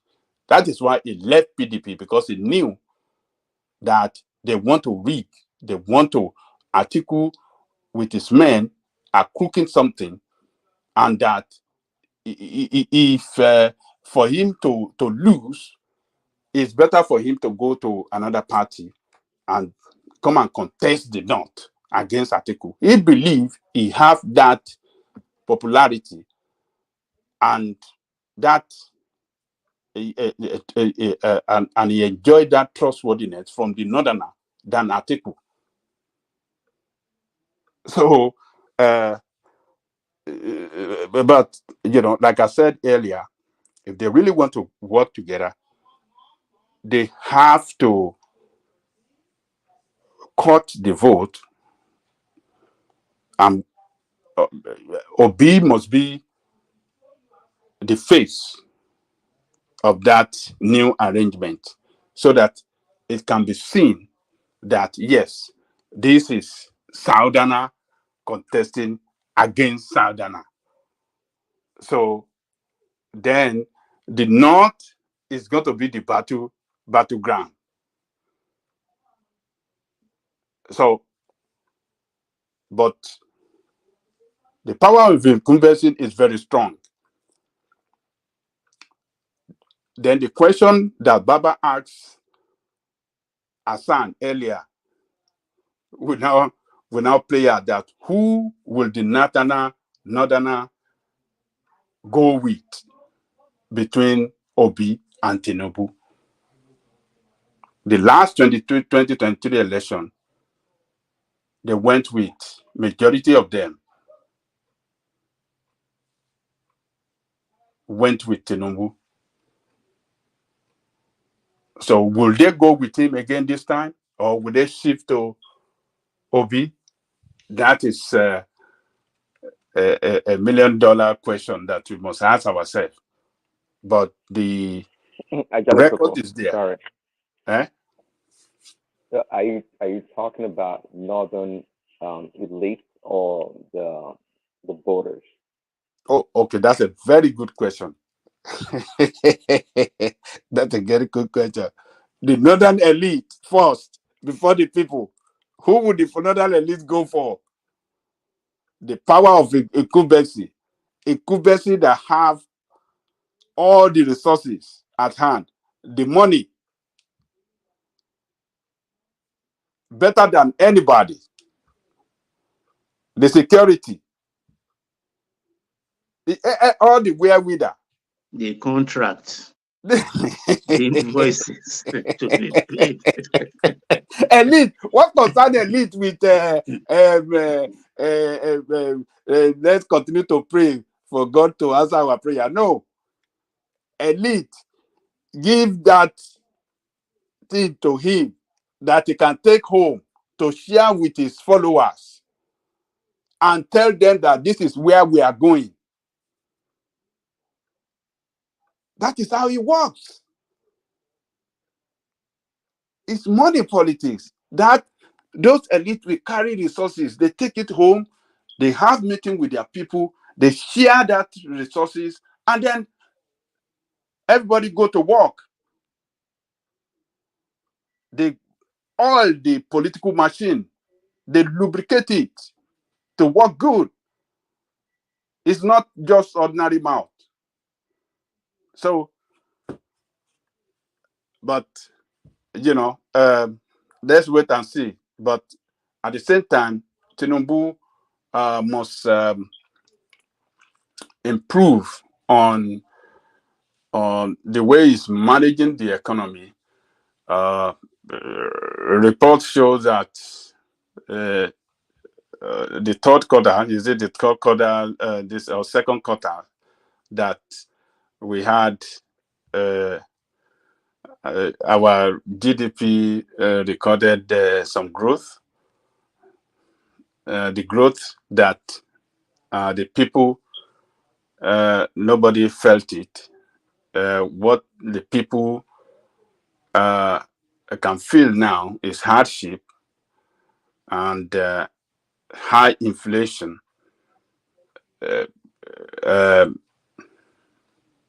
What do you call it? High interest rate, high cost of living, food inflation, all these things there. This is what people are feeling now. Can it get better? It's just 1 year in government. Maybe in the next 2 years, maybe things will start to get shape. And Nigeria can easily forget things. If things, pick up better, Nigeria will forget what we are going through now. And they can start seeing that, well, it looks like it's doing the good work, it's going in the right direction, and they will vote for it.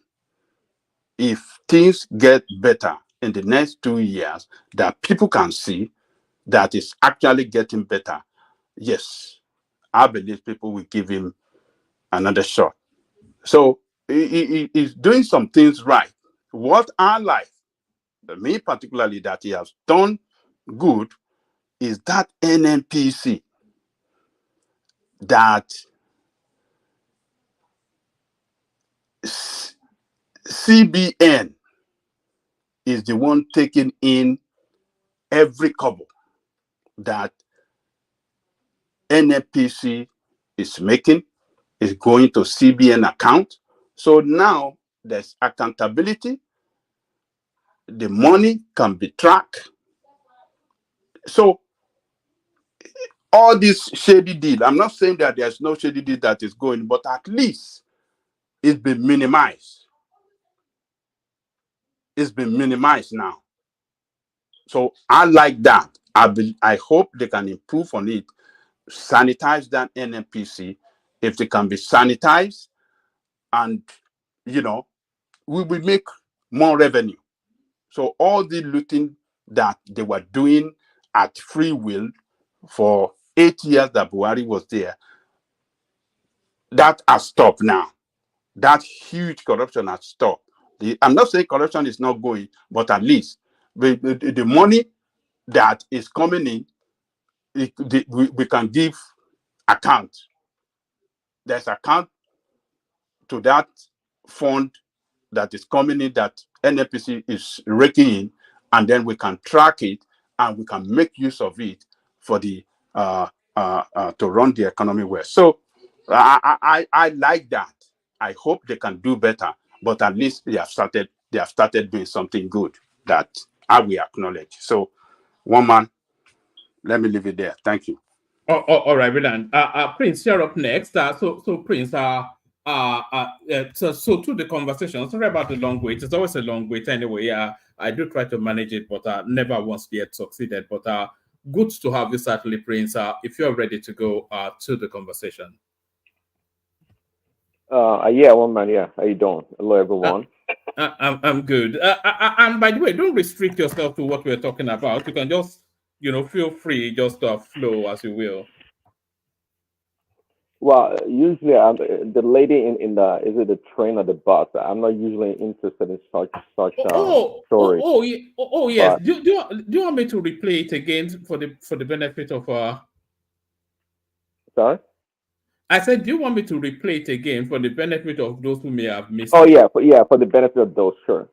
Yes. So this is quite cringe worthy. It's quite anyway. Let me play it and then Prince will just tell us. It's just shocking. I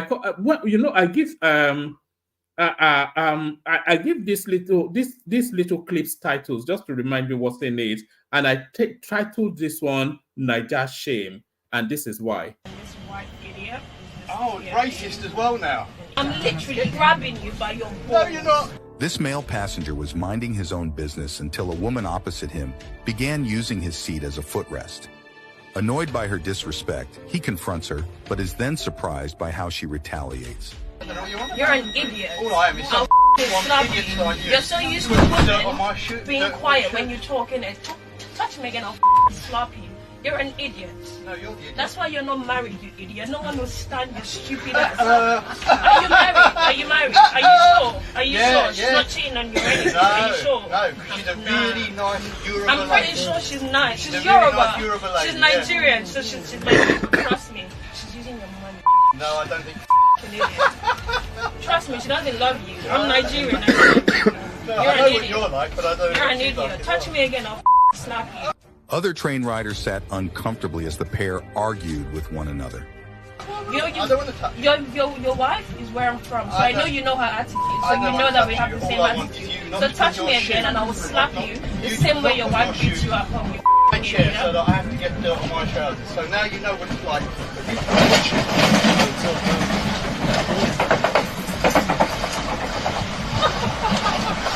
You're laughing because you can't do. You know you can't do. Listen, my feet is literally by your balls. I'm literally grabbing you by your balls. No, you're not. Do you understand that? Do you understand that? You're not. You're an idiot. You're actually an idiot. Look a complete You're actually an idiot. You're making yourself look a complete fool. Embarrassed that she feels like she's losing the pair's disagreement, she results to filming him. Respect other people's property. Take your shoes off my feet. Okay. So I get on the train and this white idiot. Oh, racist as well now. Idiot. Oh, the racism. I love it.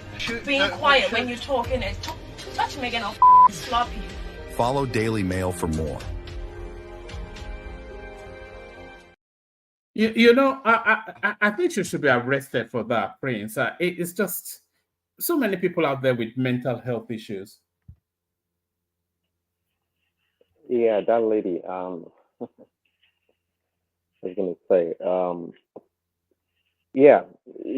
So is the guy even white, or it looks kind of? I don't know if is it like Middle Eastern or Arab? I think he's white. It actually looks English. Okay. Yeah, it was just so belligerent. I don't even understand exactly. I mean, so you're trying to attack the guy's marriage or the guy's, status, has not been married. And look at the way she was talking. It was just like, I mean, she was so uncouth. She was so, you know, so uncultured, you know, In a trying to packed make, train as well, you know. yeah,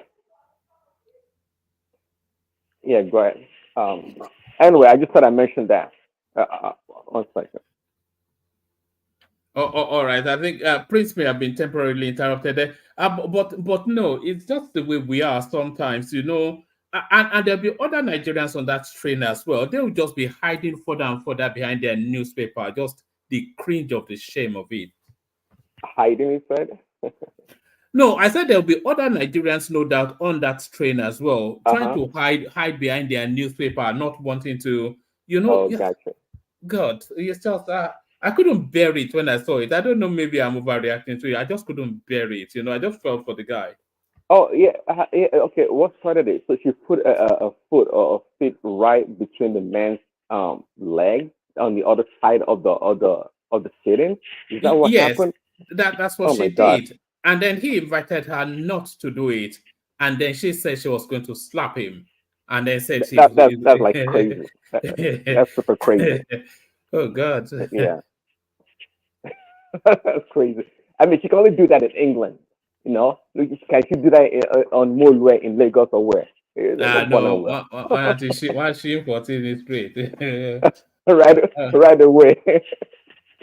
Anyway, yeah, let's move on to the next topic. Well, that's what we go through here. So, yeah, we're talking about the DSS and the NIA all being sacked and replaced. What's in play there?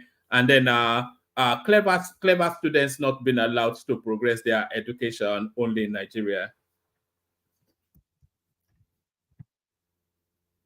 Yeah, as for that student not being allowed to the 18, you know, we can jump to conclusion right now, but I'd like to know if there's other reason behind it. Quite frankly, is it because of the welfare of the children um, taking the exam that young? And by the way, what percentage of those that take that exam at that age pass and go to college? I mean, I think that maybe there's more to it. I like to believe because it doesn't make any sense. And sometimes I actually, think it's wrapped around the maturity language or concerns that they but might not be sufficient. Yeah. if you pass, do you have to go that year? How long is the result good for actually? I think you may be able to defer it. I'm not sure if they have that deferring system. You know, but I think their concern is that a 16-year-old in a university hostel is just lamb to slaughter. You know. Okay, instead of trying to prevent the kids from taking it, they should allow them to take it and defer their matriculation or admission. Wouldn't that be a more reasonable way to go about it? But that could clog the system up, though, because then they will be then it affects the quota then for the next year, doesn't it? It could clog the system up. Okay, I don't know. Maybe so. Well, I think they should just remove it as it's the responsibility of the parents to guide their children. If you are in sports, they say if you are good enough, you are old enough. So if you are clever enough, then you know you're old enough. You know. Anyway, yeah, that's true. But What's the woman, other every topic? country has its policy. Sorry, please, daddy. Countries Right. have their Yeah. policies around that area of education.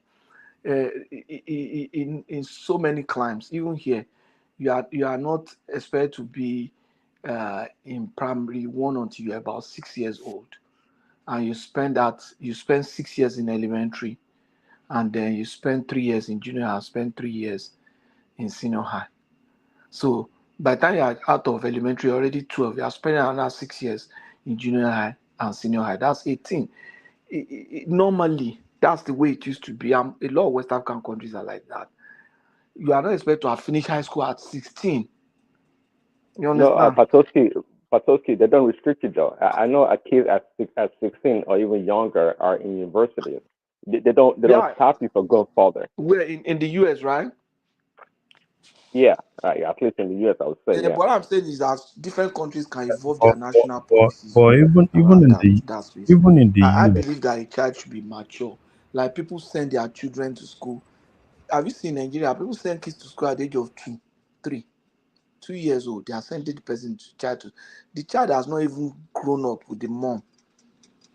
You already we want to just put him in school, and then there's no that bonding, that proper training by parents and everything is missing because it's already put in school, and then they are rushing the child. They are rushing the child. Before the child even get mature to really reason out what he wants to do out of in life, he's already chosen a career. He's already graduated with a degree. You understand? So before a child can reasonably process what he really wants to do in life, at times, most times, maybe 18, 19, the guy is already graduated. He was already stuck with one degree that he probably Are you wouldn't talking maybe about? Are you talking about back home or in Canada? back home, even here, they don't even go to university here anyway. So Say this, it's a black man or African people's problem. We have a big problem. You know, we like to anyway. The white people like to is that's their orientation. For example, sometimes when white kids they finish high school, they take like a year or so to go volunteer or go on a what do you call it, exploration. They explore, Gap travel to year. other countries and do some other stuff, and don't worry about college. And they come back later and go to school. There's no rush. There's no rush in what they do. They take their time. that exactly. But our people, they say, "Ah, no, his mates are already." I've seen when I was in Nigeria, I've seen parents who come to me and say, "Manager, I want to borrow money. I want to send my child to a private university." I say, "Why? This child is just 16. Leave him. You don't even have the money anyway. Now you want to borrow." He said, "No, my his mates are already in the university." I say, "Which mates?" At 16. And then because her friends' mates are in school, that child could not pass maybe jam properly. Instead of sitting the child down, spending money to invest and let him pass, we would rather put him in maybe OSU and give him one maybe philosophy or sociology or French, so that they will say it's university or human resources. Those are the kind of departments in OSU that they just send them. Say he's doing industrial labor relation, and the child will just finish, and then no work, or he can't even figure out what he wants to do. So that's the thing. People want to do it because our more and what their friends, kids are already in university, his mates are in university. I don't want my people to feel like my child is laid back and stuff like that. If your child can't pass jump, why push? Most of these 16-year-old that are talking about in Nigeria, some of them don't even pass. Oh. Their parents are well to do, they push them, they find their way into it. In the US, only smart kids. Not the people that we are talking about are not necessarily smart kids. Some of them are children of rich parents who feel that they should it's their time to go to university and they just push their children in. You understand what I'm trying to say? Yeah, so A lot, a lot of them are someone wants to heavily. ask me. Go ahead, one minute. No, no, sorry. I was just going to say a lot of them are heavily coached as well. All of these. Yeah, you're right. Can I say something?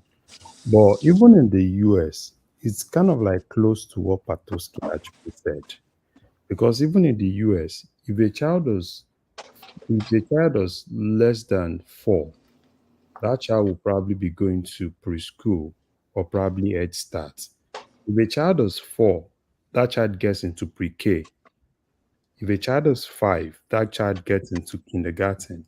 And if a child is 6, that child gets into first grade, Grade one, right? yeah. That's It's what is in Canada too. so that's it's kind of like it's not like you can just say, oh, this child is 4. I want to get this child into first grade. It doesn't work like that. So it's kind of like, they ask you, the first thing they ask you is, when is this child's birthday? And that's exactly what they use in ensuring that they have the right kid in the right class. Right? Unlike what we have in Nigeria, you see all this double promotion, triple promotion. You know, it's when I started hearing all those things.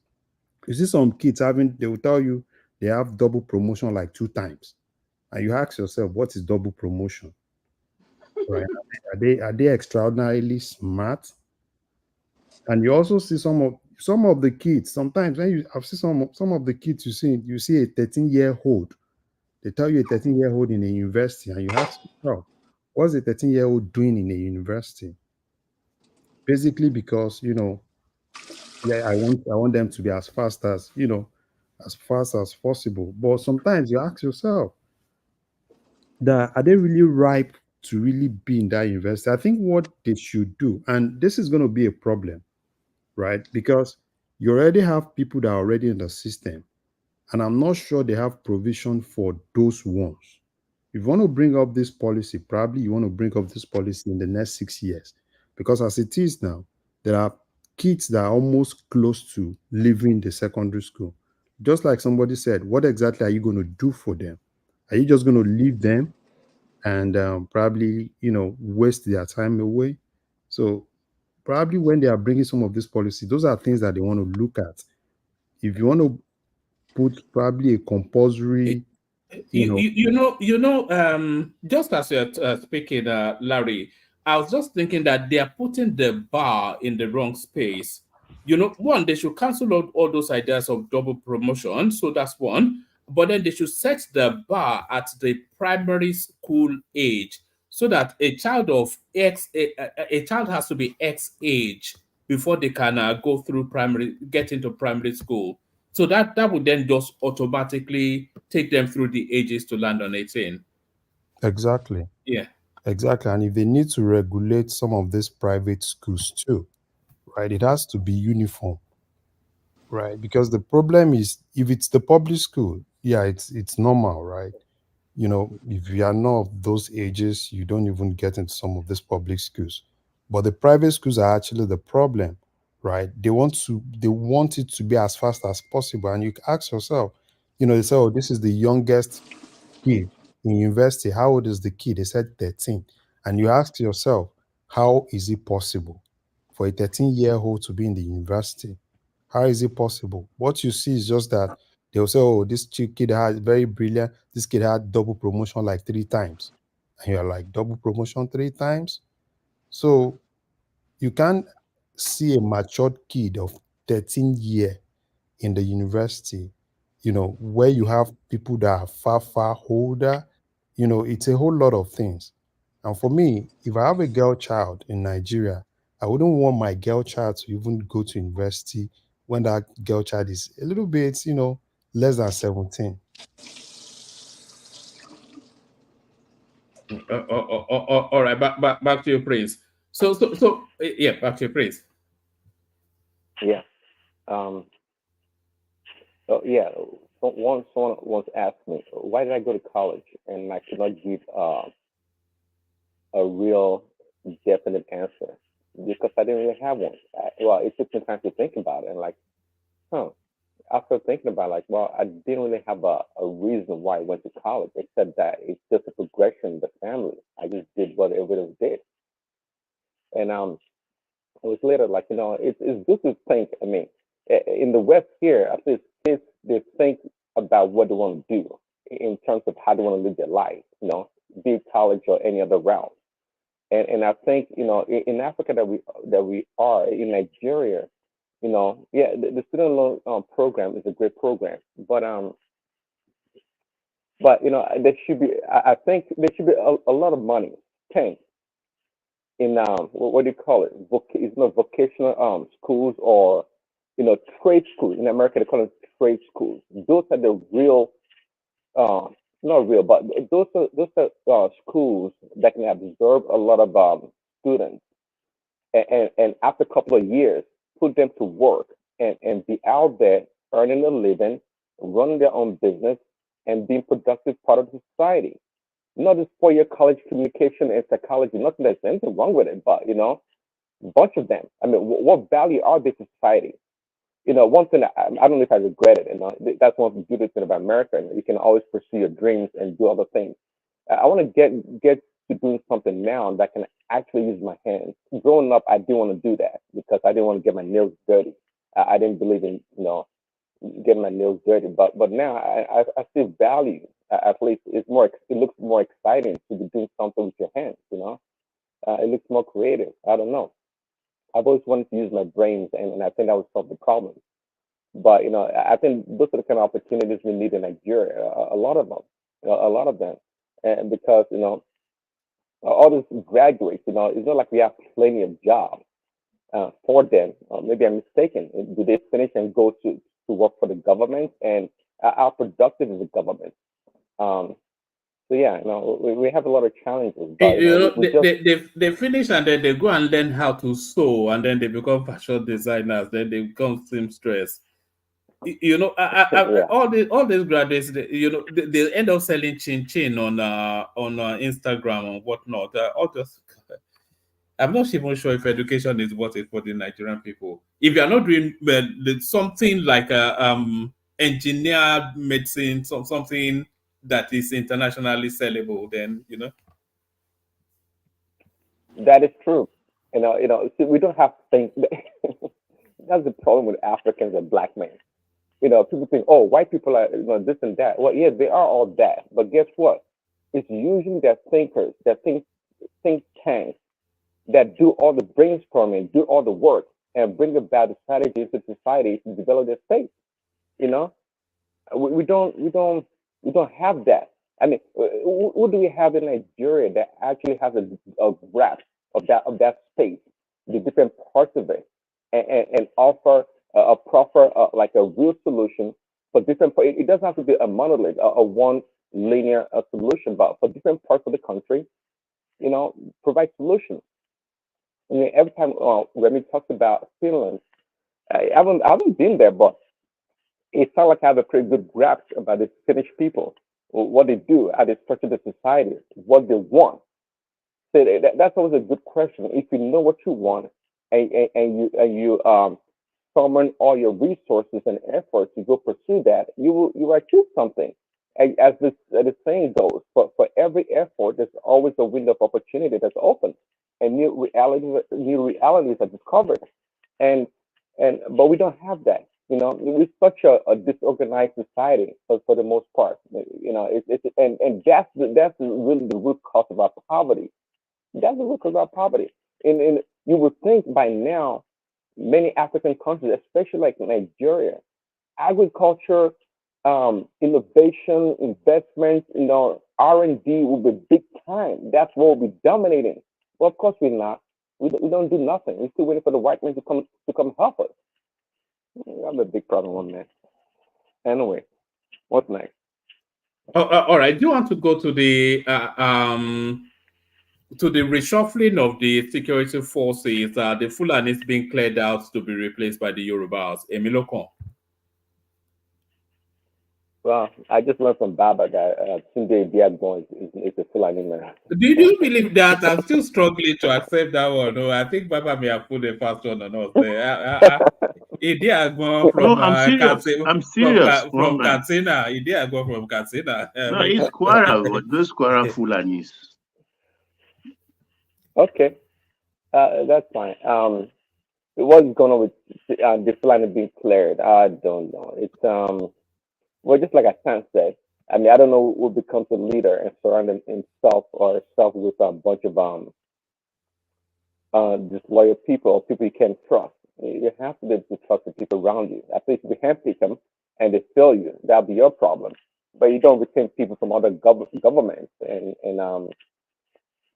and if something goes wrong, who do you want to point your finger at? So it's of course just like I said, it's not strange that Tinubu will have his own people. Of course, Tinubu is a Yoruba man. You'd expect that he puts Yoruba people mostly in his government. That's not strange, and the same thing happens in the West. You don't see a Democrat become the president and appoint a bunch of Republicans in key positions. It doesn't happen. Okay, so it's a very dangerous trend, though, Prince. Is it not? So Buhari went in and had wall-to-wall Fulani. Tinubu goes in and then he now has wall-to-wall Yoruba. So if Peter Obi goes in, we kind of can you imagine a wall-to-wall? Are we ready for that? I mean, what is the solution? I just said it. Peter B, if he appoints a bunch of Igbo people because it's an Igbo man that transacts, interacts, has relationship with Igbo people, it's not a strange thing for it to happen that way. It's not strange. So it is what it is. I mean, if you, unless you can, I mean, if you're going to appoint a bunch of Hausa people and Yoruba people to circumvent his government, that is Peter B became the president. You wouldn't do that. I mean, it's just common sense. It just happens to be what it is. Praise Daddy. That's the Yeah. bad thing that APC have brought to us as a country. It started with it started with BUHARI, this Fulanization of all positions during his own time. So Tinubu now is not feeling secured to have any other tribe in strategic position than his own tribe. So and during the time of PDP, they didn't do that. Everything they balance it. They spread everything Ajak, out. I disagree. PDP Obasanjo, yes. Jonathan PDP, no. Oh, okay, Jonathan is Yoruba people. Baba, Yes, yes, I agree with that. Yeah. Baba, the thing is this: every civilian, when it comes to security, every civilian president wants to surround themselves with people that they trust. And I think that's, I said something yesterday when the NIA issue happened. Part of why I think Tinubu is trying to, ensure that he has a full grasp of that security side is the fact that he still have this, I think he still has this small mistrust, right? That he feels that he needs to put people that he trusts. Look at what would have happened if he had not changed those Buhari close guys with this little protest that happened. I think he was able to sleep with this little protest basically because he's sure that the guys that are there are not going to do otherwise. So you won't blame any president. Even if you are a president today, Baba Janle Koko, the first thing you want to ensure that you get is that security. You don't want to put people there that have one or two ethnic bias. That probably one emir, one way, they have a way of talking and everything. I'm like, okay, fine, it's possible. You want to have you are in a place where people are outrightly calling the military to take over. And you think you have people that, you're not so sure, because you have to be very sure if you're a civilian president, particularly in a country like Nigeria. It was easy for Obasanjo and Buhari a little bit because they are military guys and they know the game. But civilian presidents, how many of them know the game? They are not even sure. And that's why you need to be very sure. For Bichi, for me, I knew because I was more like, why is Tinubu still keeping Bichi? Because when it comes to doing the dirty jobs, DSS does it. So I think probably what happened was just more like, it feels that, at this point, I can give every other person, you can be minister. If you are still a civilian like me, you can hold, you give the two minister for defense, minister for state for defense. But the key guys, I think that's what he's just trying to do. That's what I think. What about this? What about this NIA? Does it have any real significance? And this Mohammed, one man. Look at what is happening with banditry. Look at what is happening with Boko Haram. If we have good intelligence, we will have got to the end of the security issue. And I think what is happening at this point, because there's this bias. Take, for instance, I will take you a little bit back. When Injerika, what's that guy's name? Do you remember Injerika? Is it Injerika being Injerika? One chief of army staff at that point. Yeah. Do you remember the thing, the bias in the north at that point? Oh, he was killing the northerners. When that guy was trying to blow out the shit out of the Boko Haram guys, it was everywhere. There is this bias. Oh, it's anti-north. He's killing the northerners. He's doing this. He's doing that. They removed him. They put pressure on Jonathan, and he And was even removed. the one that was trying to do something was that guy that chief of army staff that died in that crash. You mean the one they dropped his helicopter? Yes. That guy was up to the task. That guy was ready to bomb the shit out of all those Boko Haram and all those guys. Because at this point, we've had this security issue gone so long. And you keep asking yourself, are we really going to get to the end of this thing? And I'm not even seeing the end. Now, see Azan, for instance. Azan is coming here and say, oh, there is hunger in the north, there is this, there is that. Did you sorry, Ajane Koko, you thought I was padding him away too much. Was that you thought I was shielding him? By one man. Number one, Azan was still in this northern egoism, like, yeah, you know, it's the north decides Nigeria. But they do, don't they? No. That last election has actually showed us a lot. Right? And 2011 also showed us a lot. That it's not all about the north. Right? Now, Azan is telling us here, oh, there is hunger in the north. Why is there hunger in the north? We are talking about banditry in the north. This same banditry, don't they go to Jumat with the people? If you know what happens in the north, the people know the guys. During Jumat, they still pray with them during Jumat. And you're talking about banditry, you are talking about people couldn't go to farm. Why is it that there is shortage of food in the south? Is it not the same Fulani herdsmen, all those security issues and all those things? Right? In the south. And these are things that have actually happened year on year on. But it's always easy for us to say, oh, people can't go to farm. Why is it that people can't go to farm? Until the north itself purge itself out of all those things, Nigeria will still be like that. I can tell you, Tinubu cannot solve that problem. Without their support. He can't solve that problem. If they think Tinubu can come and do magic and solve the security problem in the north, is a lie. They have to solve their problems themselves. And I think that's probably why Tinubu is now looking outside, heaven will fall. Oh, the north will not support you. He wants to solve the problem.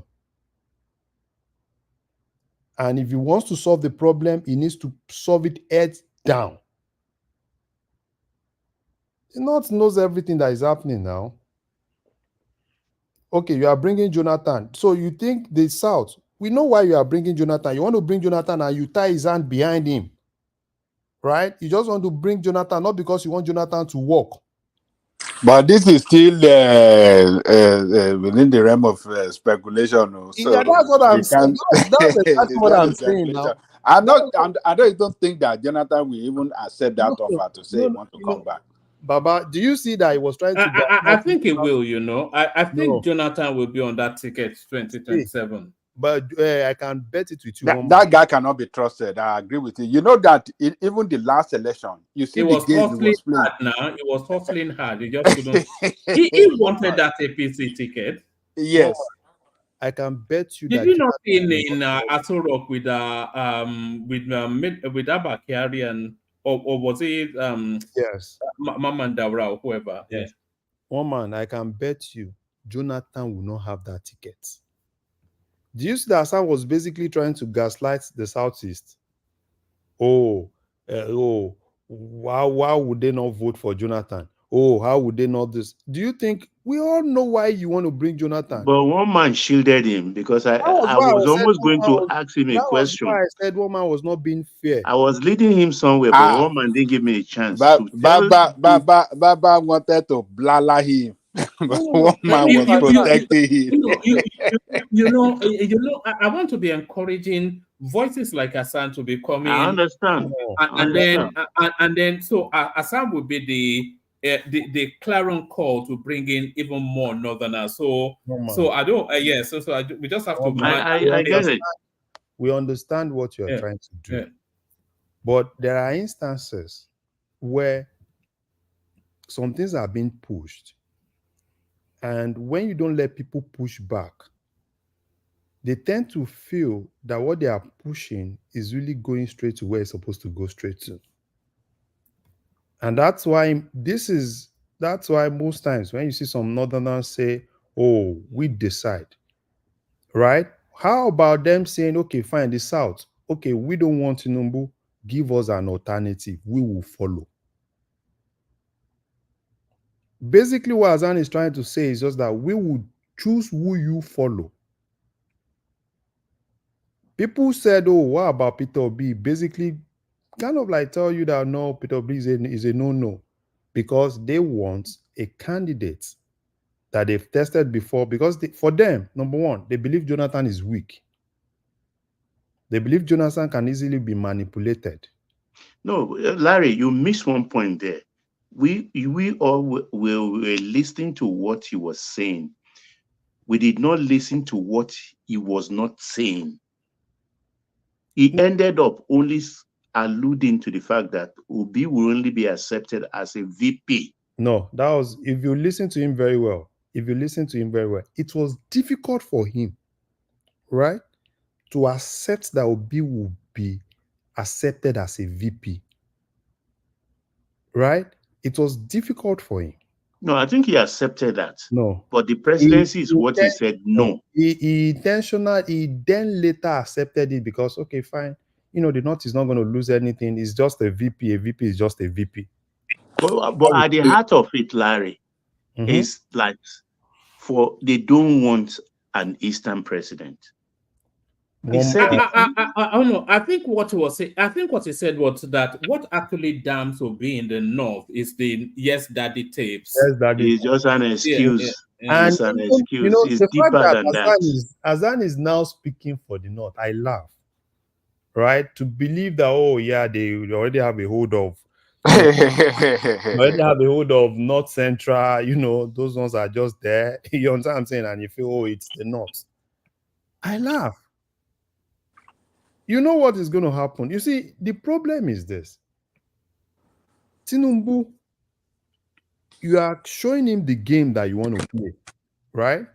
Sorry, I think that was where. Sorry, Larry. I think that was where Pansat was taking him to. People thought I cut him off a bit too short, but I think that's why Pansat was trying to dissect the North in order to unbuckle. Yeah, we didn't give us that. Do you know he was telling us, if we care to listen, that they are even afraid of the Almajiris, that they will kill the elites.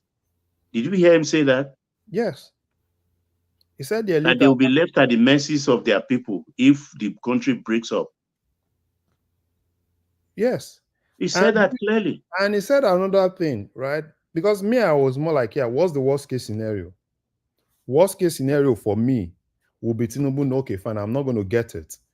The thing that is so difficult to talk about is resource restructuring, economic restructuring. That's the thing that is most difficult for any Nigerian president to talk about. Then, I know I'm not going to get it. Work with Akpabio. Let's force it. And do you know what? You remember what you saw what Hassan said? Oh, it's going to be restructuring that is going to be acceptable to the North. And what does the South want? Economic restructuring. Because take, for instance, forget about oil. You were here when we were looking at VAT. When a Zamfara brings less than 1 billion and takes away 25 billion from VAT, And you think that's not what the South wants? So for me, worst case scenario, that election will be like, if they not still believe that, yeah, we'll decide what you want, because they are so thirsty, they want power at all costs. And they said, oh, worst case scenario, Jonathan would use 4 years and will quickly come back and undo whatsoever has been done in the South. But Larry, as it is right now, the strength of the Northwest, particularly, is the Southeast. Southeast is the neutralizer in the game. Of course, the southern part of Nigeria is not one, and if you look at Ekene is quite symbolic of the politics we play in the Southeast. Ekene right now is ready to vote for Atiku as long as the vote is against Tinubu. Is ready. And this points to the strength of the Northerners. That's why Asante can talk the way he's talking. But really, Baba dropped a bomb earlier, which I'm still pondering in the sense that this election really shows the numbers in the North, especially the Northwest, supposedly, that they determine the election in Nigeria. Maybe not so anymore. Not so anymore. The numbers have been reduced, contrary to what Hassan was saying earlier, that, if they want to vote against somebody, they're going to come out en masse and go against that person. Maybe not. Back gone are the days they should write the numbers down, write down the results, but not so much anymore. So as we continue to strengthen the electoral system in Nigeria, I think then we're going to have a much better way to balance the power in that country. I think the mirage is gone. Excuse me. Yeah.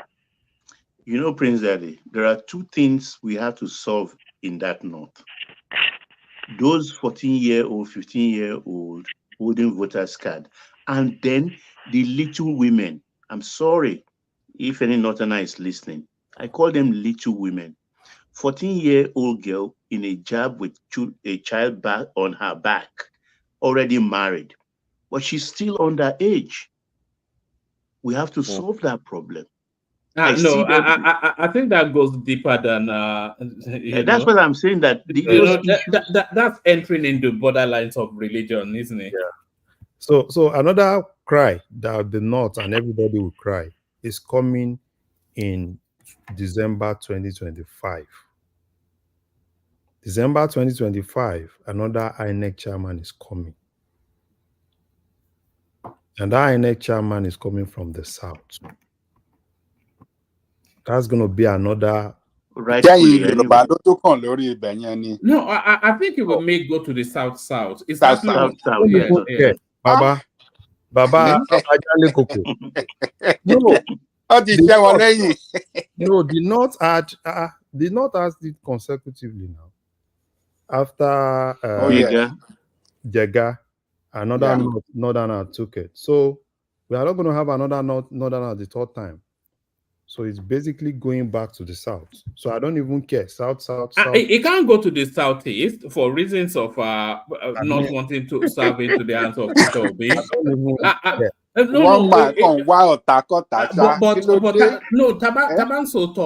Sotobe. It's not likely. I'm just saying, I'm not even being anti-Southeast, but I'm talking about it can't go to the North for the reasons that Larry just said. We've had Jega, now we have this guy in situation, so it can't go there again. It can't go to the Southeast because they wouldn't. I think they will permutate that will play towards Peter Obi, and it'll be unreasonable for it to come to Yoruba land, given already I think it may go to the South. That's where I say. So why I'm laughing, one man? Yeah, they've dribbled themselves into a tight corner. Look at what happened in DSS. Number 2 man, Southerner, Yoruba. Now, if this Mahmoud goes, automatically it goes to the South. So everything, they put themselves there. Once it's overdue, and it's getting overdue, it goes straight. You can't blame the president. So that's why I'm laughing at them, that they don't know what's hitting them. But do you not think it would be a bit excessive for him to appoint a Yoruba man as the INEC chairman? No, that would be excessive. It's a no. I don't think he will do it. Oh man, worst case scenario, we'll do it. Why? That's dangerous. Come on, Larry. Buhari did it now. Buhari see now. Baba, you know why I said that, right? You know why I said that? The way I reason, I don't reason based on the fact that, oh, this is the right thing to do. Because politicians don't do the right thing to do. Politicians only do the things that favor them as politicians. So one thing is for you to believe that, oh, this is the normal thing to do, right? Politicians don't think like that. Politicians look at their card and say, okay, fine, what's the worst case scenario? Right? The worst case scenario is I bring another person. So what's going to be aftermath of that worst case decision is what politicians now think of how to deal with. Normal thing, or probably someone from Southeast, or probably someone from South, right? That's the normal thing to do, but that's not how politicians reason. So until we start thinking like them and looking for the worst case scenario, we'll still keep, we'll still keep missing it. That's how I reason. I look at worst case scenario. Worst case scenario, you put another Yoruba person, there will be a lot of shout, oh, nepotism, and this, and this. He buys Akpabio over and said, okay, Akpabio, this is the only thing we can do. There's a lot of, oh, wah, wah, wah. You shout in National Assembly. The Bamidele, and his boys, they look for a way, they suspend you, they bring you back. It's politicians. Those are the ways they think. So until we start thinking like that, and then Larry, did you say Tinubu might bring a Yoruba person to the INEC? I said worst case scenario, right? Worst case scenario is him bringing another Yoruba there. That's a nice Larry. I'm It's a thinking nice more like the likely scenario. I think one man is undermining Tinubu's appetite for Imilokan. I think you are. Tinubu No, you will not do it. No. You know what? I think you would. Baba. I think you would. Who's there to be trusted in the South? I mean, that position is actually probably the most important position for Tinubu's next election. Don't forget the Chief Justice is Yoruba. No. If the election goes in his favor and it goes to education, it's a Yoruba person that will sit at the Supreme Court. Baba, you know the deal. Hold on, but you know the deal. It's better to announce the winner and go to court rather than have the court announce the winner. So, in fact, the INEC person that's going to come on is more important than the Chief Justice. If it goes to the extreme end, okay, it's going to end up there. But you want somebody that will call the results for the world to know. Then you go to court. No, I don't think it's fair. Baba, Another thing they will push. Baba, another thing they will push. And when that time comes, you see them pushing it. They will tell you when, as a Yoruba man, being INEC chairman. Can you point out that time? It doesn't matter. That is what. Yeah, it doesn't matter. It doesn't really look. It's a calculation. Baba, Larry, Yoruba Chief Judge, Yoruba INEC in an election year. We know it will end up in litigation, and it's a Yoruba man that declare. It's a Yoruba woman that will legally certify it. I beg. Baba. Until probably, let's assume, right? Let's assume he does this. Is either he look for somebody in South, right? Or probably another thing they can do, you see them going towards Ilorin, towards Kwara, using that to claim, oh, he's going to North Central. Larry, the Northerners, somebody came on television before the election, right? Or right around the election. This prominent guy, actually like the guy from the North. It didn't say, like, almost tongue in cheek, like, the Northerners don't really count Tinubu as a Muslim. They don't. I mean, it's pretty much said it. So if you go Quara, go choose a Yoruba man, you think they'll consider a Yoruba person as a northerner or a Fulani. It's not going to happen. Listen, I think Larry, you're right, but in your analysis, in the sense that look, if Baba is thinking logically, but the politicians they don't think so. They think what is best in their interest in this, in this rough game, so to speak. I'm telling you, if Tinubu is going to do anything, it has to choose a Yoruba person as the INEC chairman. It has to. I'm telling you. If it goes south, the Fabio must put his neck on the line for that person. Who's that person in the south to be chosen? I don't know. You can only put your ball where you can guarantee it's going to go into the basket. Okay, what you people are Let's suggesting? not open that place, but me, I'm telling you that that's another thing, big thing. December 2020, 2025. That's another big thing. And a lot of people are kind of like, there's a lot of calculation going, and that's why for me, Well, what do you think he may just extend Mahmoud? Mahmoud? No, Mahmoud. Why not? Mahmoud is going. Well, people are going to complain. I mean, people like Kwanzaa thought that Mahmoud was the person that illegally announced the result for Tinubu. Now he wants to keep him. Not at all. He needs to choose somebody else. Mahmoud, by the way, if you asked me, I said it before, Mahmoud saved Nigeria's democracy coming out to announce that election. If you want to play that game, they were playing, Buhari and his cohort were playing in the north, and those guys. He came out.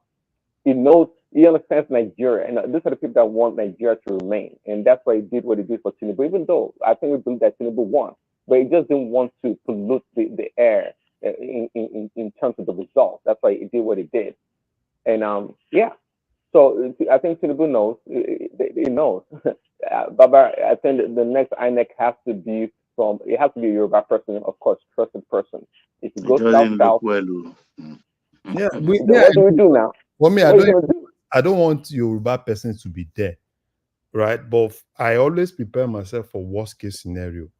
That what is he going to do? What's the last thing that I would do when I don't even trust him? The right thing. Baba, sorry, go ahead, one minute. No, you go first. I was going to say, why when Absent talks, it talks with confidence and kind of lays demands out there. But when it comes to the South, especially the Yorubas, I think we kind of timid in that position to do something bold. It was a northerner. I mean, Bright did what he wanted to do, and if you complain nepotism or whatever you complain, it don't matter. So why being reticent about choosing a Yoruba person so the optics doesn't look bad? I don't care about that. In a dog world, you got to do what you have to do. Prince, a Yoruba INEC chairman declares a Yoruba candidate president, and then everybody else goes to court, and then the Yoruba Supreme Court then tells them to get lost. mean, exactly one man. How does that look? Yeah, the opposite for me, right? The opposite, it doesn't really look right. I would have even preferred if they have people they trust, probably, south, southeast, right? Doesn't really matter, right? That's why I said they will go to the south. That's the only space they can. Really matter, but probably I don't know if Fabio is because it's most them how they think. But sorry, but what is the argument that a Yoruba person had never been an INEC chairman before? Yeah, 1999 till date, no Yoruba person has ever been INEC chairman. In this republic, no Yoruba person. Okay, that should count. That would be a good reason why in choosing a Yoruba person should not be something strange. It's not enough, Prince Daddy. Come on. It's not what? Look for somebody in the south. It's as simple as that. No. See, Tinubu has a mission, and I think the point you made earlier today, I think maybe he's already had it in his one of the variables in his calculation. I tell you, I think it's truly bent on breaking that northern hegemony, Oh, he's especially that of determined. the. He's determined. Okay, so if it's determined and it needs somebody to call a second term election to be able to fully implement whatever it's trying to implement, why wouldn't you go that bold? In this world, it gets to a certain level and position that everything you do has to be bold. And so if Tinubu can come out and remove, I agree with the subsidy removal and the duality in the forex exchange and all these things. That's a bold move. I'm telling you, Atiku nor Obi would have done that. They would have suspended it for later and play their politics around it. So just like Woman was saying, it sounds like Tinubu is doing everything to circumvent his next election, but you see, it's making bold moves, really. So yeah, I don't see I anything wrong think with in that. Obasanjo's time, was it not Maurice Iwu? Yeah, there was Maurice Iwu doing Obasanjo. I think there's brain function taking place beyond our capacity because I don't understand what the guy is doing at all. Just he is acting as though he was in the second term when he knows that he's not going to be canvassing for elections anymore. The way he's going about it. That's why for me, this issue of we northerners, because you are telling a person that I want to kill you, and you are telling him early when he still has a lot of time to do all sorts of things. And these politicians, you say, I don't know. It's the Showore error, isn't it? In 2 months' time, I am going to demonstrate. In 2 months' time, I am going to demonstrate. I will shut the country down. Because this is the man that still has the big thing, which is INEC. He still has it. Now, it's not. Can I come in a little bit? Sorry, you can come in, but let me bail out. Mike is here, and before I bail out or even do the super chats, by the way, I have to acknowledge that Mike has really been putting in an effort. It might not even be in the mood, but I always am twisting him, probably against his will. So being nice to Mike because he's been nice to us. I was actually just looking for my window to shut it down, and then he turns up. So thank you, Mike, for doing that. Chioma kicks it off. Prince picks it up. Prince still carries it on. Ayo backs it up. That's Ayo still juggling it off. That's still Ayo still. And the latest installment, of course, is Ayo. So thank you to all those. Thank you to all those. And thank you to Mike. Let me remove that. Larry up next. Prince has the floor. Mike. Larry up next. Remy about to interject. I'll be hovering around there somewhere. Thank you, everyone. See you tomorrow. Yeah, Roman. Bye. Mike, Okay. welcome. So first, thank you, Mike, for. Hey, Baba. What's up, Baba? Yeah, I'm fine. And you? Yeah, I'm fine. Yeah, thank you. Okay. Quickly, thank you, Mike, for stepping in most times. And I think what Larry has been saying, I totally agree with him 100%. In politics, if you show your hand too early, then you are giving your enemy to plan very well for you. And when you guys continue to say whether the next INEC chairman should come from Yoruba, to me, that is not a big deal. They not have been doing it for a long time. When you look at, I'm not so sure, but when you look at the INEC chairman during Buhari 2015, he's an Hausa man. And when you look at the Supreme Court justice at that time, he's also an Hausa man. I think the only difference is and most of the army chief and all of them, they all come from the north. And particular dispensation, as we are talking today, most of the important position in the army still belongs to the north. The Minister of Defense is from them.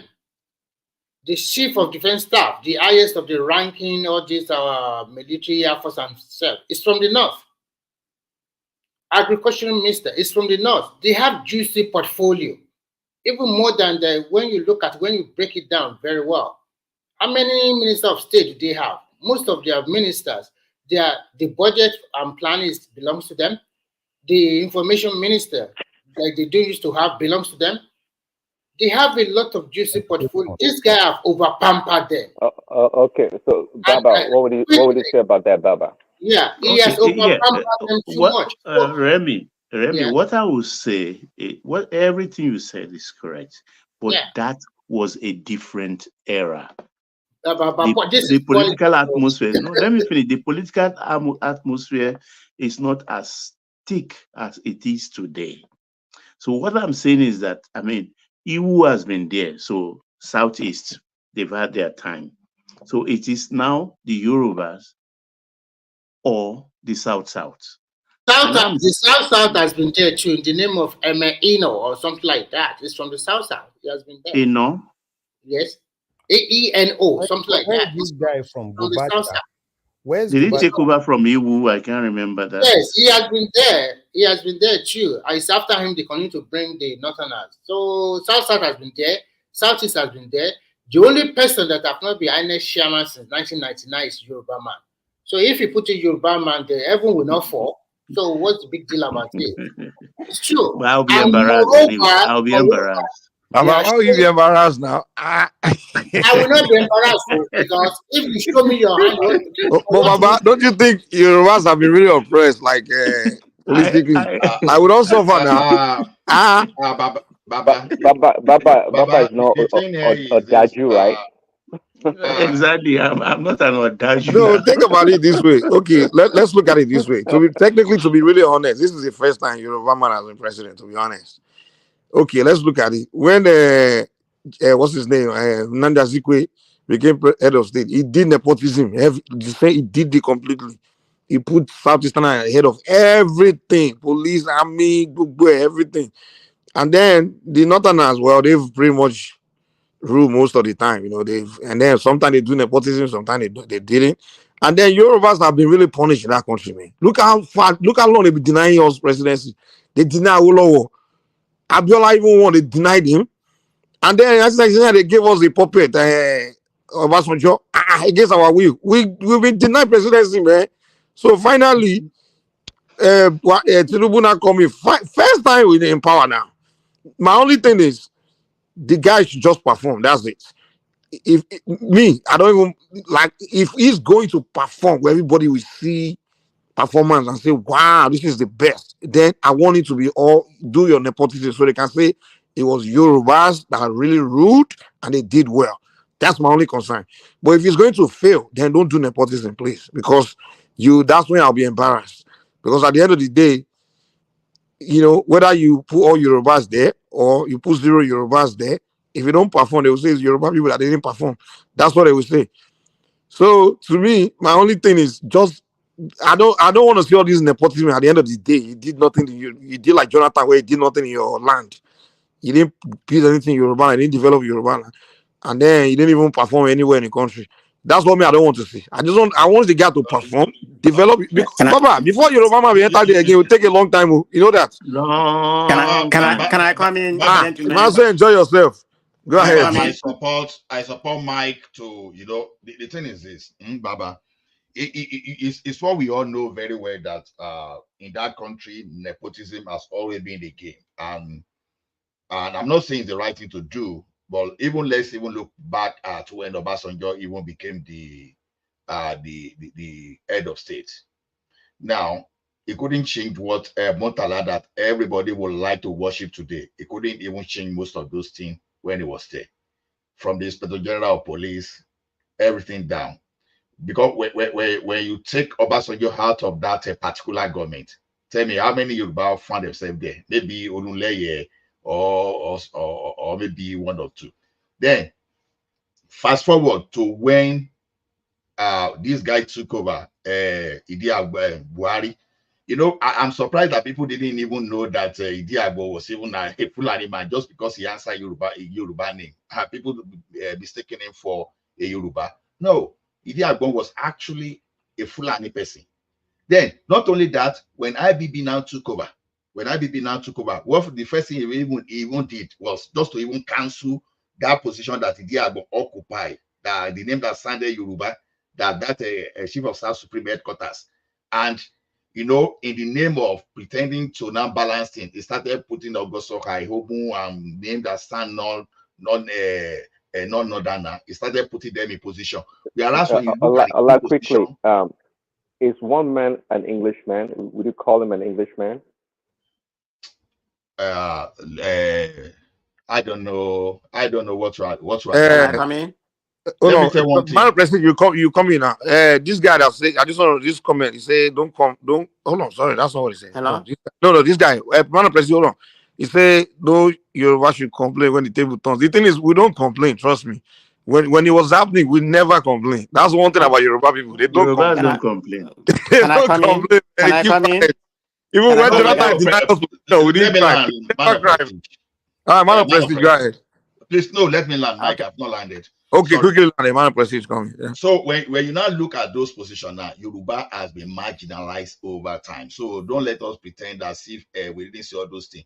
Both from the military era, even up to the civilian era, nepotism has always been the order of the day. Like Mike Kylie said, what I want to see Tinubu, how I want to see Tinubu at the end of this government is to make sure that if you can resolve this stupidity that some people are so entitled that they think they are the owner of Nigeria, that would be the greatest achievement any president in the history of that country can actually have. Thank you. Man of Prestige. Oh yeah, now. Yeah, I've been listening to everybody narrative. So my question to everybody on this panel: when is this merry-go-round, nepotism, or this circle of nepotism that begin? I don't know, whenever 1960 or whatever. When is that going to stop?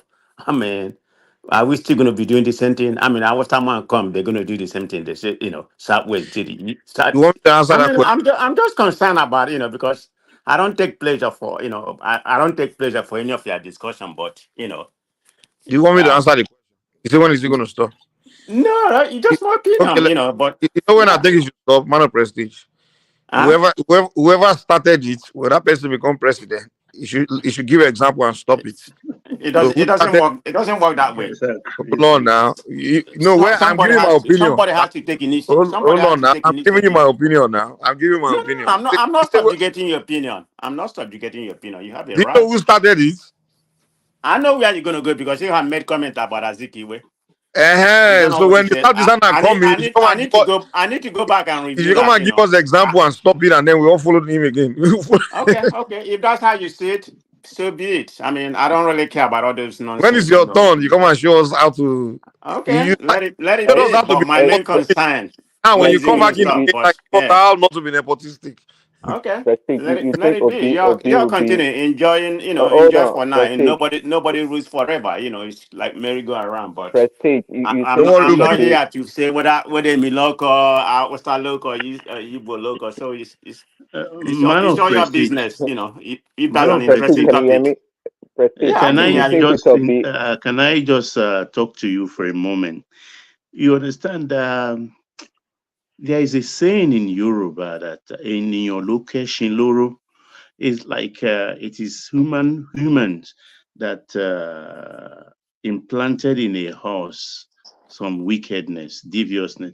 The Yorubas are funny lot in the sense that look, we all talk about free education in Yoruba land today. Say Awolowo, free education, free. Do you know when Awolowo introduced this so-called free education in 1954 and taxed everybody one shilling, one shilling to support it?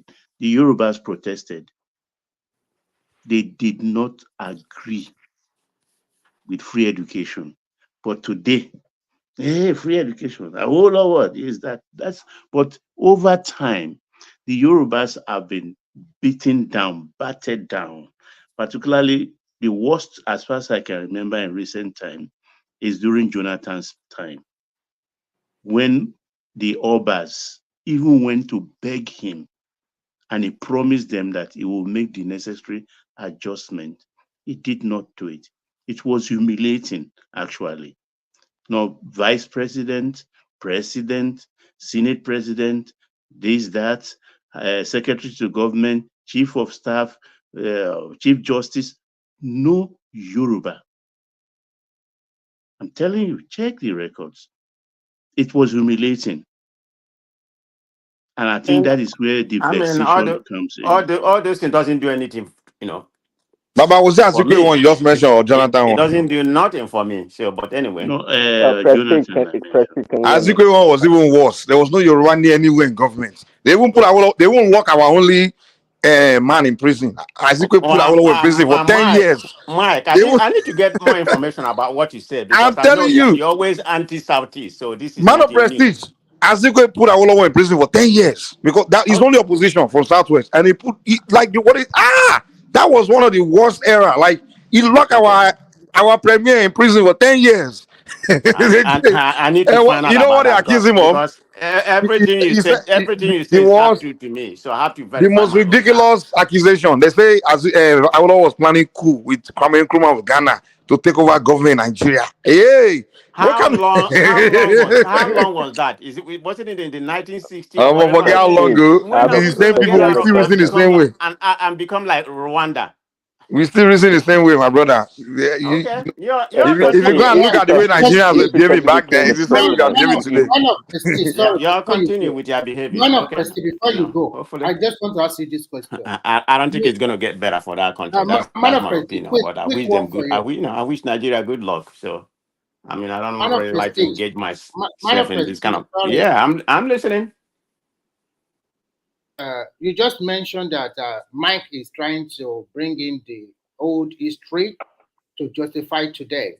If you accuse what Mike is doing is not good, what about your region that still bring that because of that the Nigerian Civil War?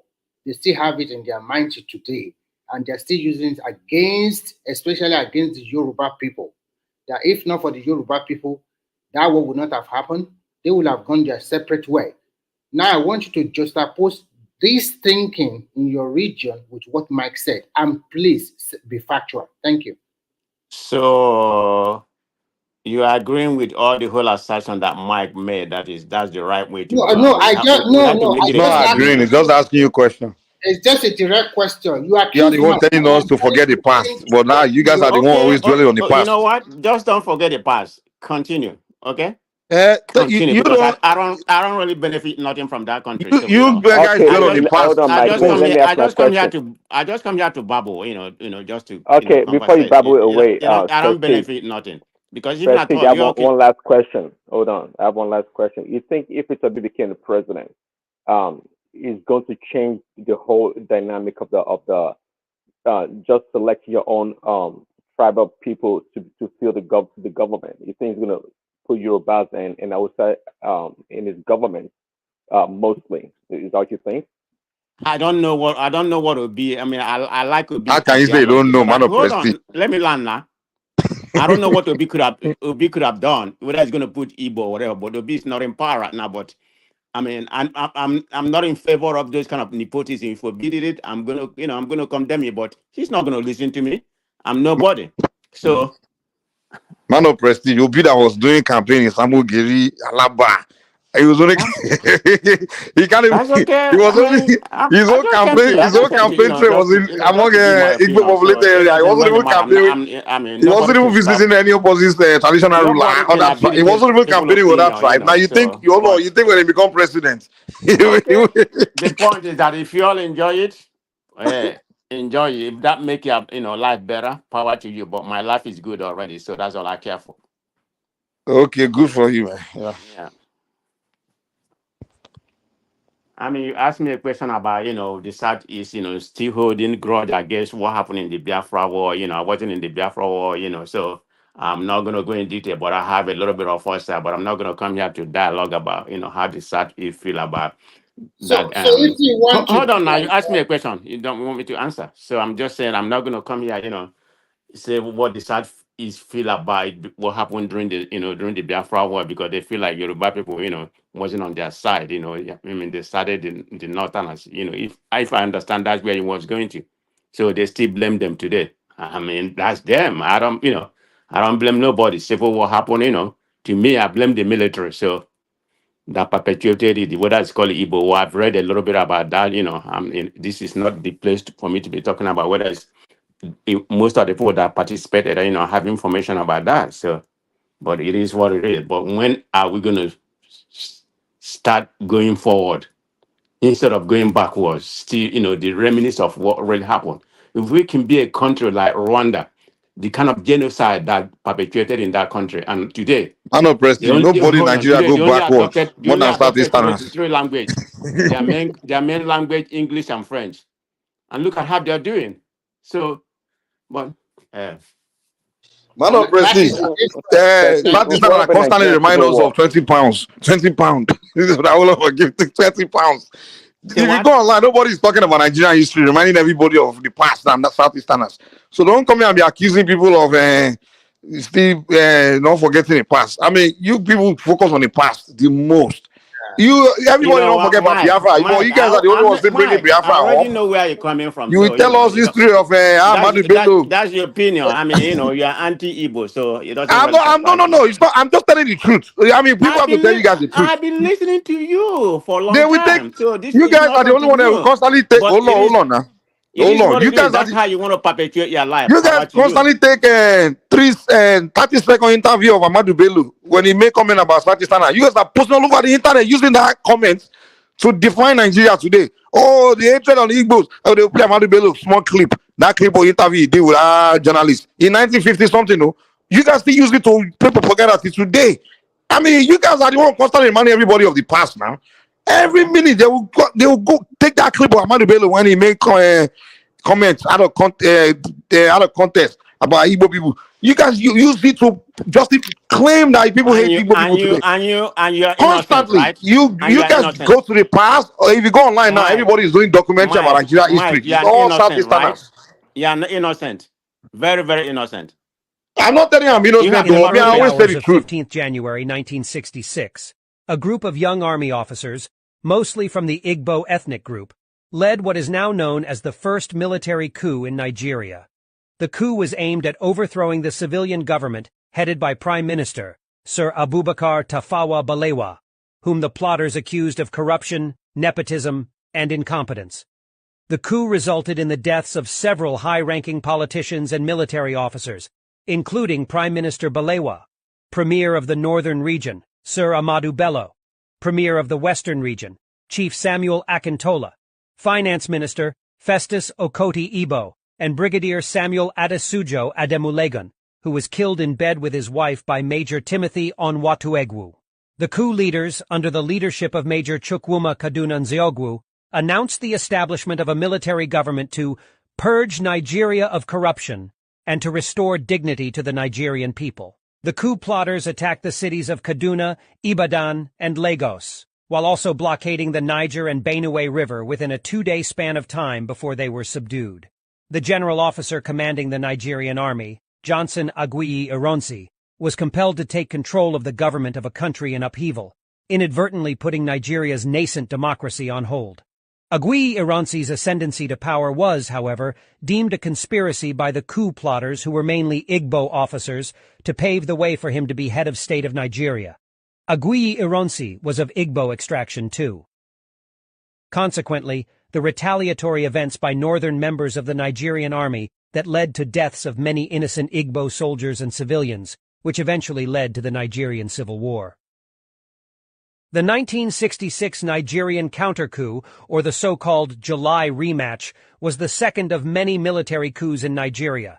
It was masterminded by Lieutenant Colonel Murtala Muhammad and many northern military officers, including Major Theophilus Danjuma, Captain Joseph Garba, Captain Ibrahim Taiwo, Lieutenant Muhammadu Buhari, Lieutenant Ibrahim Babangida, Lieutenant Ibrahim Bako, Lieutenant Maman Vatsa, Lieutenant Buka Suka Dimka, Second Lieutenant Sani Abacha, Second Lieutenant Muhammadu Gado Nasco, and Corporal John Shagaya.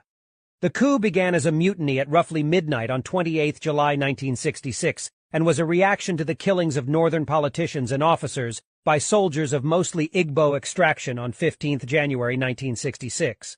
The July counter-coup resulted in the murder of Nigeria's first military head of state, General Johnson Aguiyi Ironsi, and Lieutenant Colonel Adekunle Fajuyi, the military governor of western Nigeria, who was hosting a visiting Aguiyi Ironsi in Ibadan. At 4 a.m. on July 29, 1966, soldiers led by Theophilus Danjuma and Joseph Garba drove into Government House, Agodi, Ibadan. Their mission was to kidnap and kill Ironsi.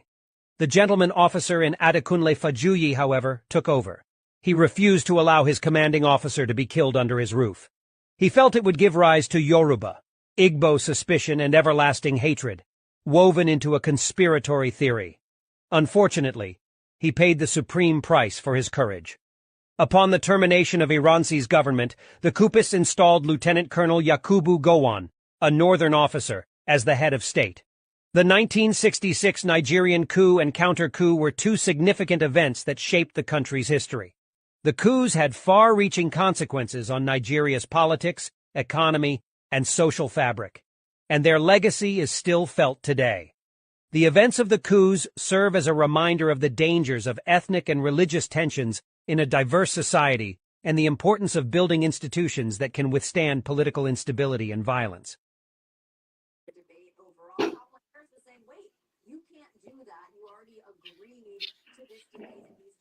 So it's amazing. All those guys that became future leaders. Why wouldn't they put a demand? Why wouldn't they put a demand on the country, on Nigeria, to be their leader? Why wouldn't they? Why wouldn't they? They sacrificed or whatever they did. I mean, look at all those guys from Danjuma, all these people. If they were not dead, they would have been, some of them, they would have been, part of the ruling class right now. So you can say they paid their dues. They did. Danjuma is alive. Oh. Yeah, Danjuma is still alive, and you can see. Babangida is still alive now. Babangida is alive. But those Northerners, that counter coup, they came heavy. They came heavy. Those Northerners proved to be intelligent, man. They did their own coup. They make sure they secure it forever. That, you don't see that. How can you do a coup like that and your bodyguard are all from the north? You don't see look like Pansat. That guy has a brain like Pansat. He's a very dumb human being, When Pastor I come here to speak, I'm like, which kind of human being with this kind of level of IQ so low? And the guy look like Ironsi. You look at that picture. So maybe that's where Ironsi was thinking too. You did a coup. You forget that you did a coup. You use all. Mike. Pansa doesn't have a low IQ, okay? He's a professor here in California. So how many people here believe Pansa? Denigrating people. Let's take a vote. Who believes? I don't know what kind of IQ you have. No, I mean, come on now. Don't be denigrating people because you have different political opinion of where they are coming from. No, Pastor has a very low IQ, man. Come on now. He's not. He's not. Pastor has been a visiting professor at University of California here in San Diego. Maybe maybe you both have low IQ, so maybe that's why. Okay. You probably a very low IQ. That's why, because I've been listening to you, particularly. But at least I agree that Ironsi has a very low IQ. But Ironsi IQ was very low. You have to play that video. Come and litigate what happened. What happened. I read much about what happened. So, but this is not the time. There's no time for me to start talking. Who participated or who didn't participate. And let's move on, because at the end of let's move on, because I only came here for nepotism, but you have taken it to a different man of prestige, to tell you the truth. Remy, let him express himself now. Come on, let him express himself. Don't shut him off. Man of prestige. You see, one thing is this: if we need to move forward in that country, truth must be told. We can't shy away from the event that led to the abortion of the First Republic in that country. So trying to rewrite his history, honestly, no way. Now, I was listening to someone the other time that Azikiwe government jailed Awolowo, and you were saying it was true. It was true. It was jailed. In fact, if that guy was alive that time, they could have piled that guy along. Maybe there will be no Awolowo even for us to even discuss for a very long time. So it was so glaring that, okay, look at it this way. How does it sound? Uyamutu Akintola, who happened to be one of the leaders in the South, Okotiebo, I probably will link that one to South, and Uyamutu, this guy, Sadauna Sokoto, Yamutu, the prime minister then, and suddenly the leaders from the same region as the coup plotters, they ran away. So it's so glaring. Even a green child, we know that no, something was not right there. And It was this mindset. We said this thing over and over and over, leading to our independence. If Azikiwe wanted unitary system, then Sadana Sokoto didn't want to stay. It was the like of Awolowo that convinced him, look, we are going to put a system in place that will allow every region to decide how they would like to govern themselves. But they still carry that mind. They still carry that mind hiding under unfortunate events in the country. Turn everything around, just abolish the government, and now thinking that, okay, you had advantage. Because that's why sometimes you don't look down on someone. You don't think yourself as higher than someone where you've never even taken your time to even see, because you're only seeing a stagnant person that you don't even know if that person become more kinetic, that can be better than you. You look down upon people who, after all, were occupied everywhere in the public space, all those stuff. So you automatically assume that will lead everybody, just the way we are shouting that some people are leading the country today. That's the exact way you assume them. Those guys assume. They did that, and they now counter them. See, until we say the truth, and we now decide to say, okay, let us find a way now to live and move forward. It's going to be difficult. You can't want to hide the truth. You now talk about your concern. I say you want to move forward. No, people will still be referring to what happened. Accept your fault. Okay, this is our fault. Okay, can other people accept their fault? Okay, let us find a common ground for us to move forward. But if we still continue to live in self-denial, Baba, the argument from now This tomorrow. okay. Can I say something? This is where the leadership need to come in. I mean, you and I can stay here and talk to thy kingdom come. Nothing is gonna happen. It is a leadership that has to initiate something like this. And we come here. I mean, they come and heal. Let there be history. Where what started this and how did we get there and how I'm come to a clean sheet and try to do something to champion the country to a better place. Yeah, I agree with you totally.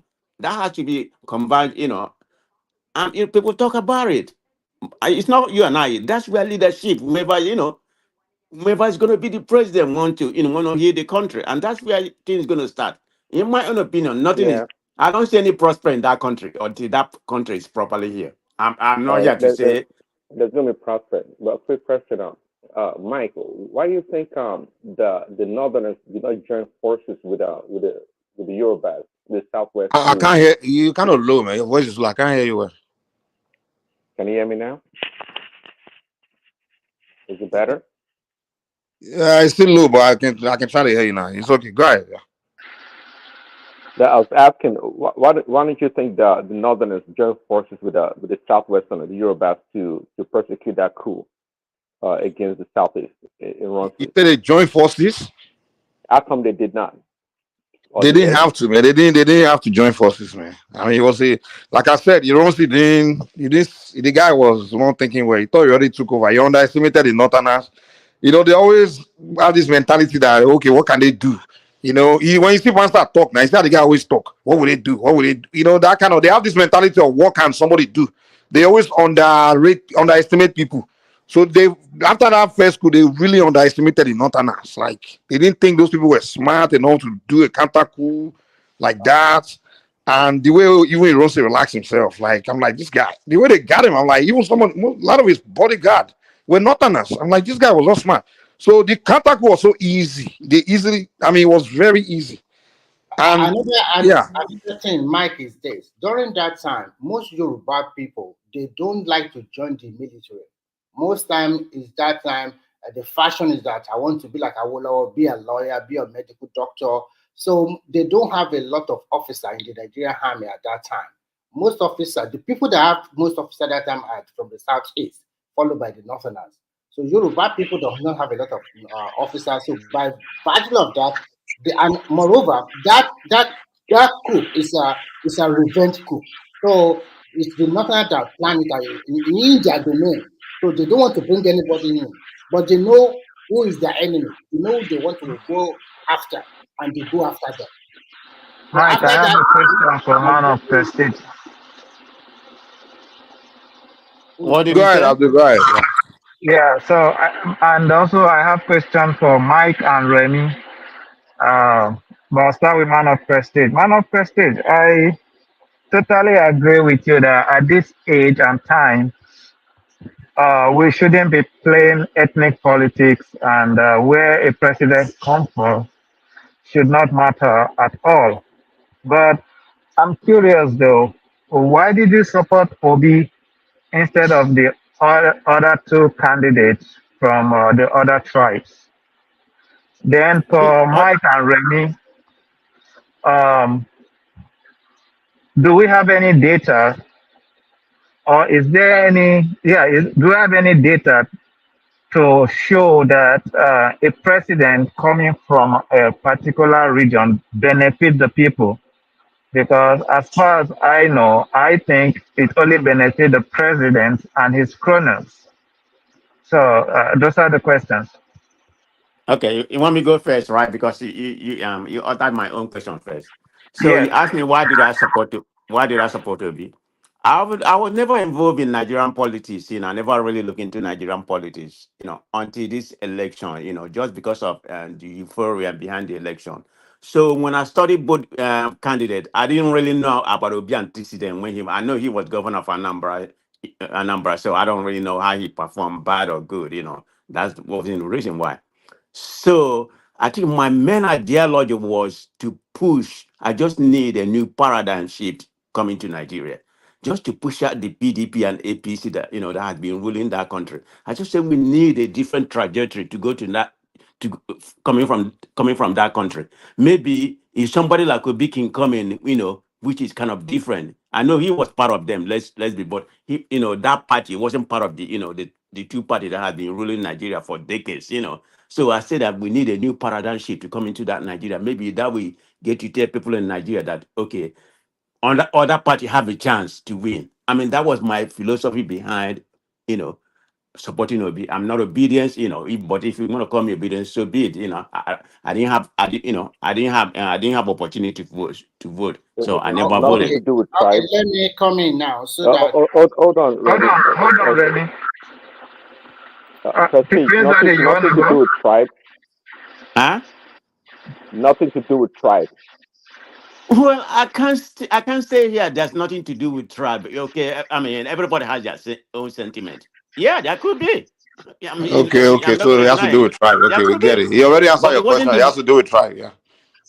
Hey, let me talk, okay? Don't put word in my mouth. It's my turn to talk, and I'm giving you the factor because I have to tell you how I feel, and because nobody can do anything, Okay, nobody thank can do you. anything for me or do anything. I'm just telling you exactly how I feel. Yeah, there's a Yeah, tribal connotation to that. There's no doubt about it. We are tribal people, so yeah. that may We that appreciate. play factor, but that's not the main factor. I just want them to dislodge that two party. And Obi happen to be the other, somebody from a different party coming into that space. That's probably I don't know how to portion the percentage. Trouble, yeah. Believe me, we are trouble people. Okay, that's there. If I answer you But properly. man of prestige, there's your statement. I appreciate the fact that you accepted that there are elements of tribe plays a significant role. I don't know if it's a significant or a minor role in your choice, but you can imagine if someone of your pedigree and point of view can still not suppress your tribal um, instincts. Talk less of, you can imagine the millions of uneducated Nigerians or even the educated but not exposed Nigerians.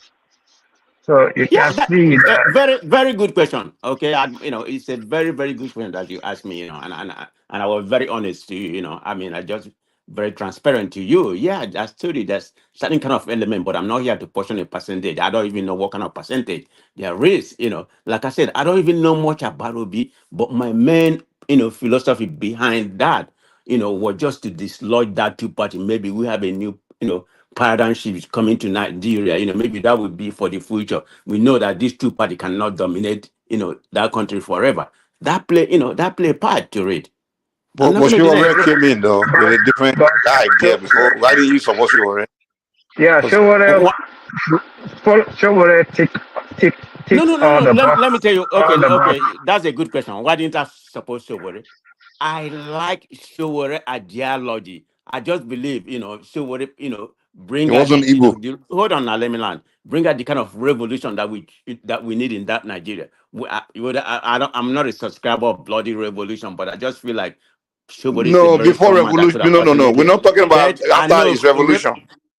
what? No. He ran in 2019. Remember? Oh, Then I he came never with follow. that said I he didn't create follow this new politics. Didn't you party. hear He what I even said? campaign with your people. He campaigned Didn't with you all hear of what I us. said? I say I Diaspora. never follow I never follow Nigerian politics. I've been gone, I've been gone from that country for a while. I never follow So Nigerian until politics. it was Igbo man's turn to run, that's when you decided to follow Abi. Okay. This you have You contradicting yourself, you are man. bringing your That's what you are ethnicism telling here. So us now. Well, I mean, I'm I just don't helping even you like to to. have I'm helping you to I don't like present to it have a the way conversation. it I is. don't like to have a conversation with you, Mike. Mike, Okay. do you want to answer Abdul's Okay, question? let me go ahead and answer that question. Yeah. Okay, Abdul, you asked a very good question. First and foremost, we don't have enough data to back it, but I will give you an example of our head of state and president that have No, run. to back what Remy, I'm lost. Please to back it upward.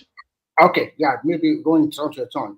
I've seen some head of state or president that have ruled and their region have gained. I will start from this guy, from Ibrahim Babangida. When he was the president, there is a lot of people from the northern part that he put in juicy position. I've been to the north before, and I've seen how much they contributed to make their road even much more better than we in the south. And when it was the turn of Abacha, there is this called PTDF. Sorry, excuse me, run by Buhari that time. They voted a lot of money, and we see a visible development in the northern part of Nigeria than in the south, in terms of roads, in terms of primary health care, in terms of schools. All of these federal government initiatives, they were well structured and organized in the north. They have a lot of them. Now, to push them in is another thing entirely, but they gain more than the south. And during when Jonathan was ruling, I was on the plane with more than 50 or 60 South people going to the various parts of Indonesia, Pakistan, and the rest. So it was during that time they were agitating for their whatever Niger Delta militant. They were going to Pakistan, Indonesia, India to learn underweather welding, to learn so many things. And it was during his time that they started giving a lot of money to all these Niger militants. It was during his time that a lot of people from the South and the Southeast benefit a lot of projects into their side. Whether they execute it or they do not execute it or they eat the money. On paper, what they bring out, this is what they voted the money for. So they really enjoy a lot during that time. So in my short conclusion, I can say the northern president or head of state have done a wonderful job for their people in terms of bringing development to that area.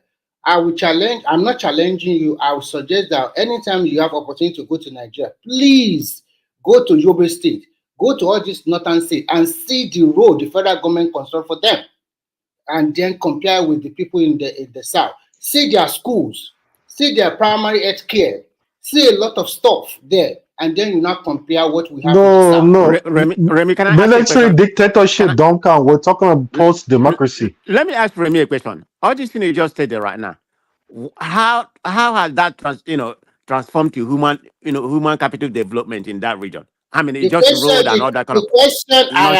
What has that done to that region? Look at where they are right now. Okay, I will answer your question. I'm asking the question in the context of what Abdul has. He said, tell me any president or head of state or whatever that he has ruled that benefited their people. It's a simple question. If you want to Post-democracy, post-military. If you talk about since democracy, Even military self.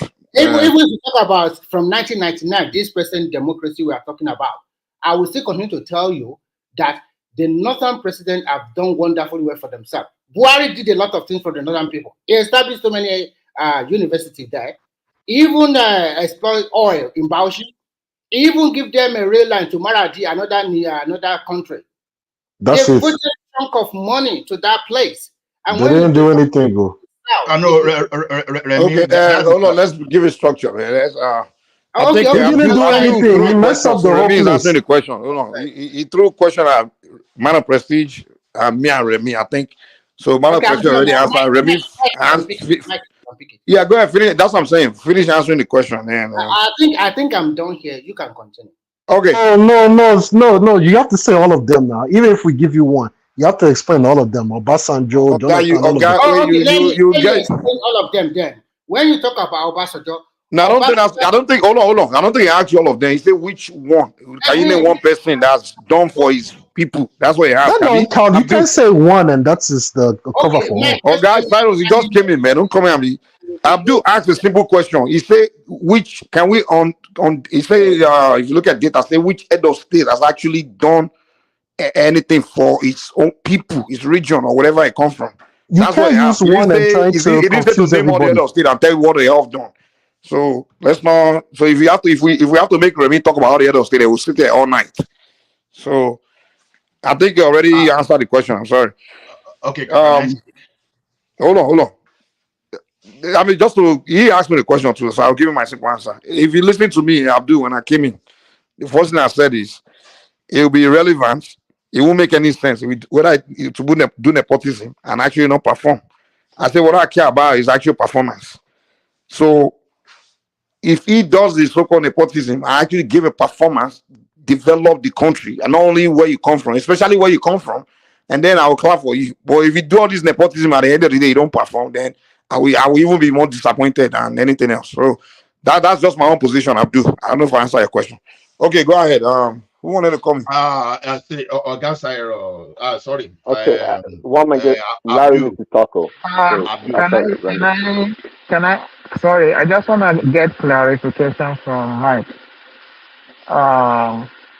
Mike, would you agree with me that nepotism breeds corruption? If it does breed corruption, corruption inhibits development. So Okay, let me know. Are you done? Yeah. If you get the question, you can respond. Okay. To me personally, it depends. If the leader intention is not to practice corruption, the number one, then nepotism will actually not break corruption. Because when you do nepotism, you actually putting people you know in that position. So you know when you know who you are putting there. You understand? Like let's say a leader that comes in and he doesn't want corruption, doesn't tolerate corruption, and he wants to do nepotism. He's not gonna just say I pick a random Yoruba person I don't know. He's gonna because people know their people more than they know other people. So he's likely gonna pick the best of his people. A leader that wants to perform and doesn't want to practice corruption, he's gonna if he start picking his people, he's gonna want to pick the best of his people and the people that he knows very well. So he will know who's likely to be corrupt, when they're doing committing corruption, you will sense it quicker compared to when you pick people from regions that you don't even know at all. You don't know their left and right, don't know their language. When has that ever worked in Nigeria? Let me tell you something. You can't take away nepotism. Can you wait, bro? Let's not talk this argument. I'm just telling you, nepotism intermingle with corruption. Guys, I don't want this, man. Let's one at a time. You get your time to come to talk. Let's start cutting people's sentence short. Let people finish their sentence, okay? He asked me a simple question. He's not asking about history of nepotism in Nigeria. He's asking a simple question. He said, does nepotism break corruption? And I'm giving him an answer that it depends. It will break corruption if that leader is the corrupt person and he puts his people there, and then his people are going to be even be more corrupt because they know that he's less likely to punish them because they are his people. On the flip side, on the flip side, a leader that comes in as no interest, that doesn't want corruption, if he's going to pick his people, he knows his people more. So he's likely going to know when his people are stealing and when they are not stealing, compared to somebody from another place where you don't know how they think, how they operate. You don't know their body language when they are stealing, when they are not stealing. Give us an example. Can you give us an example? Basically, what I'm trying to explain.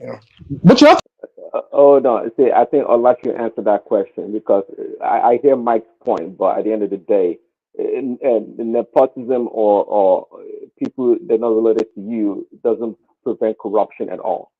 It doesn't prevent corruption. It's the system that prevents corruption. But I like it, you can chime in. I think I agree that systems that prevent corruption. Now, look at where we are today. You understand? Ola, before you go, let me ask you this. Is it easier for you to know a Yoruba man that's corrupt than a guy from Nupe somewhere, another tribe that's corrupt? You know a Yoruba man, you know his character. You could know when a Yoruba man is, when he open his mouth, that's the one where I'm a Burukule, you understand? Compared to somebody that you don't know his Mike, language. I disagree with you, Mike.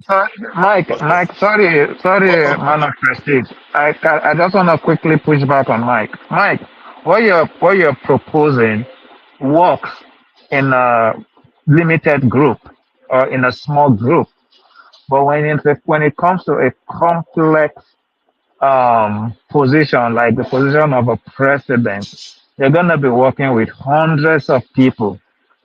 That kind of system will not hold. It's not going to work because it's so dynamic. So I agree with Prince Daddy that a system that works in that kind of complex situation rather than close allies or nepotism. Okay. All right, Ola, go ahead and finish your point. And man of prestige, come after him. Okay. So Abdul, look, see, the problem of Nigeria itself, I don't want to limit it to micro thing like that. Maybe probably you live in America, I live in Canada. You can never be nepotistic more than American and Canadian system. But the thing is this, their nepotism work because look at the story of networking. Oh, your network. What does that tell you? Oh, my network, who know man? Man knows man is what reign, because if you don't have a good connection there, you may not even get a good job in this country we are. So, but that nepotism is not even the issue in our own case. If you are nepotistic and you are nepotistic towards someone that is competent and you establish things, do you think, for example, now, if from 1966, if we put the northern people, the northern there, and we have our system functioning like maybe America or Canada, you understand? Those people that will be shouting will just be the politician because number one, person from the north will not even know the difference from the benefit that someone from the south, east, or the south where we get. Because number one, everybody they are seen equal, you can get job, you can do everything, security, everything is perfect. Nobody is going to complain. But when the complaint starts is this, when your nepotism is becoming something that is diminishing others, that is creating some kind of feeling of existential threat to others, that is where the problem starts from. And because of that, Nigeria has a framework to say, okay, federal character, because that nepotism has always been part of us. So for you to stop, so nepotism is, yeah, we agree that nepotism is someone calls it the father of corruption, but sometimes too, when you look at it, you put in a context. You understand? Nepotism, you want to make sure that you want to bring person that will not be doing something against what you want to do. A president now want to put the country rivals. You put someone that is thinking of how it's going to put the president away in 2027. It's not going to work. Look at Obasanjo versus Atiku, for example. You understand? Now, assuming you have about 10 articles in Obasanjo government, oh my goodness, you will see what is going to happen. So nepotism is human thing, and nepotism will still always be there. But nepotism in the broader view, is not actually the reason Nigeria is backward. It's just because nepotism that tends toward incompetent people is the reason we have Nigeria where Nigeria is today. So that's just my opinion about that. Yeah, man of prestige guy. Yeah. Yeah, thank you. I kind of look like, in terms of nepotism, it's not necessary, I mean, although Nigerians will overdo it, whomever is in power. But that's not even the problem. Like I think it was it Prince Daddy that said about the system, the institution. I think that's what the problem is. I mean, because I'm just nepotism in America. Look at what happened. It does happen. Even like Ola said, even in Canada, in the Western country, it does happen. But you have to hold people accountable. When even at all, you bring your own people there for them to for them to come into office, occupy any kind of position. They know they're going to be accountable. I know some people do get away, but it's very, very minimum.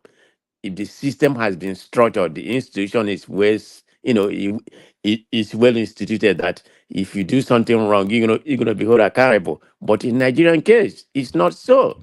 So that's where nepotism in Nigeria is so bad, you know. I mean, it intermingled with corruption because if you have your own person there, you know, you're not going to hold that person accountable. I mean, that happened during Buhari time. But, you know, let's see what's going to happen, you know, during Tinubu time, you know, because it has not finished his 4 years. So we don't know what actually going to happen.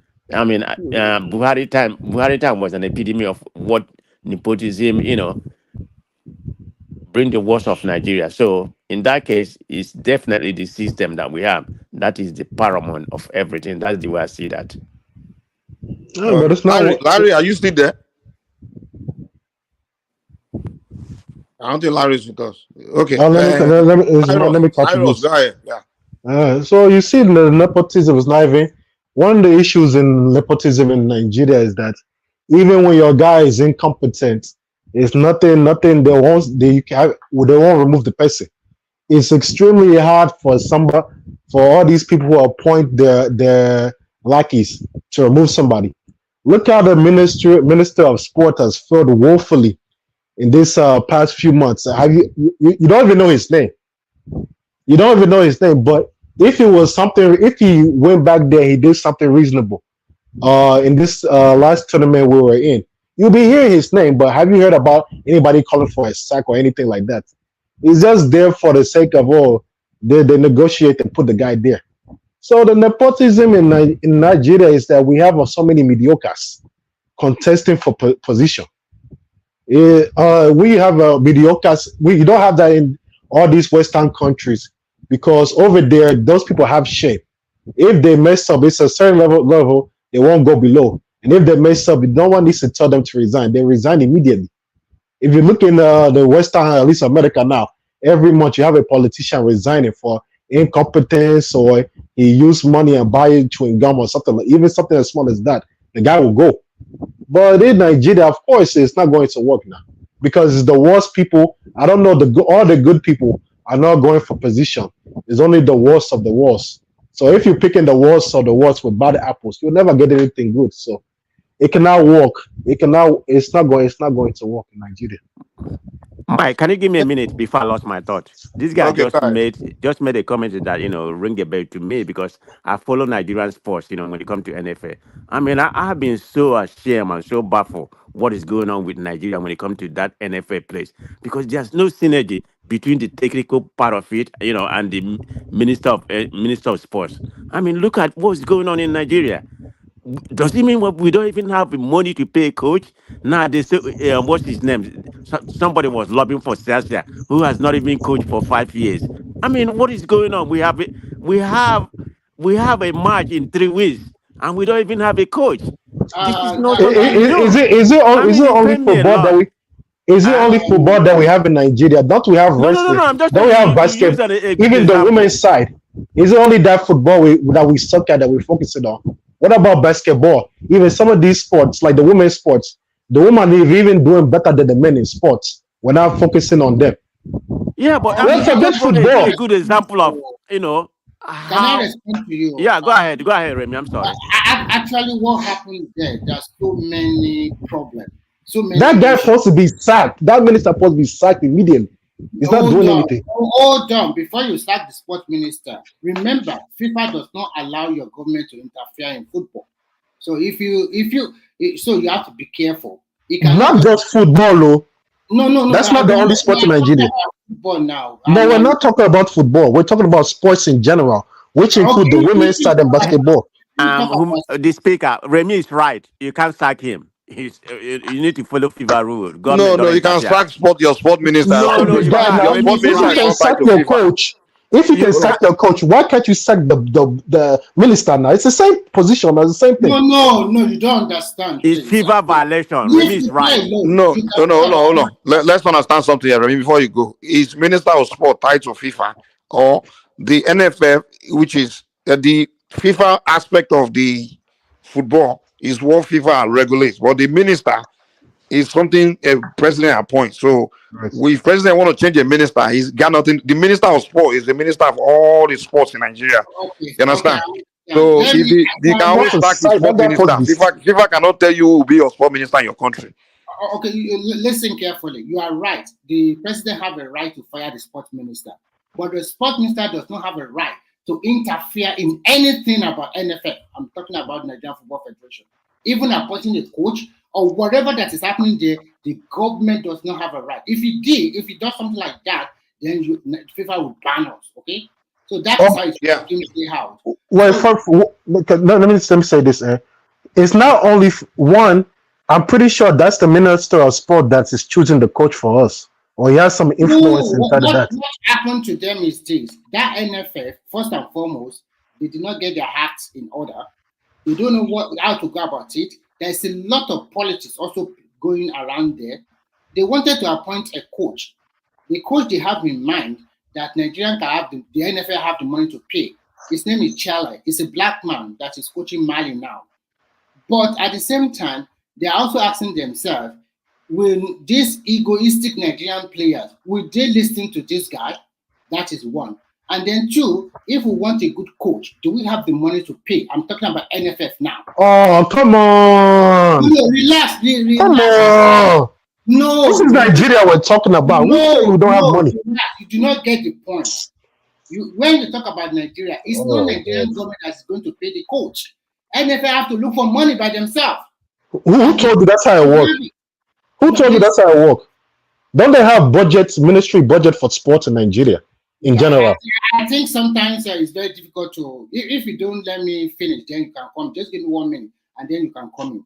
As it stands today now, we want a world-class coach. They have already penciled down 2 coaches. They penciled down Renard Ave and also the other guy, the Anderson from Sweden.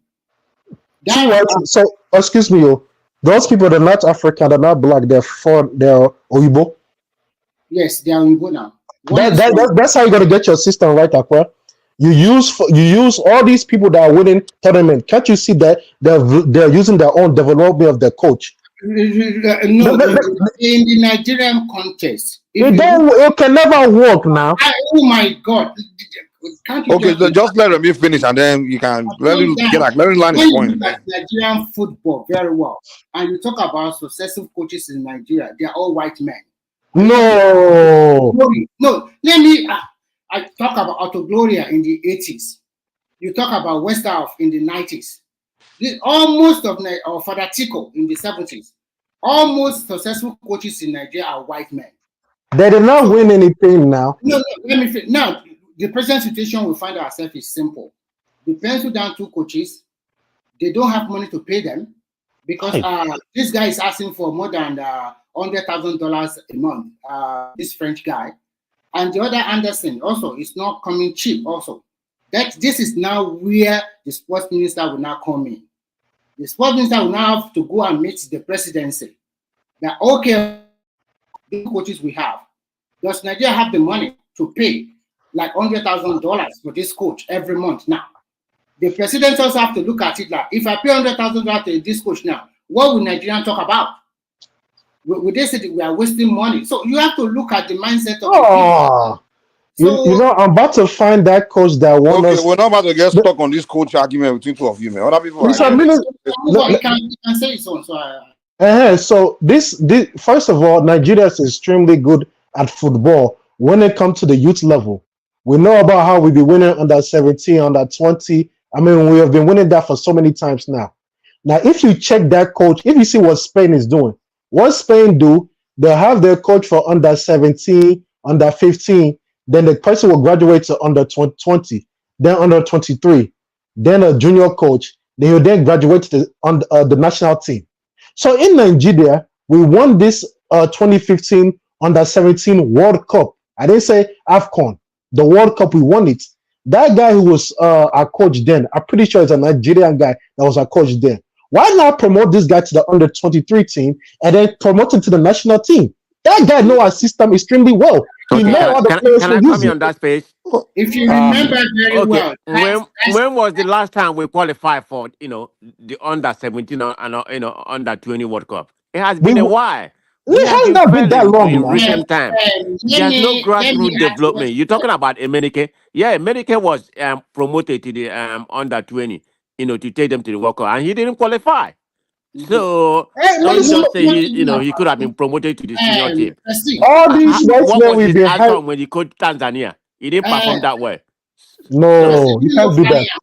Do you know Fanny Amu? Fanny Amu was the coach that won us under 17 World Cup. He was promoted to under 20 World Cup, in which they play in Nigeria. Nigeria crashed out in the second round of quarterfinal. We crashed out. They even gave him the under 23 Olympic. We also crashed out. We did not qualify. Some of these coaches Remy, that's the same thing with Emenike. He Yeah, won the and World Cup. if you want Then to he hear, crashed out. He didn't even qualify for under 20. yeah, if you want to hear the truth, in the 85s and the rest, most of our Nigerian under 17 players, let us see the truth, they are overage players. Oh no! Oh come on! We're talking It's about true. You know what? 2015, Nico, that we won everything in 2015 when we won the World Cup. Do you see some of these players? Remy, let me just add voice to it. See, Oga, the thing is this. It is not as if we don't have competent local coaches, but you know, as our system is, once money enter, corruption follow. So this is where we still have to get a system of monitoring. And you've heard revelation from the like of Olise that how those people are corrupt, and we've heard some our internationals that said the coaches to the all those officials to they always ask for bribe to feature. But the thing is this: when Nigeria pick the right people, when those coaches want to do their job, they do it. So what has made difference so far? I think when you engage the foreigners, I don't know. I'm just assuming here. Probably they don't take money from our players.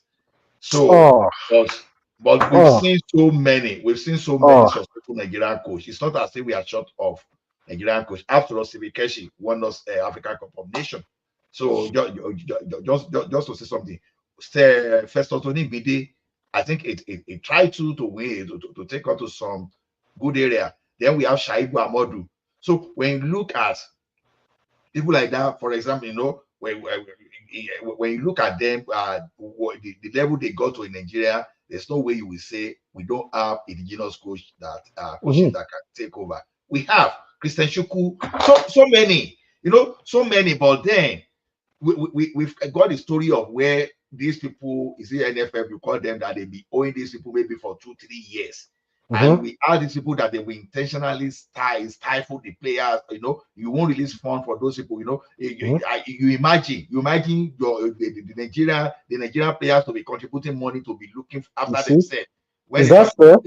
It's all about corruption. It's not about the. It's not about how. Sorry, you see but this when you are bringing all this Oyibo in. Okay, all right, guys. Let's get from Madam Zita, man. I mean, I don't think she's into this football thing. She can talk about sports in general now. That's not the only sport. Yeah, she can talk about. Well, let's get from her. I don't know why you people are talking about the sports. I just came in. What's going on in Nigerian sports? Nothing. No, nothing is happening. We're seeing Botswana and Kenya win gold, and we have over almost 500 million people. We can't do anything. That's Madam Zita, I think we are using sports analogy, you know, to state where Nigeria has been going backward, deteriorating in terms of the way things is going in Nigeria. It's in different aspect of Nigeria, you know. Sports is not left alone. So we're not that's where even we are. producing great players the way we used to produce. You see that thing. You people know what happened when that guy won that 2006 Olympics gold. What's his name? Westerhoff. Bonfrey Joe, 1996 Olympic. It's not Bonfrey Joe, it's Westerhoff. 1996 Olympic. You said that he said 96. That's what I said. Westerhoff. That's 1994. That's Westerhoff was 94. Yeah. No, who won the gold in Olympics? It was Bonfrey Joe, the French guy. It was Bonfrey Joe. Olympics. It was Westerhoff that put the team together, so people give Westerhoff their credit. Bonfrey Joe, which one is the one where a man? Okay, this is the way it is. Bonfrey Joe was one of the assistants to Westerhoff, right? Westerhoff led us to 1994 AFCON. We won AFCON. Then when Westerhoff left, and the World Cup too, he took us to the World Cup. Yeah, he took us to the World Cup. So when he left, Buffalo took over and he won us 96 Olympic. So Okay. was it multi rubbish or what's the name of this guy that took us to that of 98 You know, 98 World Cup? I remember, I don't know which one it is, but I remember listening to his interview. He was extremely stubborn about the condition in Nigeria. You know, in Nigeria, everything is barako. Barako.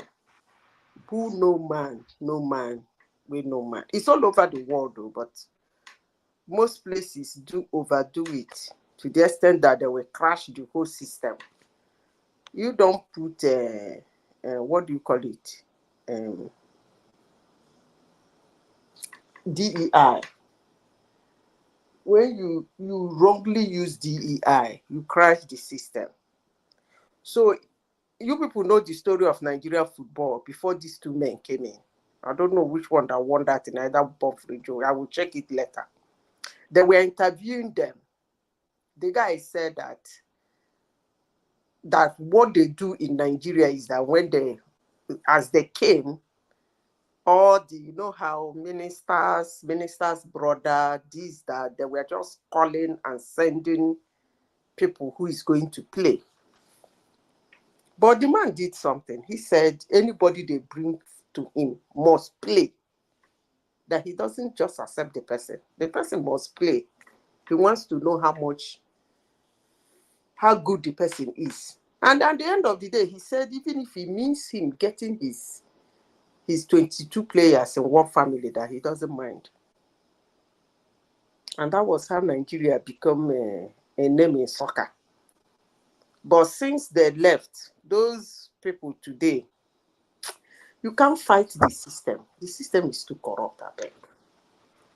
You see, the issue is, we have that. You see, it seems that football from the youth level is what we're getting right, because we'll be winning all these World Cups at the young stage, post 99. But that development there to take them to the next level, they're not letting the money and the resources go to them. Because I believe we went to another Olympic finals against Messi some years ago. And at that one, I think it was only 1-0 or something. So you see, under Let me 23.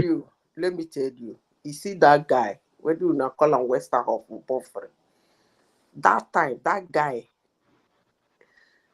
what did my father say? He was behaving like a spy. So they let him be. How fast is then now? Huh? How fast is then? What do you mean? We don't even qualify for World Cup nowadays. That's how disgraceful we are now. We have a problem. I remember that World Cup under 20. Mikhail B, some of I remember. I think we went to the final winning that thing. Yeah, we did. I remember Mikhail B was there. During that time, it was good, and I will tell you why. I will tell you why. Under 17 World Cup that will be played, most of these guys, because I know where they camp, and I know the man that owns that hotel, they were within the age bracket. They were young. So when they finished that under 17 and most of them into the under 20, they were still within the age gap. And then they have a lot of clubs that take them over from all over Europe. It's from that under 20 World Cup that they got to the final, they lost. Majority of them were pushed to under 23 World Cup, under 23 Olympic team. And in Shanghai, they lost the final to Argentina.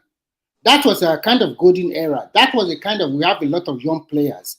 But it's not really about players alone. You have already mentioned the most problem is about the management of the team, the people who put in the right places. The coaches themselves are also very biased. Talk about the Nigerian coach. It's very biased. So Remy, Nigeria has always been, biased and nepotism player. But don't you think the main problem is grassroots development? There's nothing like principal cup, even primary cup they used to have it by then. I think that's the problem we have. Corruption also. They bastardized the system. Totally. Can I come in? Go ahead, Madam Zita. You see, when Nigerians talk about Nigeria and how bad Nigeria is and how the system is backed, I keep asking one question. Who are Nigerians? If I can remember, for last time I checked, Nigeria has always been ruled by Nigerians since independence. So who are these Nigerians that are baptizing everywhere and destroying our country? It's us. I keep saying this, but nobody will listen to me. But that is the truth. If you see that, I don't know whether any of you have had opportunity to sit down with our younger ones, ranging from age 28 downwards, up to 14. You have opportunity to have them like 7 or 8 around you, and you people bring out a topic. You won't believe their level of understanding about their Nigeria, their country. It's so shallow.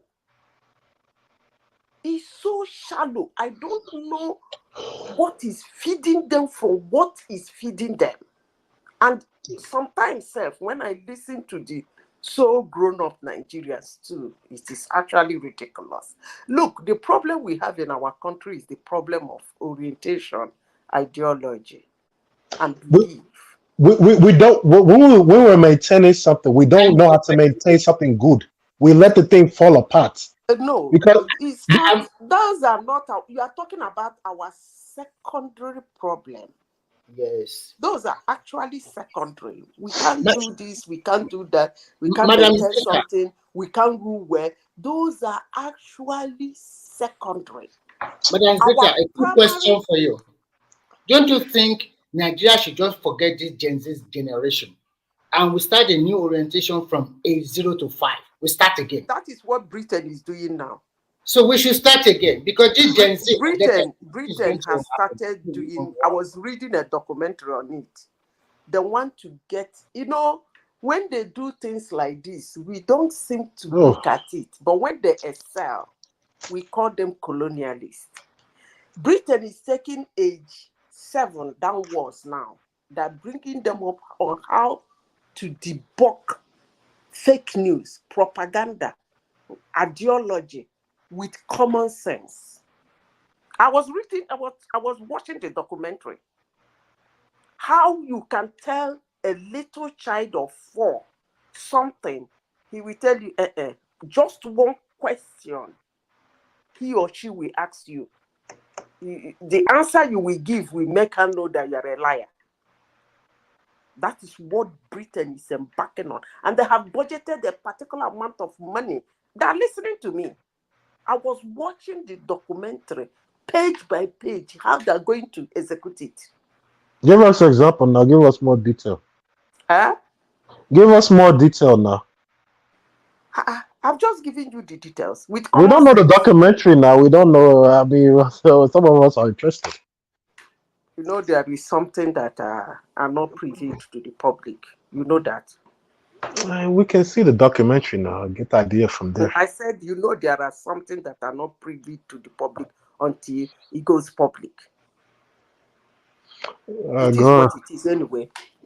But I think it's now in their news. They have started putting it out in their news. They want to start training them. Because for several times I came into the platform, I said, we lie to them, we indoctrinate them, we do all this propaganda because they don't ask questions.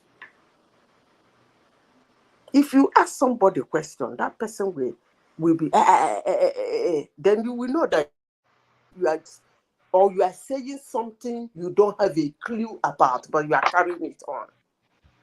So Nigerians don't have, I don't know how to say it. I don't know if any of you have seen that to discuss with them. There's something called Plato's Cave, See, they don't teach philosophy in our schools. That's why, because philosophy explains all these things, They teach you about asking questions about how, see, how to use your brain.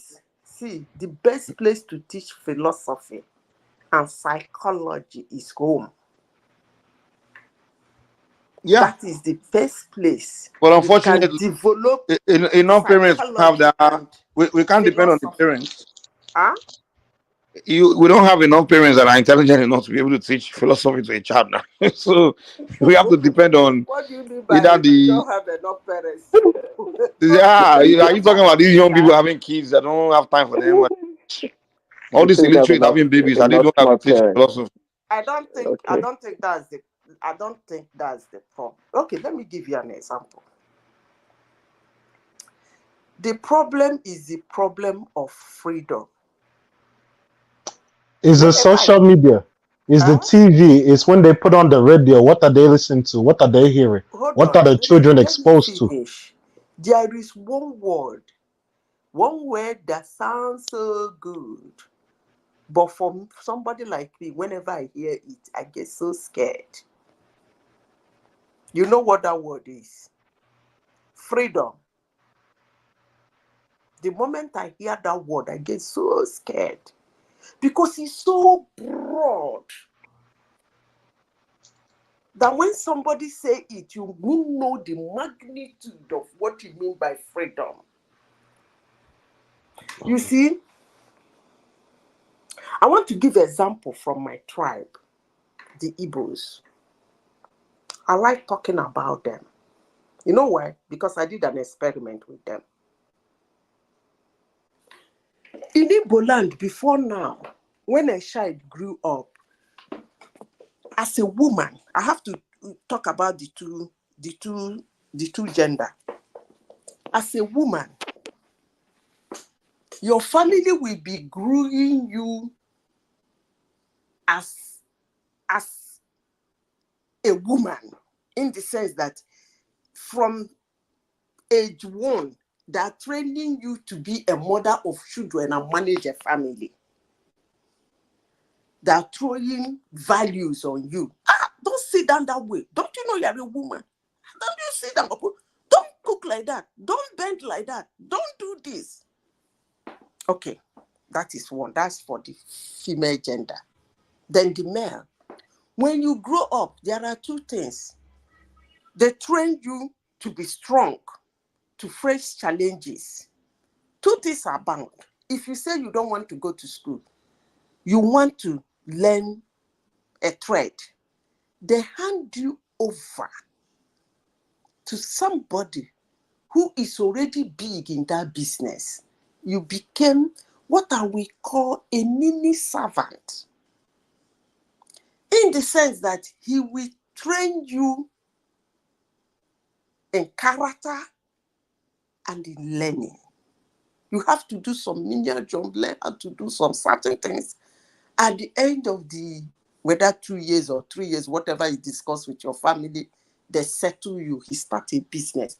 Some good masters would even give that boy one of their stores or one of their branches and say, this one now is your own, manage it. In the next 2 years, make sure you return so and so amount, and the rest of the store is yours. And they celebrate. But recently, the word freedom came in. They don't do all those this time. Instead, a girl will go to Lagos or go to wherever and live a life. I know of somebody I know that have 2 kids. The family doesn't even know she had that kid outside of wedlock. Then you see these boys hawking. They start by hawking. They no longer want to stay under anybody. Nobody wants to answer sir to anybody. Nobody wants to respect or obey or do something to gain something. It becomes a situation of I can do it, I can hustle on my own. And that thing has removed value from my land. Today, before now, hello, are you people there? Yeah, with you, yeah. Before now, there is one word about Igbos. They say they have the strongest marriage institution in Nigeria. But those values are gone. Before now, if you are a man, you divorce a wife, or even your wife die, Very kind of difficult for you to get another Igbo girl to marry you.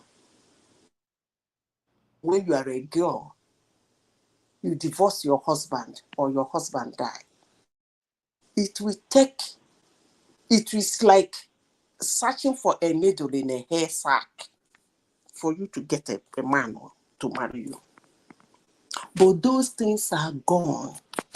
I will continue about my tribe because it is my tribe. But I will continue saying it that as the day pass by, that word freedom is making us to lose our values all over the world. Though, I it's agree not with only you.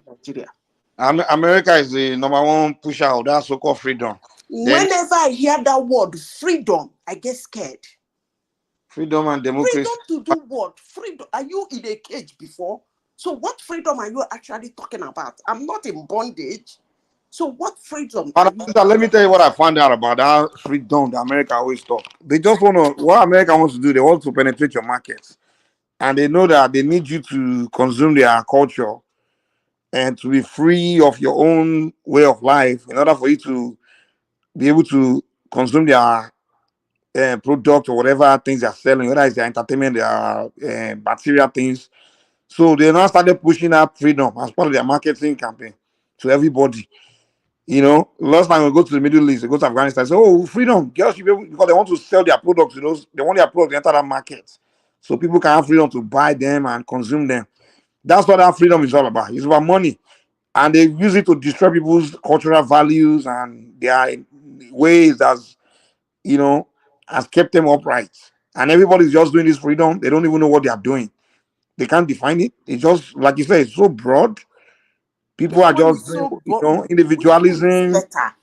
Live a decent life and live the life of freedom. Which one is better? You are not talking about they don't have parents. We don't have enough parents to train children. Inside, what cost it?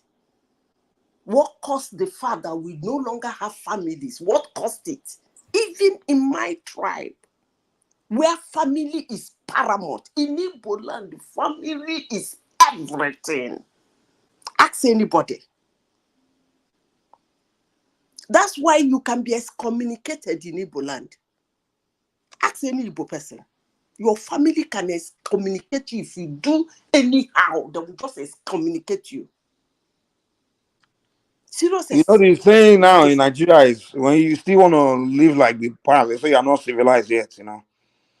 If you are still trying to follow old values, you are not, they'll say you're not civilized. And Mike, I was listening to a program yesterday and I was shocked. They said in Nigeria now, most ladies or girls between the age of 20 and 23, they started selling their eggs.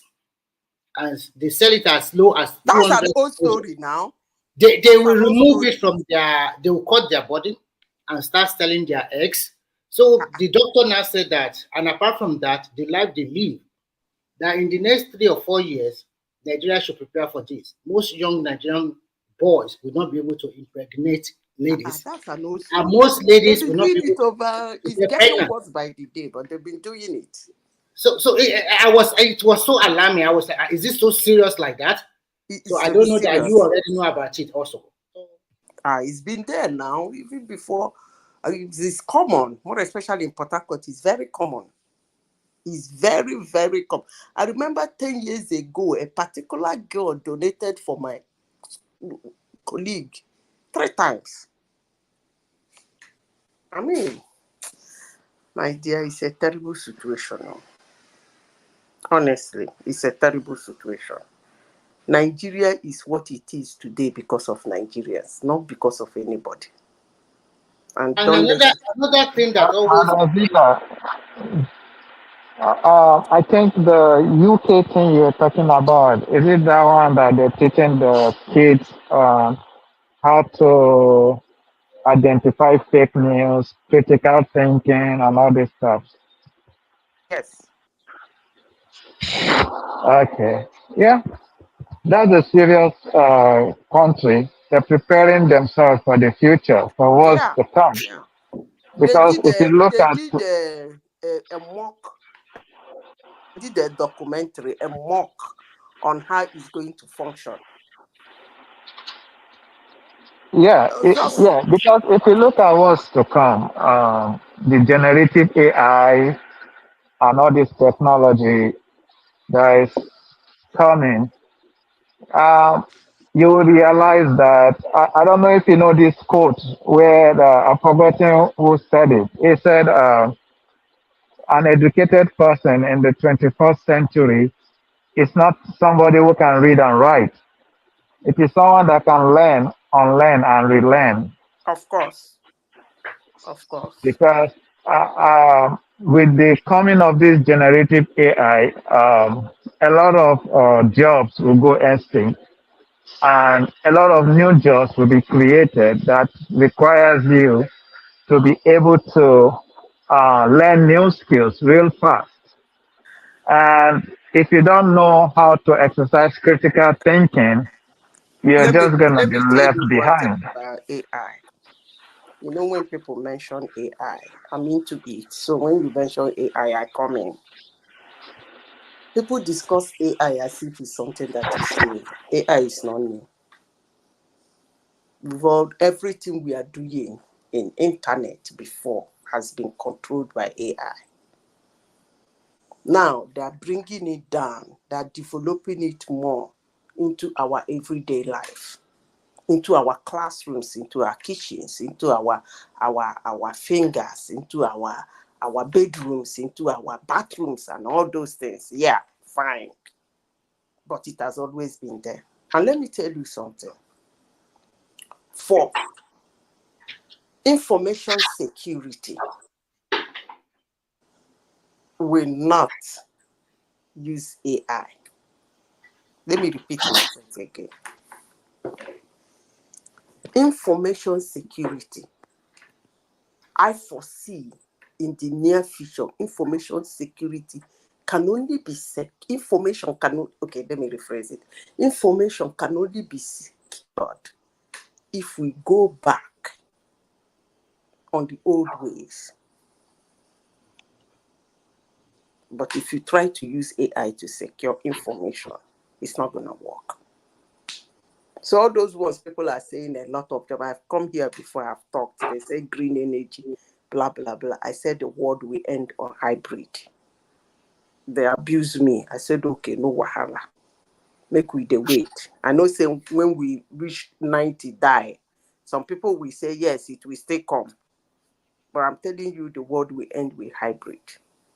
Even coal is coming back, so I don't even know why all this drama. Cool. Regenerate. Yeah, coal, yes. Yeah, COVID is back already, so get ready for it, okay? What did you Cool. say? I said COVID in some part of Asia is back. I didn't say COVID, I said cold. Cold Cold. energy. Cold. Cold. No, Cold. cool. Cold. COAL, right? Yes. Okay. Not COVID. It's back. Back. There are some certain things now. To get it done well, they have to use that code. So continue to create environmental destruction, have you? Where they might refine it in a way that it might not so bad. You know, I always believe that the time Africa will come into the technological age will be time where we will discover more green and more cleaner energy. You see, Africa, That hasn't been discovered yet, you know. no, no, they've discovered Africa, but they didn't discover you in terms of, they discover you in terms of labor. Mm-hmm. It's the same thing as slavery. They discover you in terms of labor. Like, these people are young, they're strong, they're energetic, they can work longer hours. If we train them, we can use them. But now, when it comes to that intellectual capacity and capability, I don't really know whether all these young people that they said in the next 30 years, Africa will be the only place where you can get really like crowd of people to work or things like that. So I don't really know whether those young people in Africa have the intellectual capability and capacity to match them, okay? Or they're going to just use them to get the work done. Why they hold the intel, I don't know, but let's see how it goes. But they've discovered them in terms of human labor. Yes, Africa, they have it. And the whole world has recognized they have it. And they say in the next 20, 30 years, they will be importing them, or rather going there to use them. Madam Zita, you are 100% correct and right. If you look around Europe here, if you see the advert that is coming, they are recruiting cleaners, everybody, mechanic, plumber from Africa, and people are jumping on board. Even America already follows suit. Canada is already in it. Australia is already in it. All over Europe here, they're already in it. So there is going to be a shortage of labor. They are even saying that even if you don't have that experience or skill, Well, let me think about it. There's advantage to everything. What they did is they decided to create free education for their own population, and to all their population, virtually all their population, have gone to acquire higher education, right? So now, when you take all your white population, they've all become very educated. So which educated person will now do small blue no, job? I don't think that Hold is. on, wait. Now, where are you gonna find the population that will do the blue job and even the menial jobs when all your children, majority of them, maybe not all of them, you put them into a higher institution, you highly educated them, well, you're not gonna have it. So now you have to go to third world country to go I and find. don't think that's the reason. No, I don't Mike, think that that's is not not the all. reason. That Let is me not tell you, Maybe. a majority of these guys here also. have you been? They don't. Okay, after Madam Zita, go ahead. I don't know if you've been in a class where you happen to be the only black before. I've been there many times. Okay. Were you able to assess them? Assess what? Assess them and their thinking. Oh, the Europeans. They Not the core name. I just said something. I said, have you ever been in a class where you happen to be the only black person in the class and the rest are the other people? And then I asked a second question. Were you able to work with them in that class and assess their... Because, look, do you know why I'm saying that? When you tell me that somebody is superior, or somebody, hold on, that somebody thinks better than I do, or reasons better than I do. The one thing I can say before you go further is we have more social intelligence and we're more intelligent in many areas. In native, natural. Wait. But in terms of It's more of not a formal being more education, they may be intelligent. ahead. Yeah. Right. It is not being... what I didn't use the word. I said assess them. Did you assess them? Yeah, I What did, I'm and that's what I'm saying telling is you what that I uncovered. Yeah. you might be more intelligent than they are. Yeah. But what I'm saying is, when you assess them, how fast do they pick something? Forget about intelligent. Not as quick as us. Not as quick. You pick more than they do. They don't pick things as faster quick than as they do. we. Not as we. I think I'm more faster than them. Okay. I think. Let me continue. Not say me. Hold on. I know. One thing about Africans is we grow up more in a social environment where we tend to acquire more of a street intelligence. Should I call it? Well, it's more of cultural It's kind of. not leave that intelligent. I'm saying they bring something. How quick? Because that's what I was watching out. And of course, if you give me something, if you give me something to look at, if I look at it one, look at it two, by the third time I'll be able to figure it. That shows I'm smart and I'm intelligent. I can do it. I can get it right. But Why I was assessing them is I want to know how fast they are. They might not pick everything. The ones they pick, how fast do they pick it? I have worked with them. I have schooled with them. So I know what I'm talking about. How fast? A lot of that has to do with curiosity as well. No, really, intelligence. When you are, anyway, it is an obvious thing because I've been in a class where we are all the other side. The professor was another side. Like I am Black, they are Europeans or Caucasians. Then the professor is a Japanese. I have been in a class too where they are Caucasians, I am Black. The professor is a Brazilian. I have been in a class where they are Caucasian, I am Black. The professor is a Jew. So I know what I'm talking about. So it's not like the professor is them. So there was Tarako. No. The professor is a different. I have been in a class where there is them, it is me, and the professor is a Haitian. So I know what happens and I monitor them. In fact, I find myself, I have to sit in the middle of them. Why? Because I want to know what makes them tick. What makes them what? Tick. What makes them tick? Because if you, I don't know, but let me say this because I want to say it and I must say it. I don't care how anybody feels. When you stay in Africa, you've been in 4 or 5 African countries, like maybe you've been in Rwanda, you're in Nigeria, and you've been to South Africa. I'm talking about the big weeks, the African big weeks.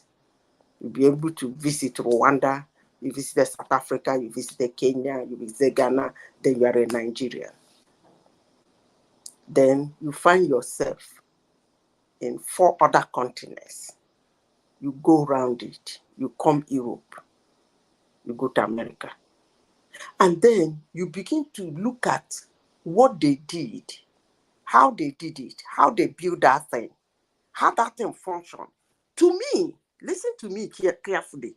To me, I don't just walk around the city and look.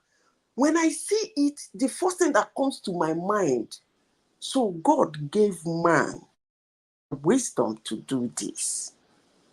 And most of them, when they finish, they put the name of the person that did it. And I will look to see whether my Black brother, the name didn't sound Black. So I become more curious. So when I found myself in their midst, I want to know whether there is something exceptional about them. That's all I have to say.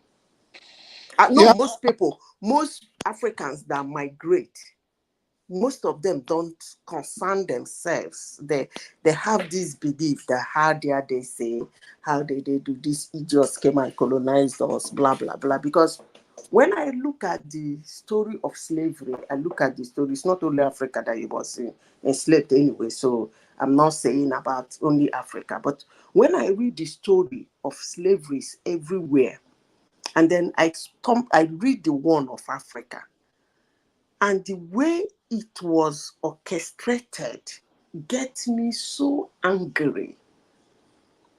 The same thing with colonialism.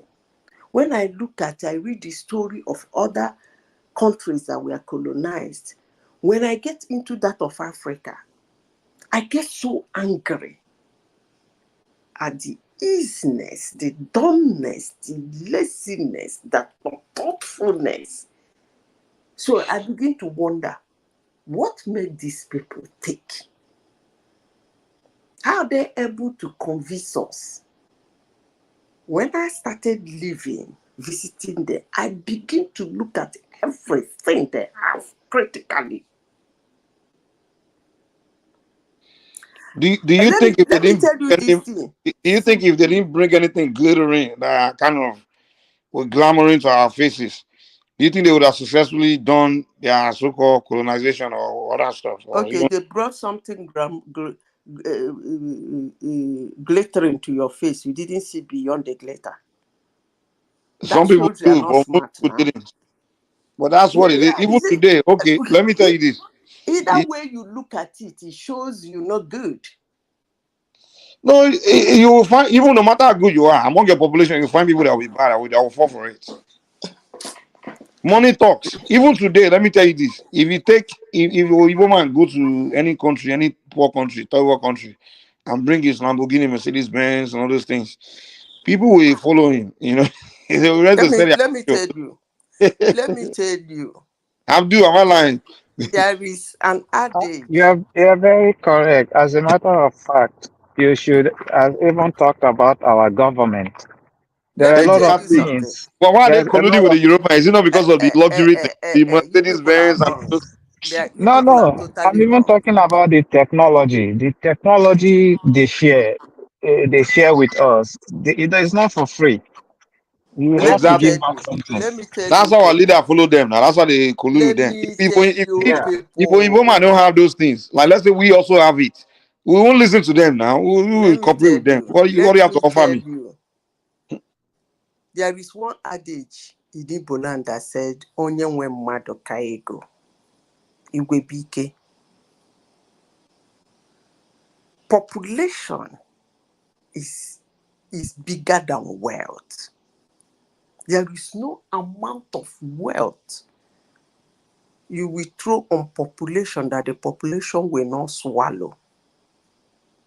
But if you throw the population on money, the money will fizzle away. It's an adage in Igbo land.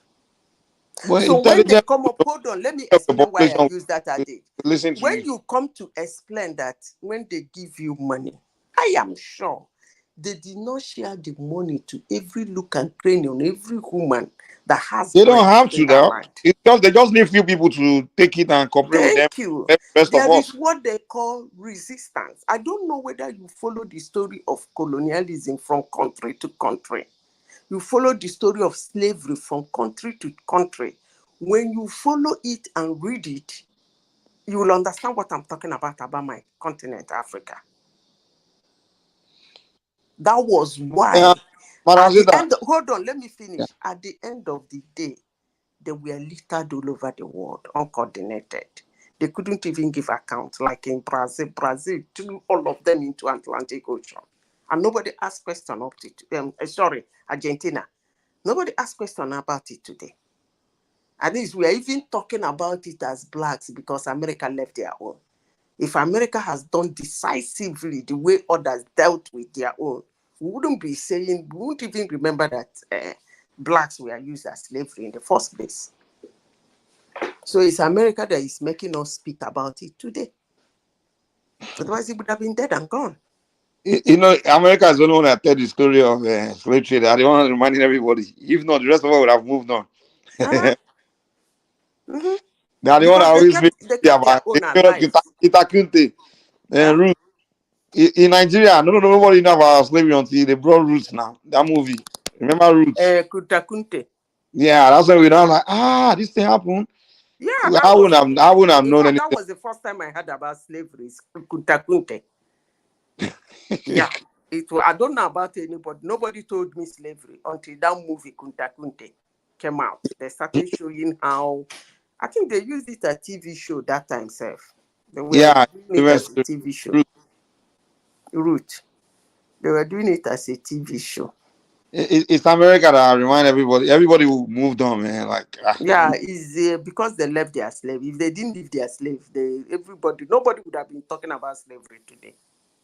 I can assure you For that. Madam Zita, what is the difference between our ancestors that was enslaved and we today? There's no difference now because all the things they forced upon us, we are still using it, practicing it today. We even defend it and even nothing has kill changed our each So approach. other does that not make us over stupid? it. Does that not make us stupid? It We doesn't don't make me believe in. stupid. You see, I always say this. We African, we have this belief that the need to protect our feeling, we put it above actual right principle, meaning doing the right thing. For example, you and I can agree that okay, teaching history is very important. So you don't repeat it, you learn from it and you move on, right? You learn from the past, so you don't repeat the same mistake. But however, a black man will say, because that history, it doesn't make me feel comfortable, or it doesn't make me feel good. I want to protect my feeling. So let's ban it. That's where a black man will That's so approach that true. issue. But a white man will say, no matter how uncomfortable this thing make me feel, it's still the right it's still the right thing to do to teach it. Like we talk about America just now. It's the white Americans that are actually putting that history in school, in the books. It's not the blacks.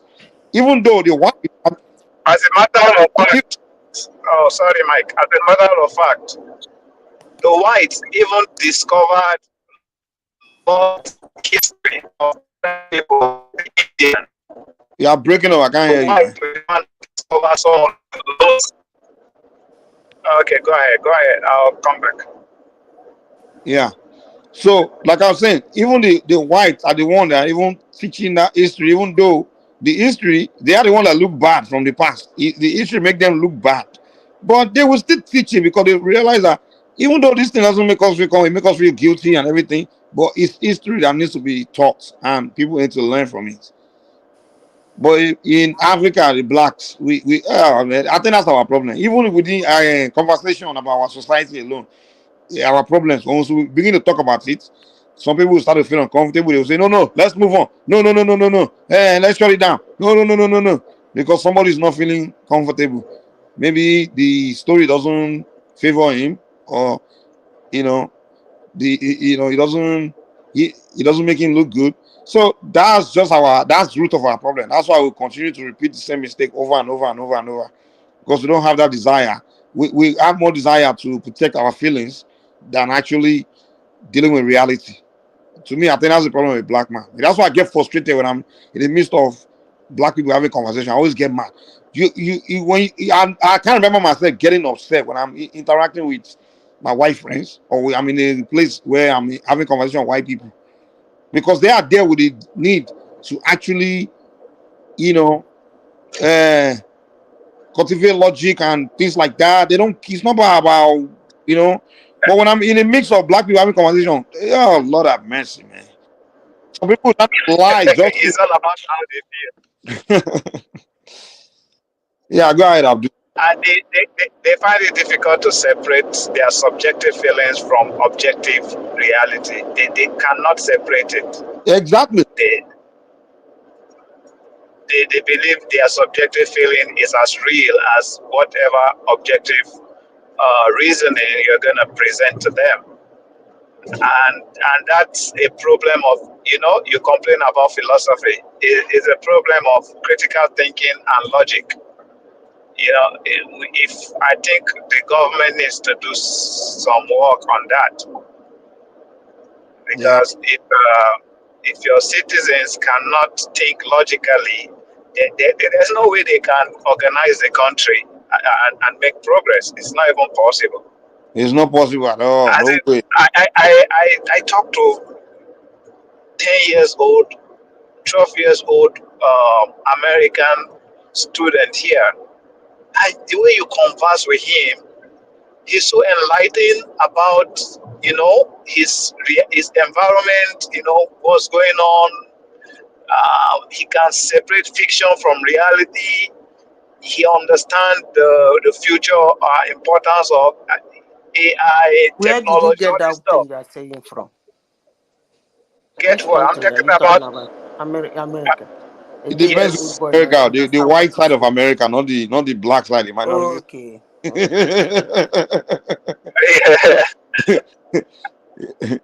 I for ask so. We are talking ghetto side of America. Those ones, they are empty. They are even worse than the Africans. I've not been to those areas. Those They got mostly in California. Freedom to do rubbish. When you And get that Mike, kind do of you freedom. know there were some lost civilization in India that the whites helped them I have to discover. go. See you people later today. Bye. What did you say? Say there what? There are some lost civilization that the white men, when they went to India to colonize India, that the Indians themselves have forgotten about. They are not aware those civilizations existed until all these explorers from Europe went there and helped them to rediscover it. Even language, lost language and civilization was I've forgotten the name of that civilization and language that they discovered Even in our India. own call in Nigeria, they knock civilization or this old civilization that we've forgotten about. Like they are the one really still writing books about it. We are throwing it away. Even our own recent past civilization, we are throwing it away. Most of our youth today, they believe we're nobody. Our history began in 1960. I'm telling you, Oh man. my goodness. I'm telling you, that's how foolish. I'm telling you, Nigeria, if you want to start talking Nigeria history, 1960, that's where they begin. Before that, Well, they don't know. They don't. Many of them don't even know. They don't know what's so happening. Mike, I really am curious. Who expunged history from the curriculum in Nigeria? I Who don't did know. that? I have no idea. Like I just laugh. Like, okay, what are we? Even the school, like what they are teaching doesn't make sense. Like our curriculum. That's why I used to remember Fela used to say they didn't want his son. He didn't want his son to go to school. I'm like, this guy is stupid. Fela was the only one talking back then like that. I'm like, when back then he used to sing to all of us, you must go to school, go to school, go to school. The guy said, man, because but then I later found out the guy felt like, oh, he's better off educating his own kids by himself.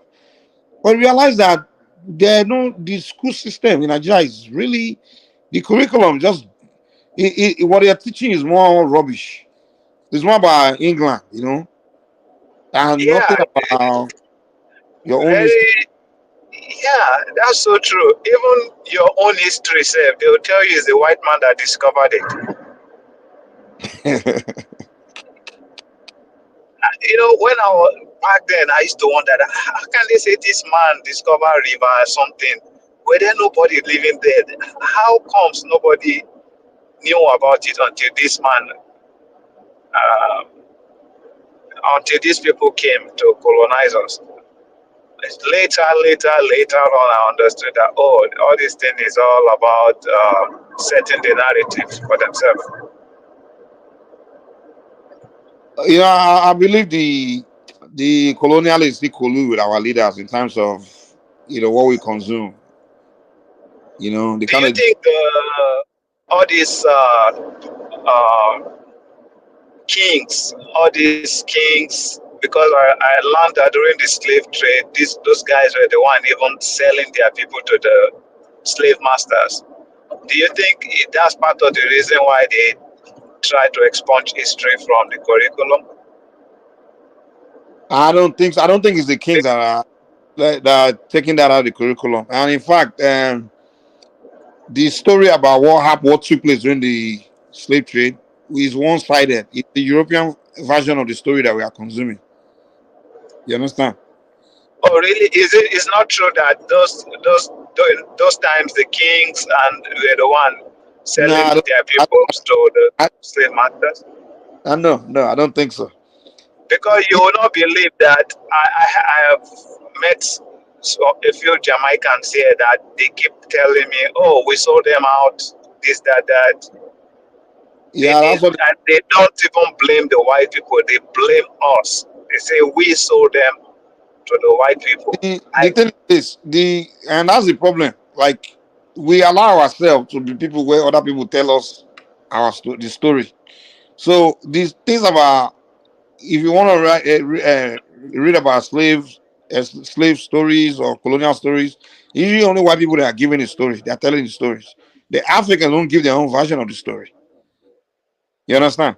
Okay, let me give you one simple example now. You see this human trafficking that's going on in Nigeria, like particularly in Edo. Remember, like there's some There was a time where Yes, Oba, yes, yes, yes. where the Oba had to lay a curse on the traffickers, right? Yeah, You know, yeah. thousands of young Benin boys and girls have been trafficked, especially girls. They were trafficked to Italy, Italy. right? Oh yes, correct. Do you know that? Okay, 100 years from now, what if a white man say it was the Oba of Benin that was selling them? You understand? But you and I know today that the Oba is not the one selling them. The Oba even against it. The Oba just didn't have control over it. It was a human traffickers, organized crime. You understand? So that slave era, personally, I believe is probably an organized people because European had to work with some people to get it done. So it was probably some organized crime. Like some people were the Europeans organized to do the work for them. Because it would not make any sense to me that a king will just be snatching his own people and be selling them because the people will revolt against the king. No, they said it's not like his own people, that other tribes, that's what they do. So They like they just grab it from time and sell yeah, them.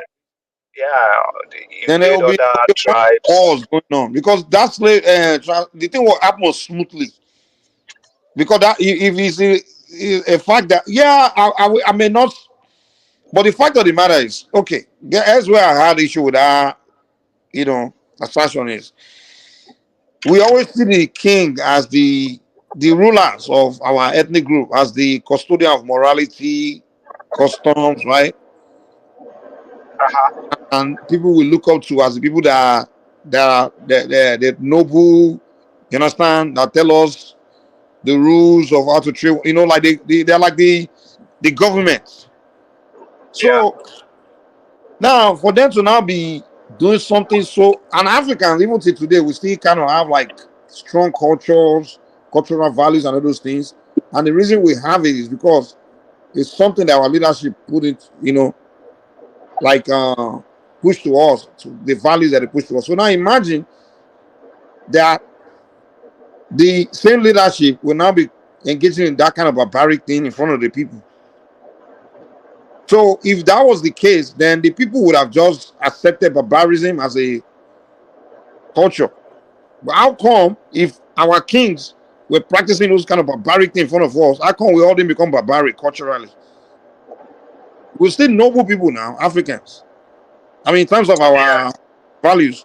So that's why I never believed for once that the kings were just selling people in front of them. Like, I mean, come on. Imagine if the US government start engaging in barbarism, selling human beings and things like that. Americans, we see that as okay, that's the norm. No one will have any kind of moral bone left in them, because we all see that, oh, the government believe we should all be barbaric and everybody will turn barbaric. So that's why I don't believe that. Now, I may believe that maybe people that are prisoners, because in African society back then, they used to banish people that are commit like atrocities, maybe crime, terrible crime. They will banish you or they put you in like the York Kingdom. They had this prison called Tubu. They call it Tubu. It's a prison. And maybe those kind of people, maybe they were just banishing them to the white people, selling them. It's possible. But the idea that they were just loosely engaging. There's millions of people though, so I don't Yeah. think. So to me, okay. For example, when we dig in history, dig of the name of people that were selling people in Yoruba land, for example, you hear something like Madame Tinubu, you hear names like Chief Mobi in Badagry. Those people were not the traditional ruler; they were merchants. You understand? They were engaging in that business very organized. Yeah, they were merchants, and those people, don't get me wrong, they must have learned English and really. Why? The Europeans are very organized people now. When they want to embark in something, the first thing they'll do is go within that population, grab a group of people, teach them their language, train them for the job, for what they need them to do so they can be well organized and orchestrate. Things can be well orchestrated, right? So personally, what I believe is before they began the transatlantic slave trade endeavor, they would have had to plan it and create a class of Africans that they would use to get it done. You understand? Because the thing went smoothly. Yeah. So are you saying that all with all these things that happen to Africans, No, we didn't write it down. Our ancestors did not write these things down, and the And history that's of all why this it's so stuff. funny. If you think about it, the kingdoms were not document. They really didn't document the slave trade experience. They didn't. It means they didn't understand it. How come they within kingdoms, right? When they're telling history, tribes, they always tell history of different things. That many of them, they pass histories down. But if they were really connected, like fully connected to the trading, it would have been they would have that knowledge and it will be part of a history that we're teaching to the young generation. Like, okay, this is how we're doing it, this is how we're trading, this is how, but they don't have it. Exactly, because But because there's a guy there was a slave that when they took that slave to, I don't know if it's America or Britain, the guy knew how to write, and they were shocked that the guy can write. As a matter of fact, they had to call the king, I think it's England also, to come and see, or is it, I don't know, I think it's America. I think they called the governor or something to come and see the guy. They were all astonished that this guy could write and he's a slave. But they said the guy is from one of the noble family, so that's why he knew how to write. So if we have people that can write back then, how comes these things were not written down? oh, well, You didn't hear that part? Yeah, I heard you. Yeah. Did you hear that story? You've not heard that story before? Oh, the individual. I'm not sure with that person. It depends. I've forgotten the guy's name. Is he Equino? Olada Equino? No. Okay. Yeah. And the guy was able to write, and I think he was writing maybe it's in Arabic or something. Yeah, because they saw him wrote a lot of stuff on the wall of his cell, and they were shocked that he could write. Another thing the European had to do, like when they came to do their colonial time, was they had to, because they needed to establish a new form of relationship with the Africans. So they had to find a way to bury their old atrocity in Africa, to kind of move it from the minds of the Africans so they can move forward with them. The next phase of their engagement with the Africans. So they must have worked with the Africans like, okay, let's move forward from this slave thing. Let's put it behind us, but we did. It was a collective failure. Now we didn't do our job because all those people that were going to foreign lands, we never checked up on them. See how fast, see how brutal it was. We just say, hey, if the people are leaving our shores, no problem.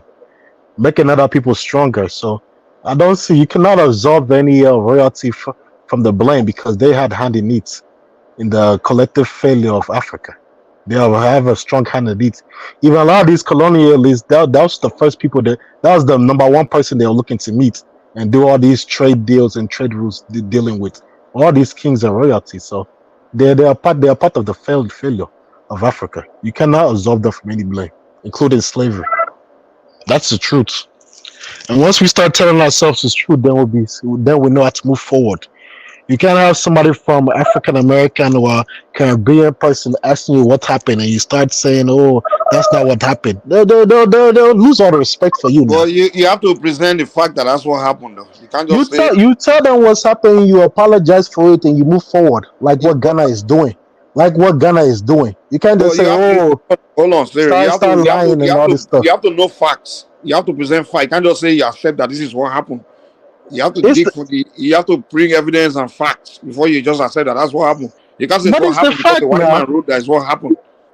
What they're saying today is that we were involved in selling ourselves. It's not even them, ourselves into slavery, including our royalty.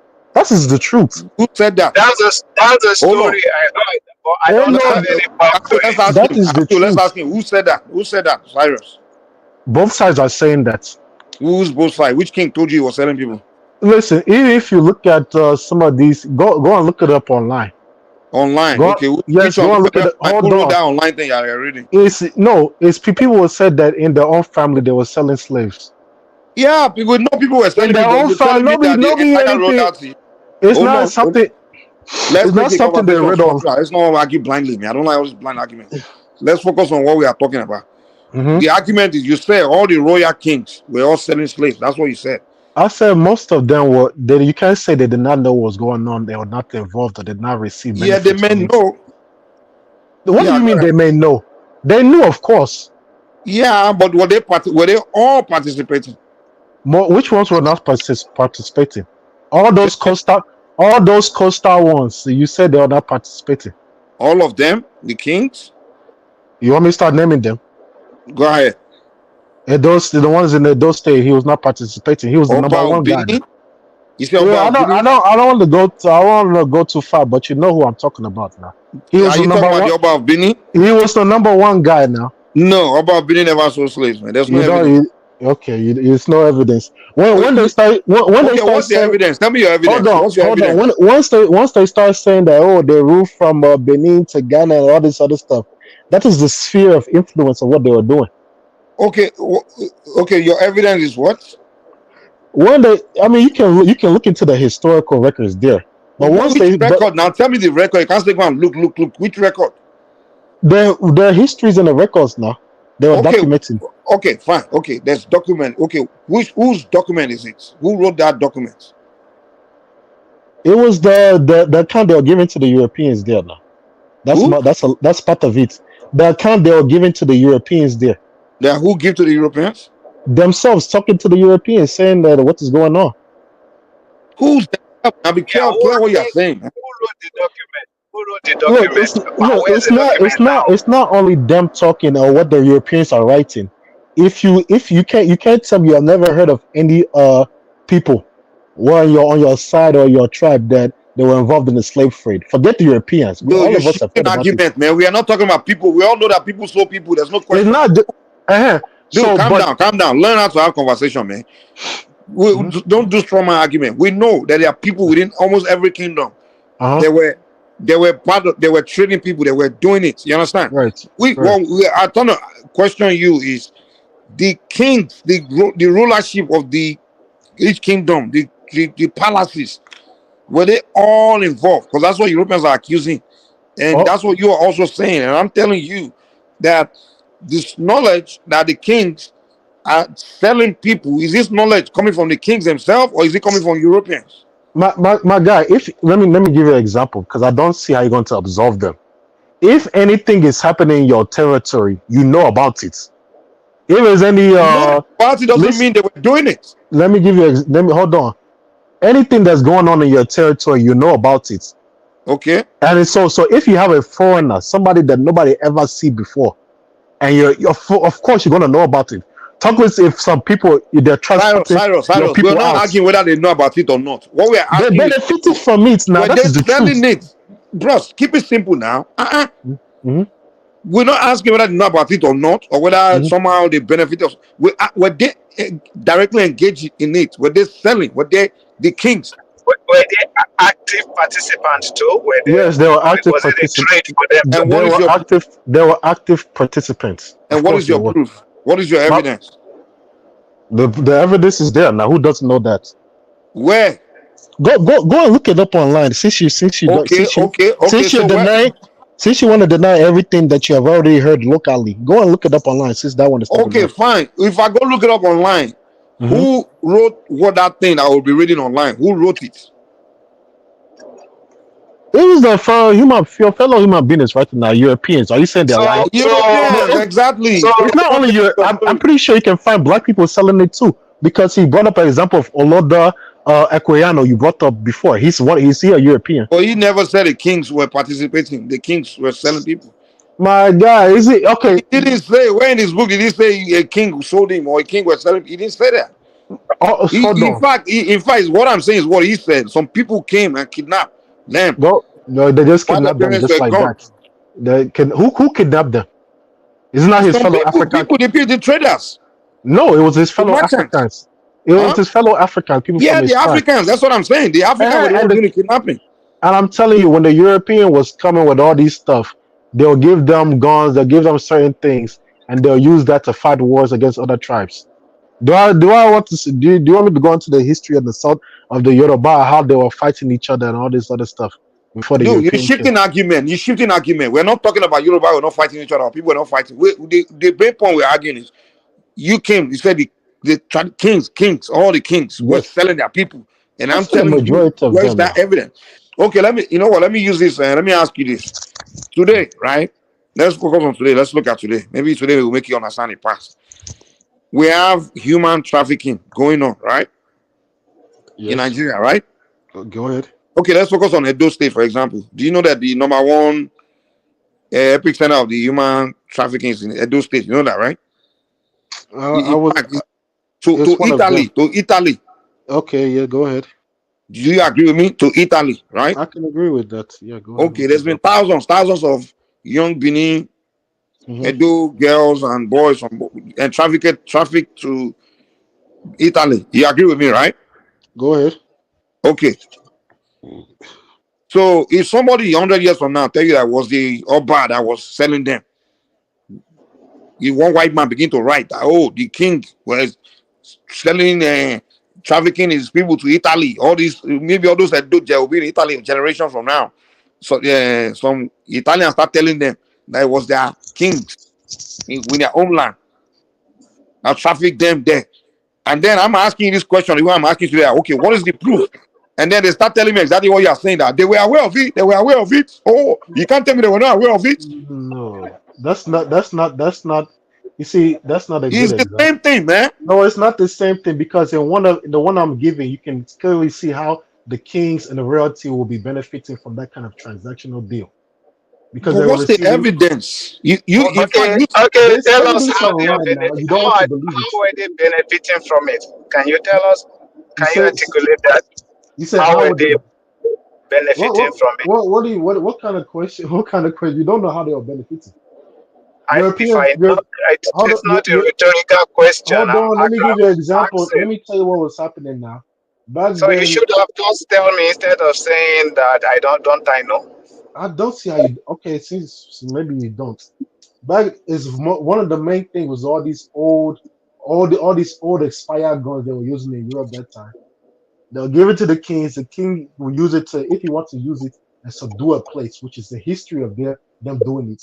They use those guns and go and subdue a place and add it to their kingdom. Then those places they subdue, they'll be giving them a tributary because a lot of tributary system back then. So yams, fruits for first harvest, and even human beings, they were giving it to them. The records are there.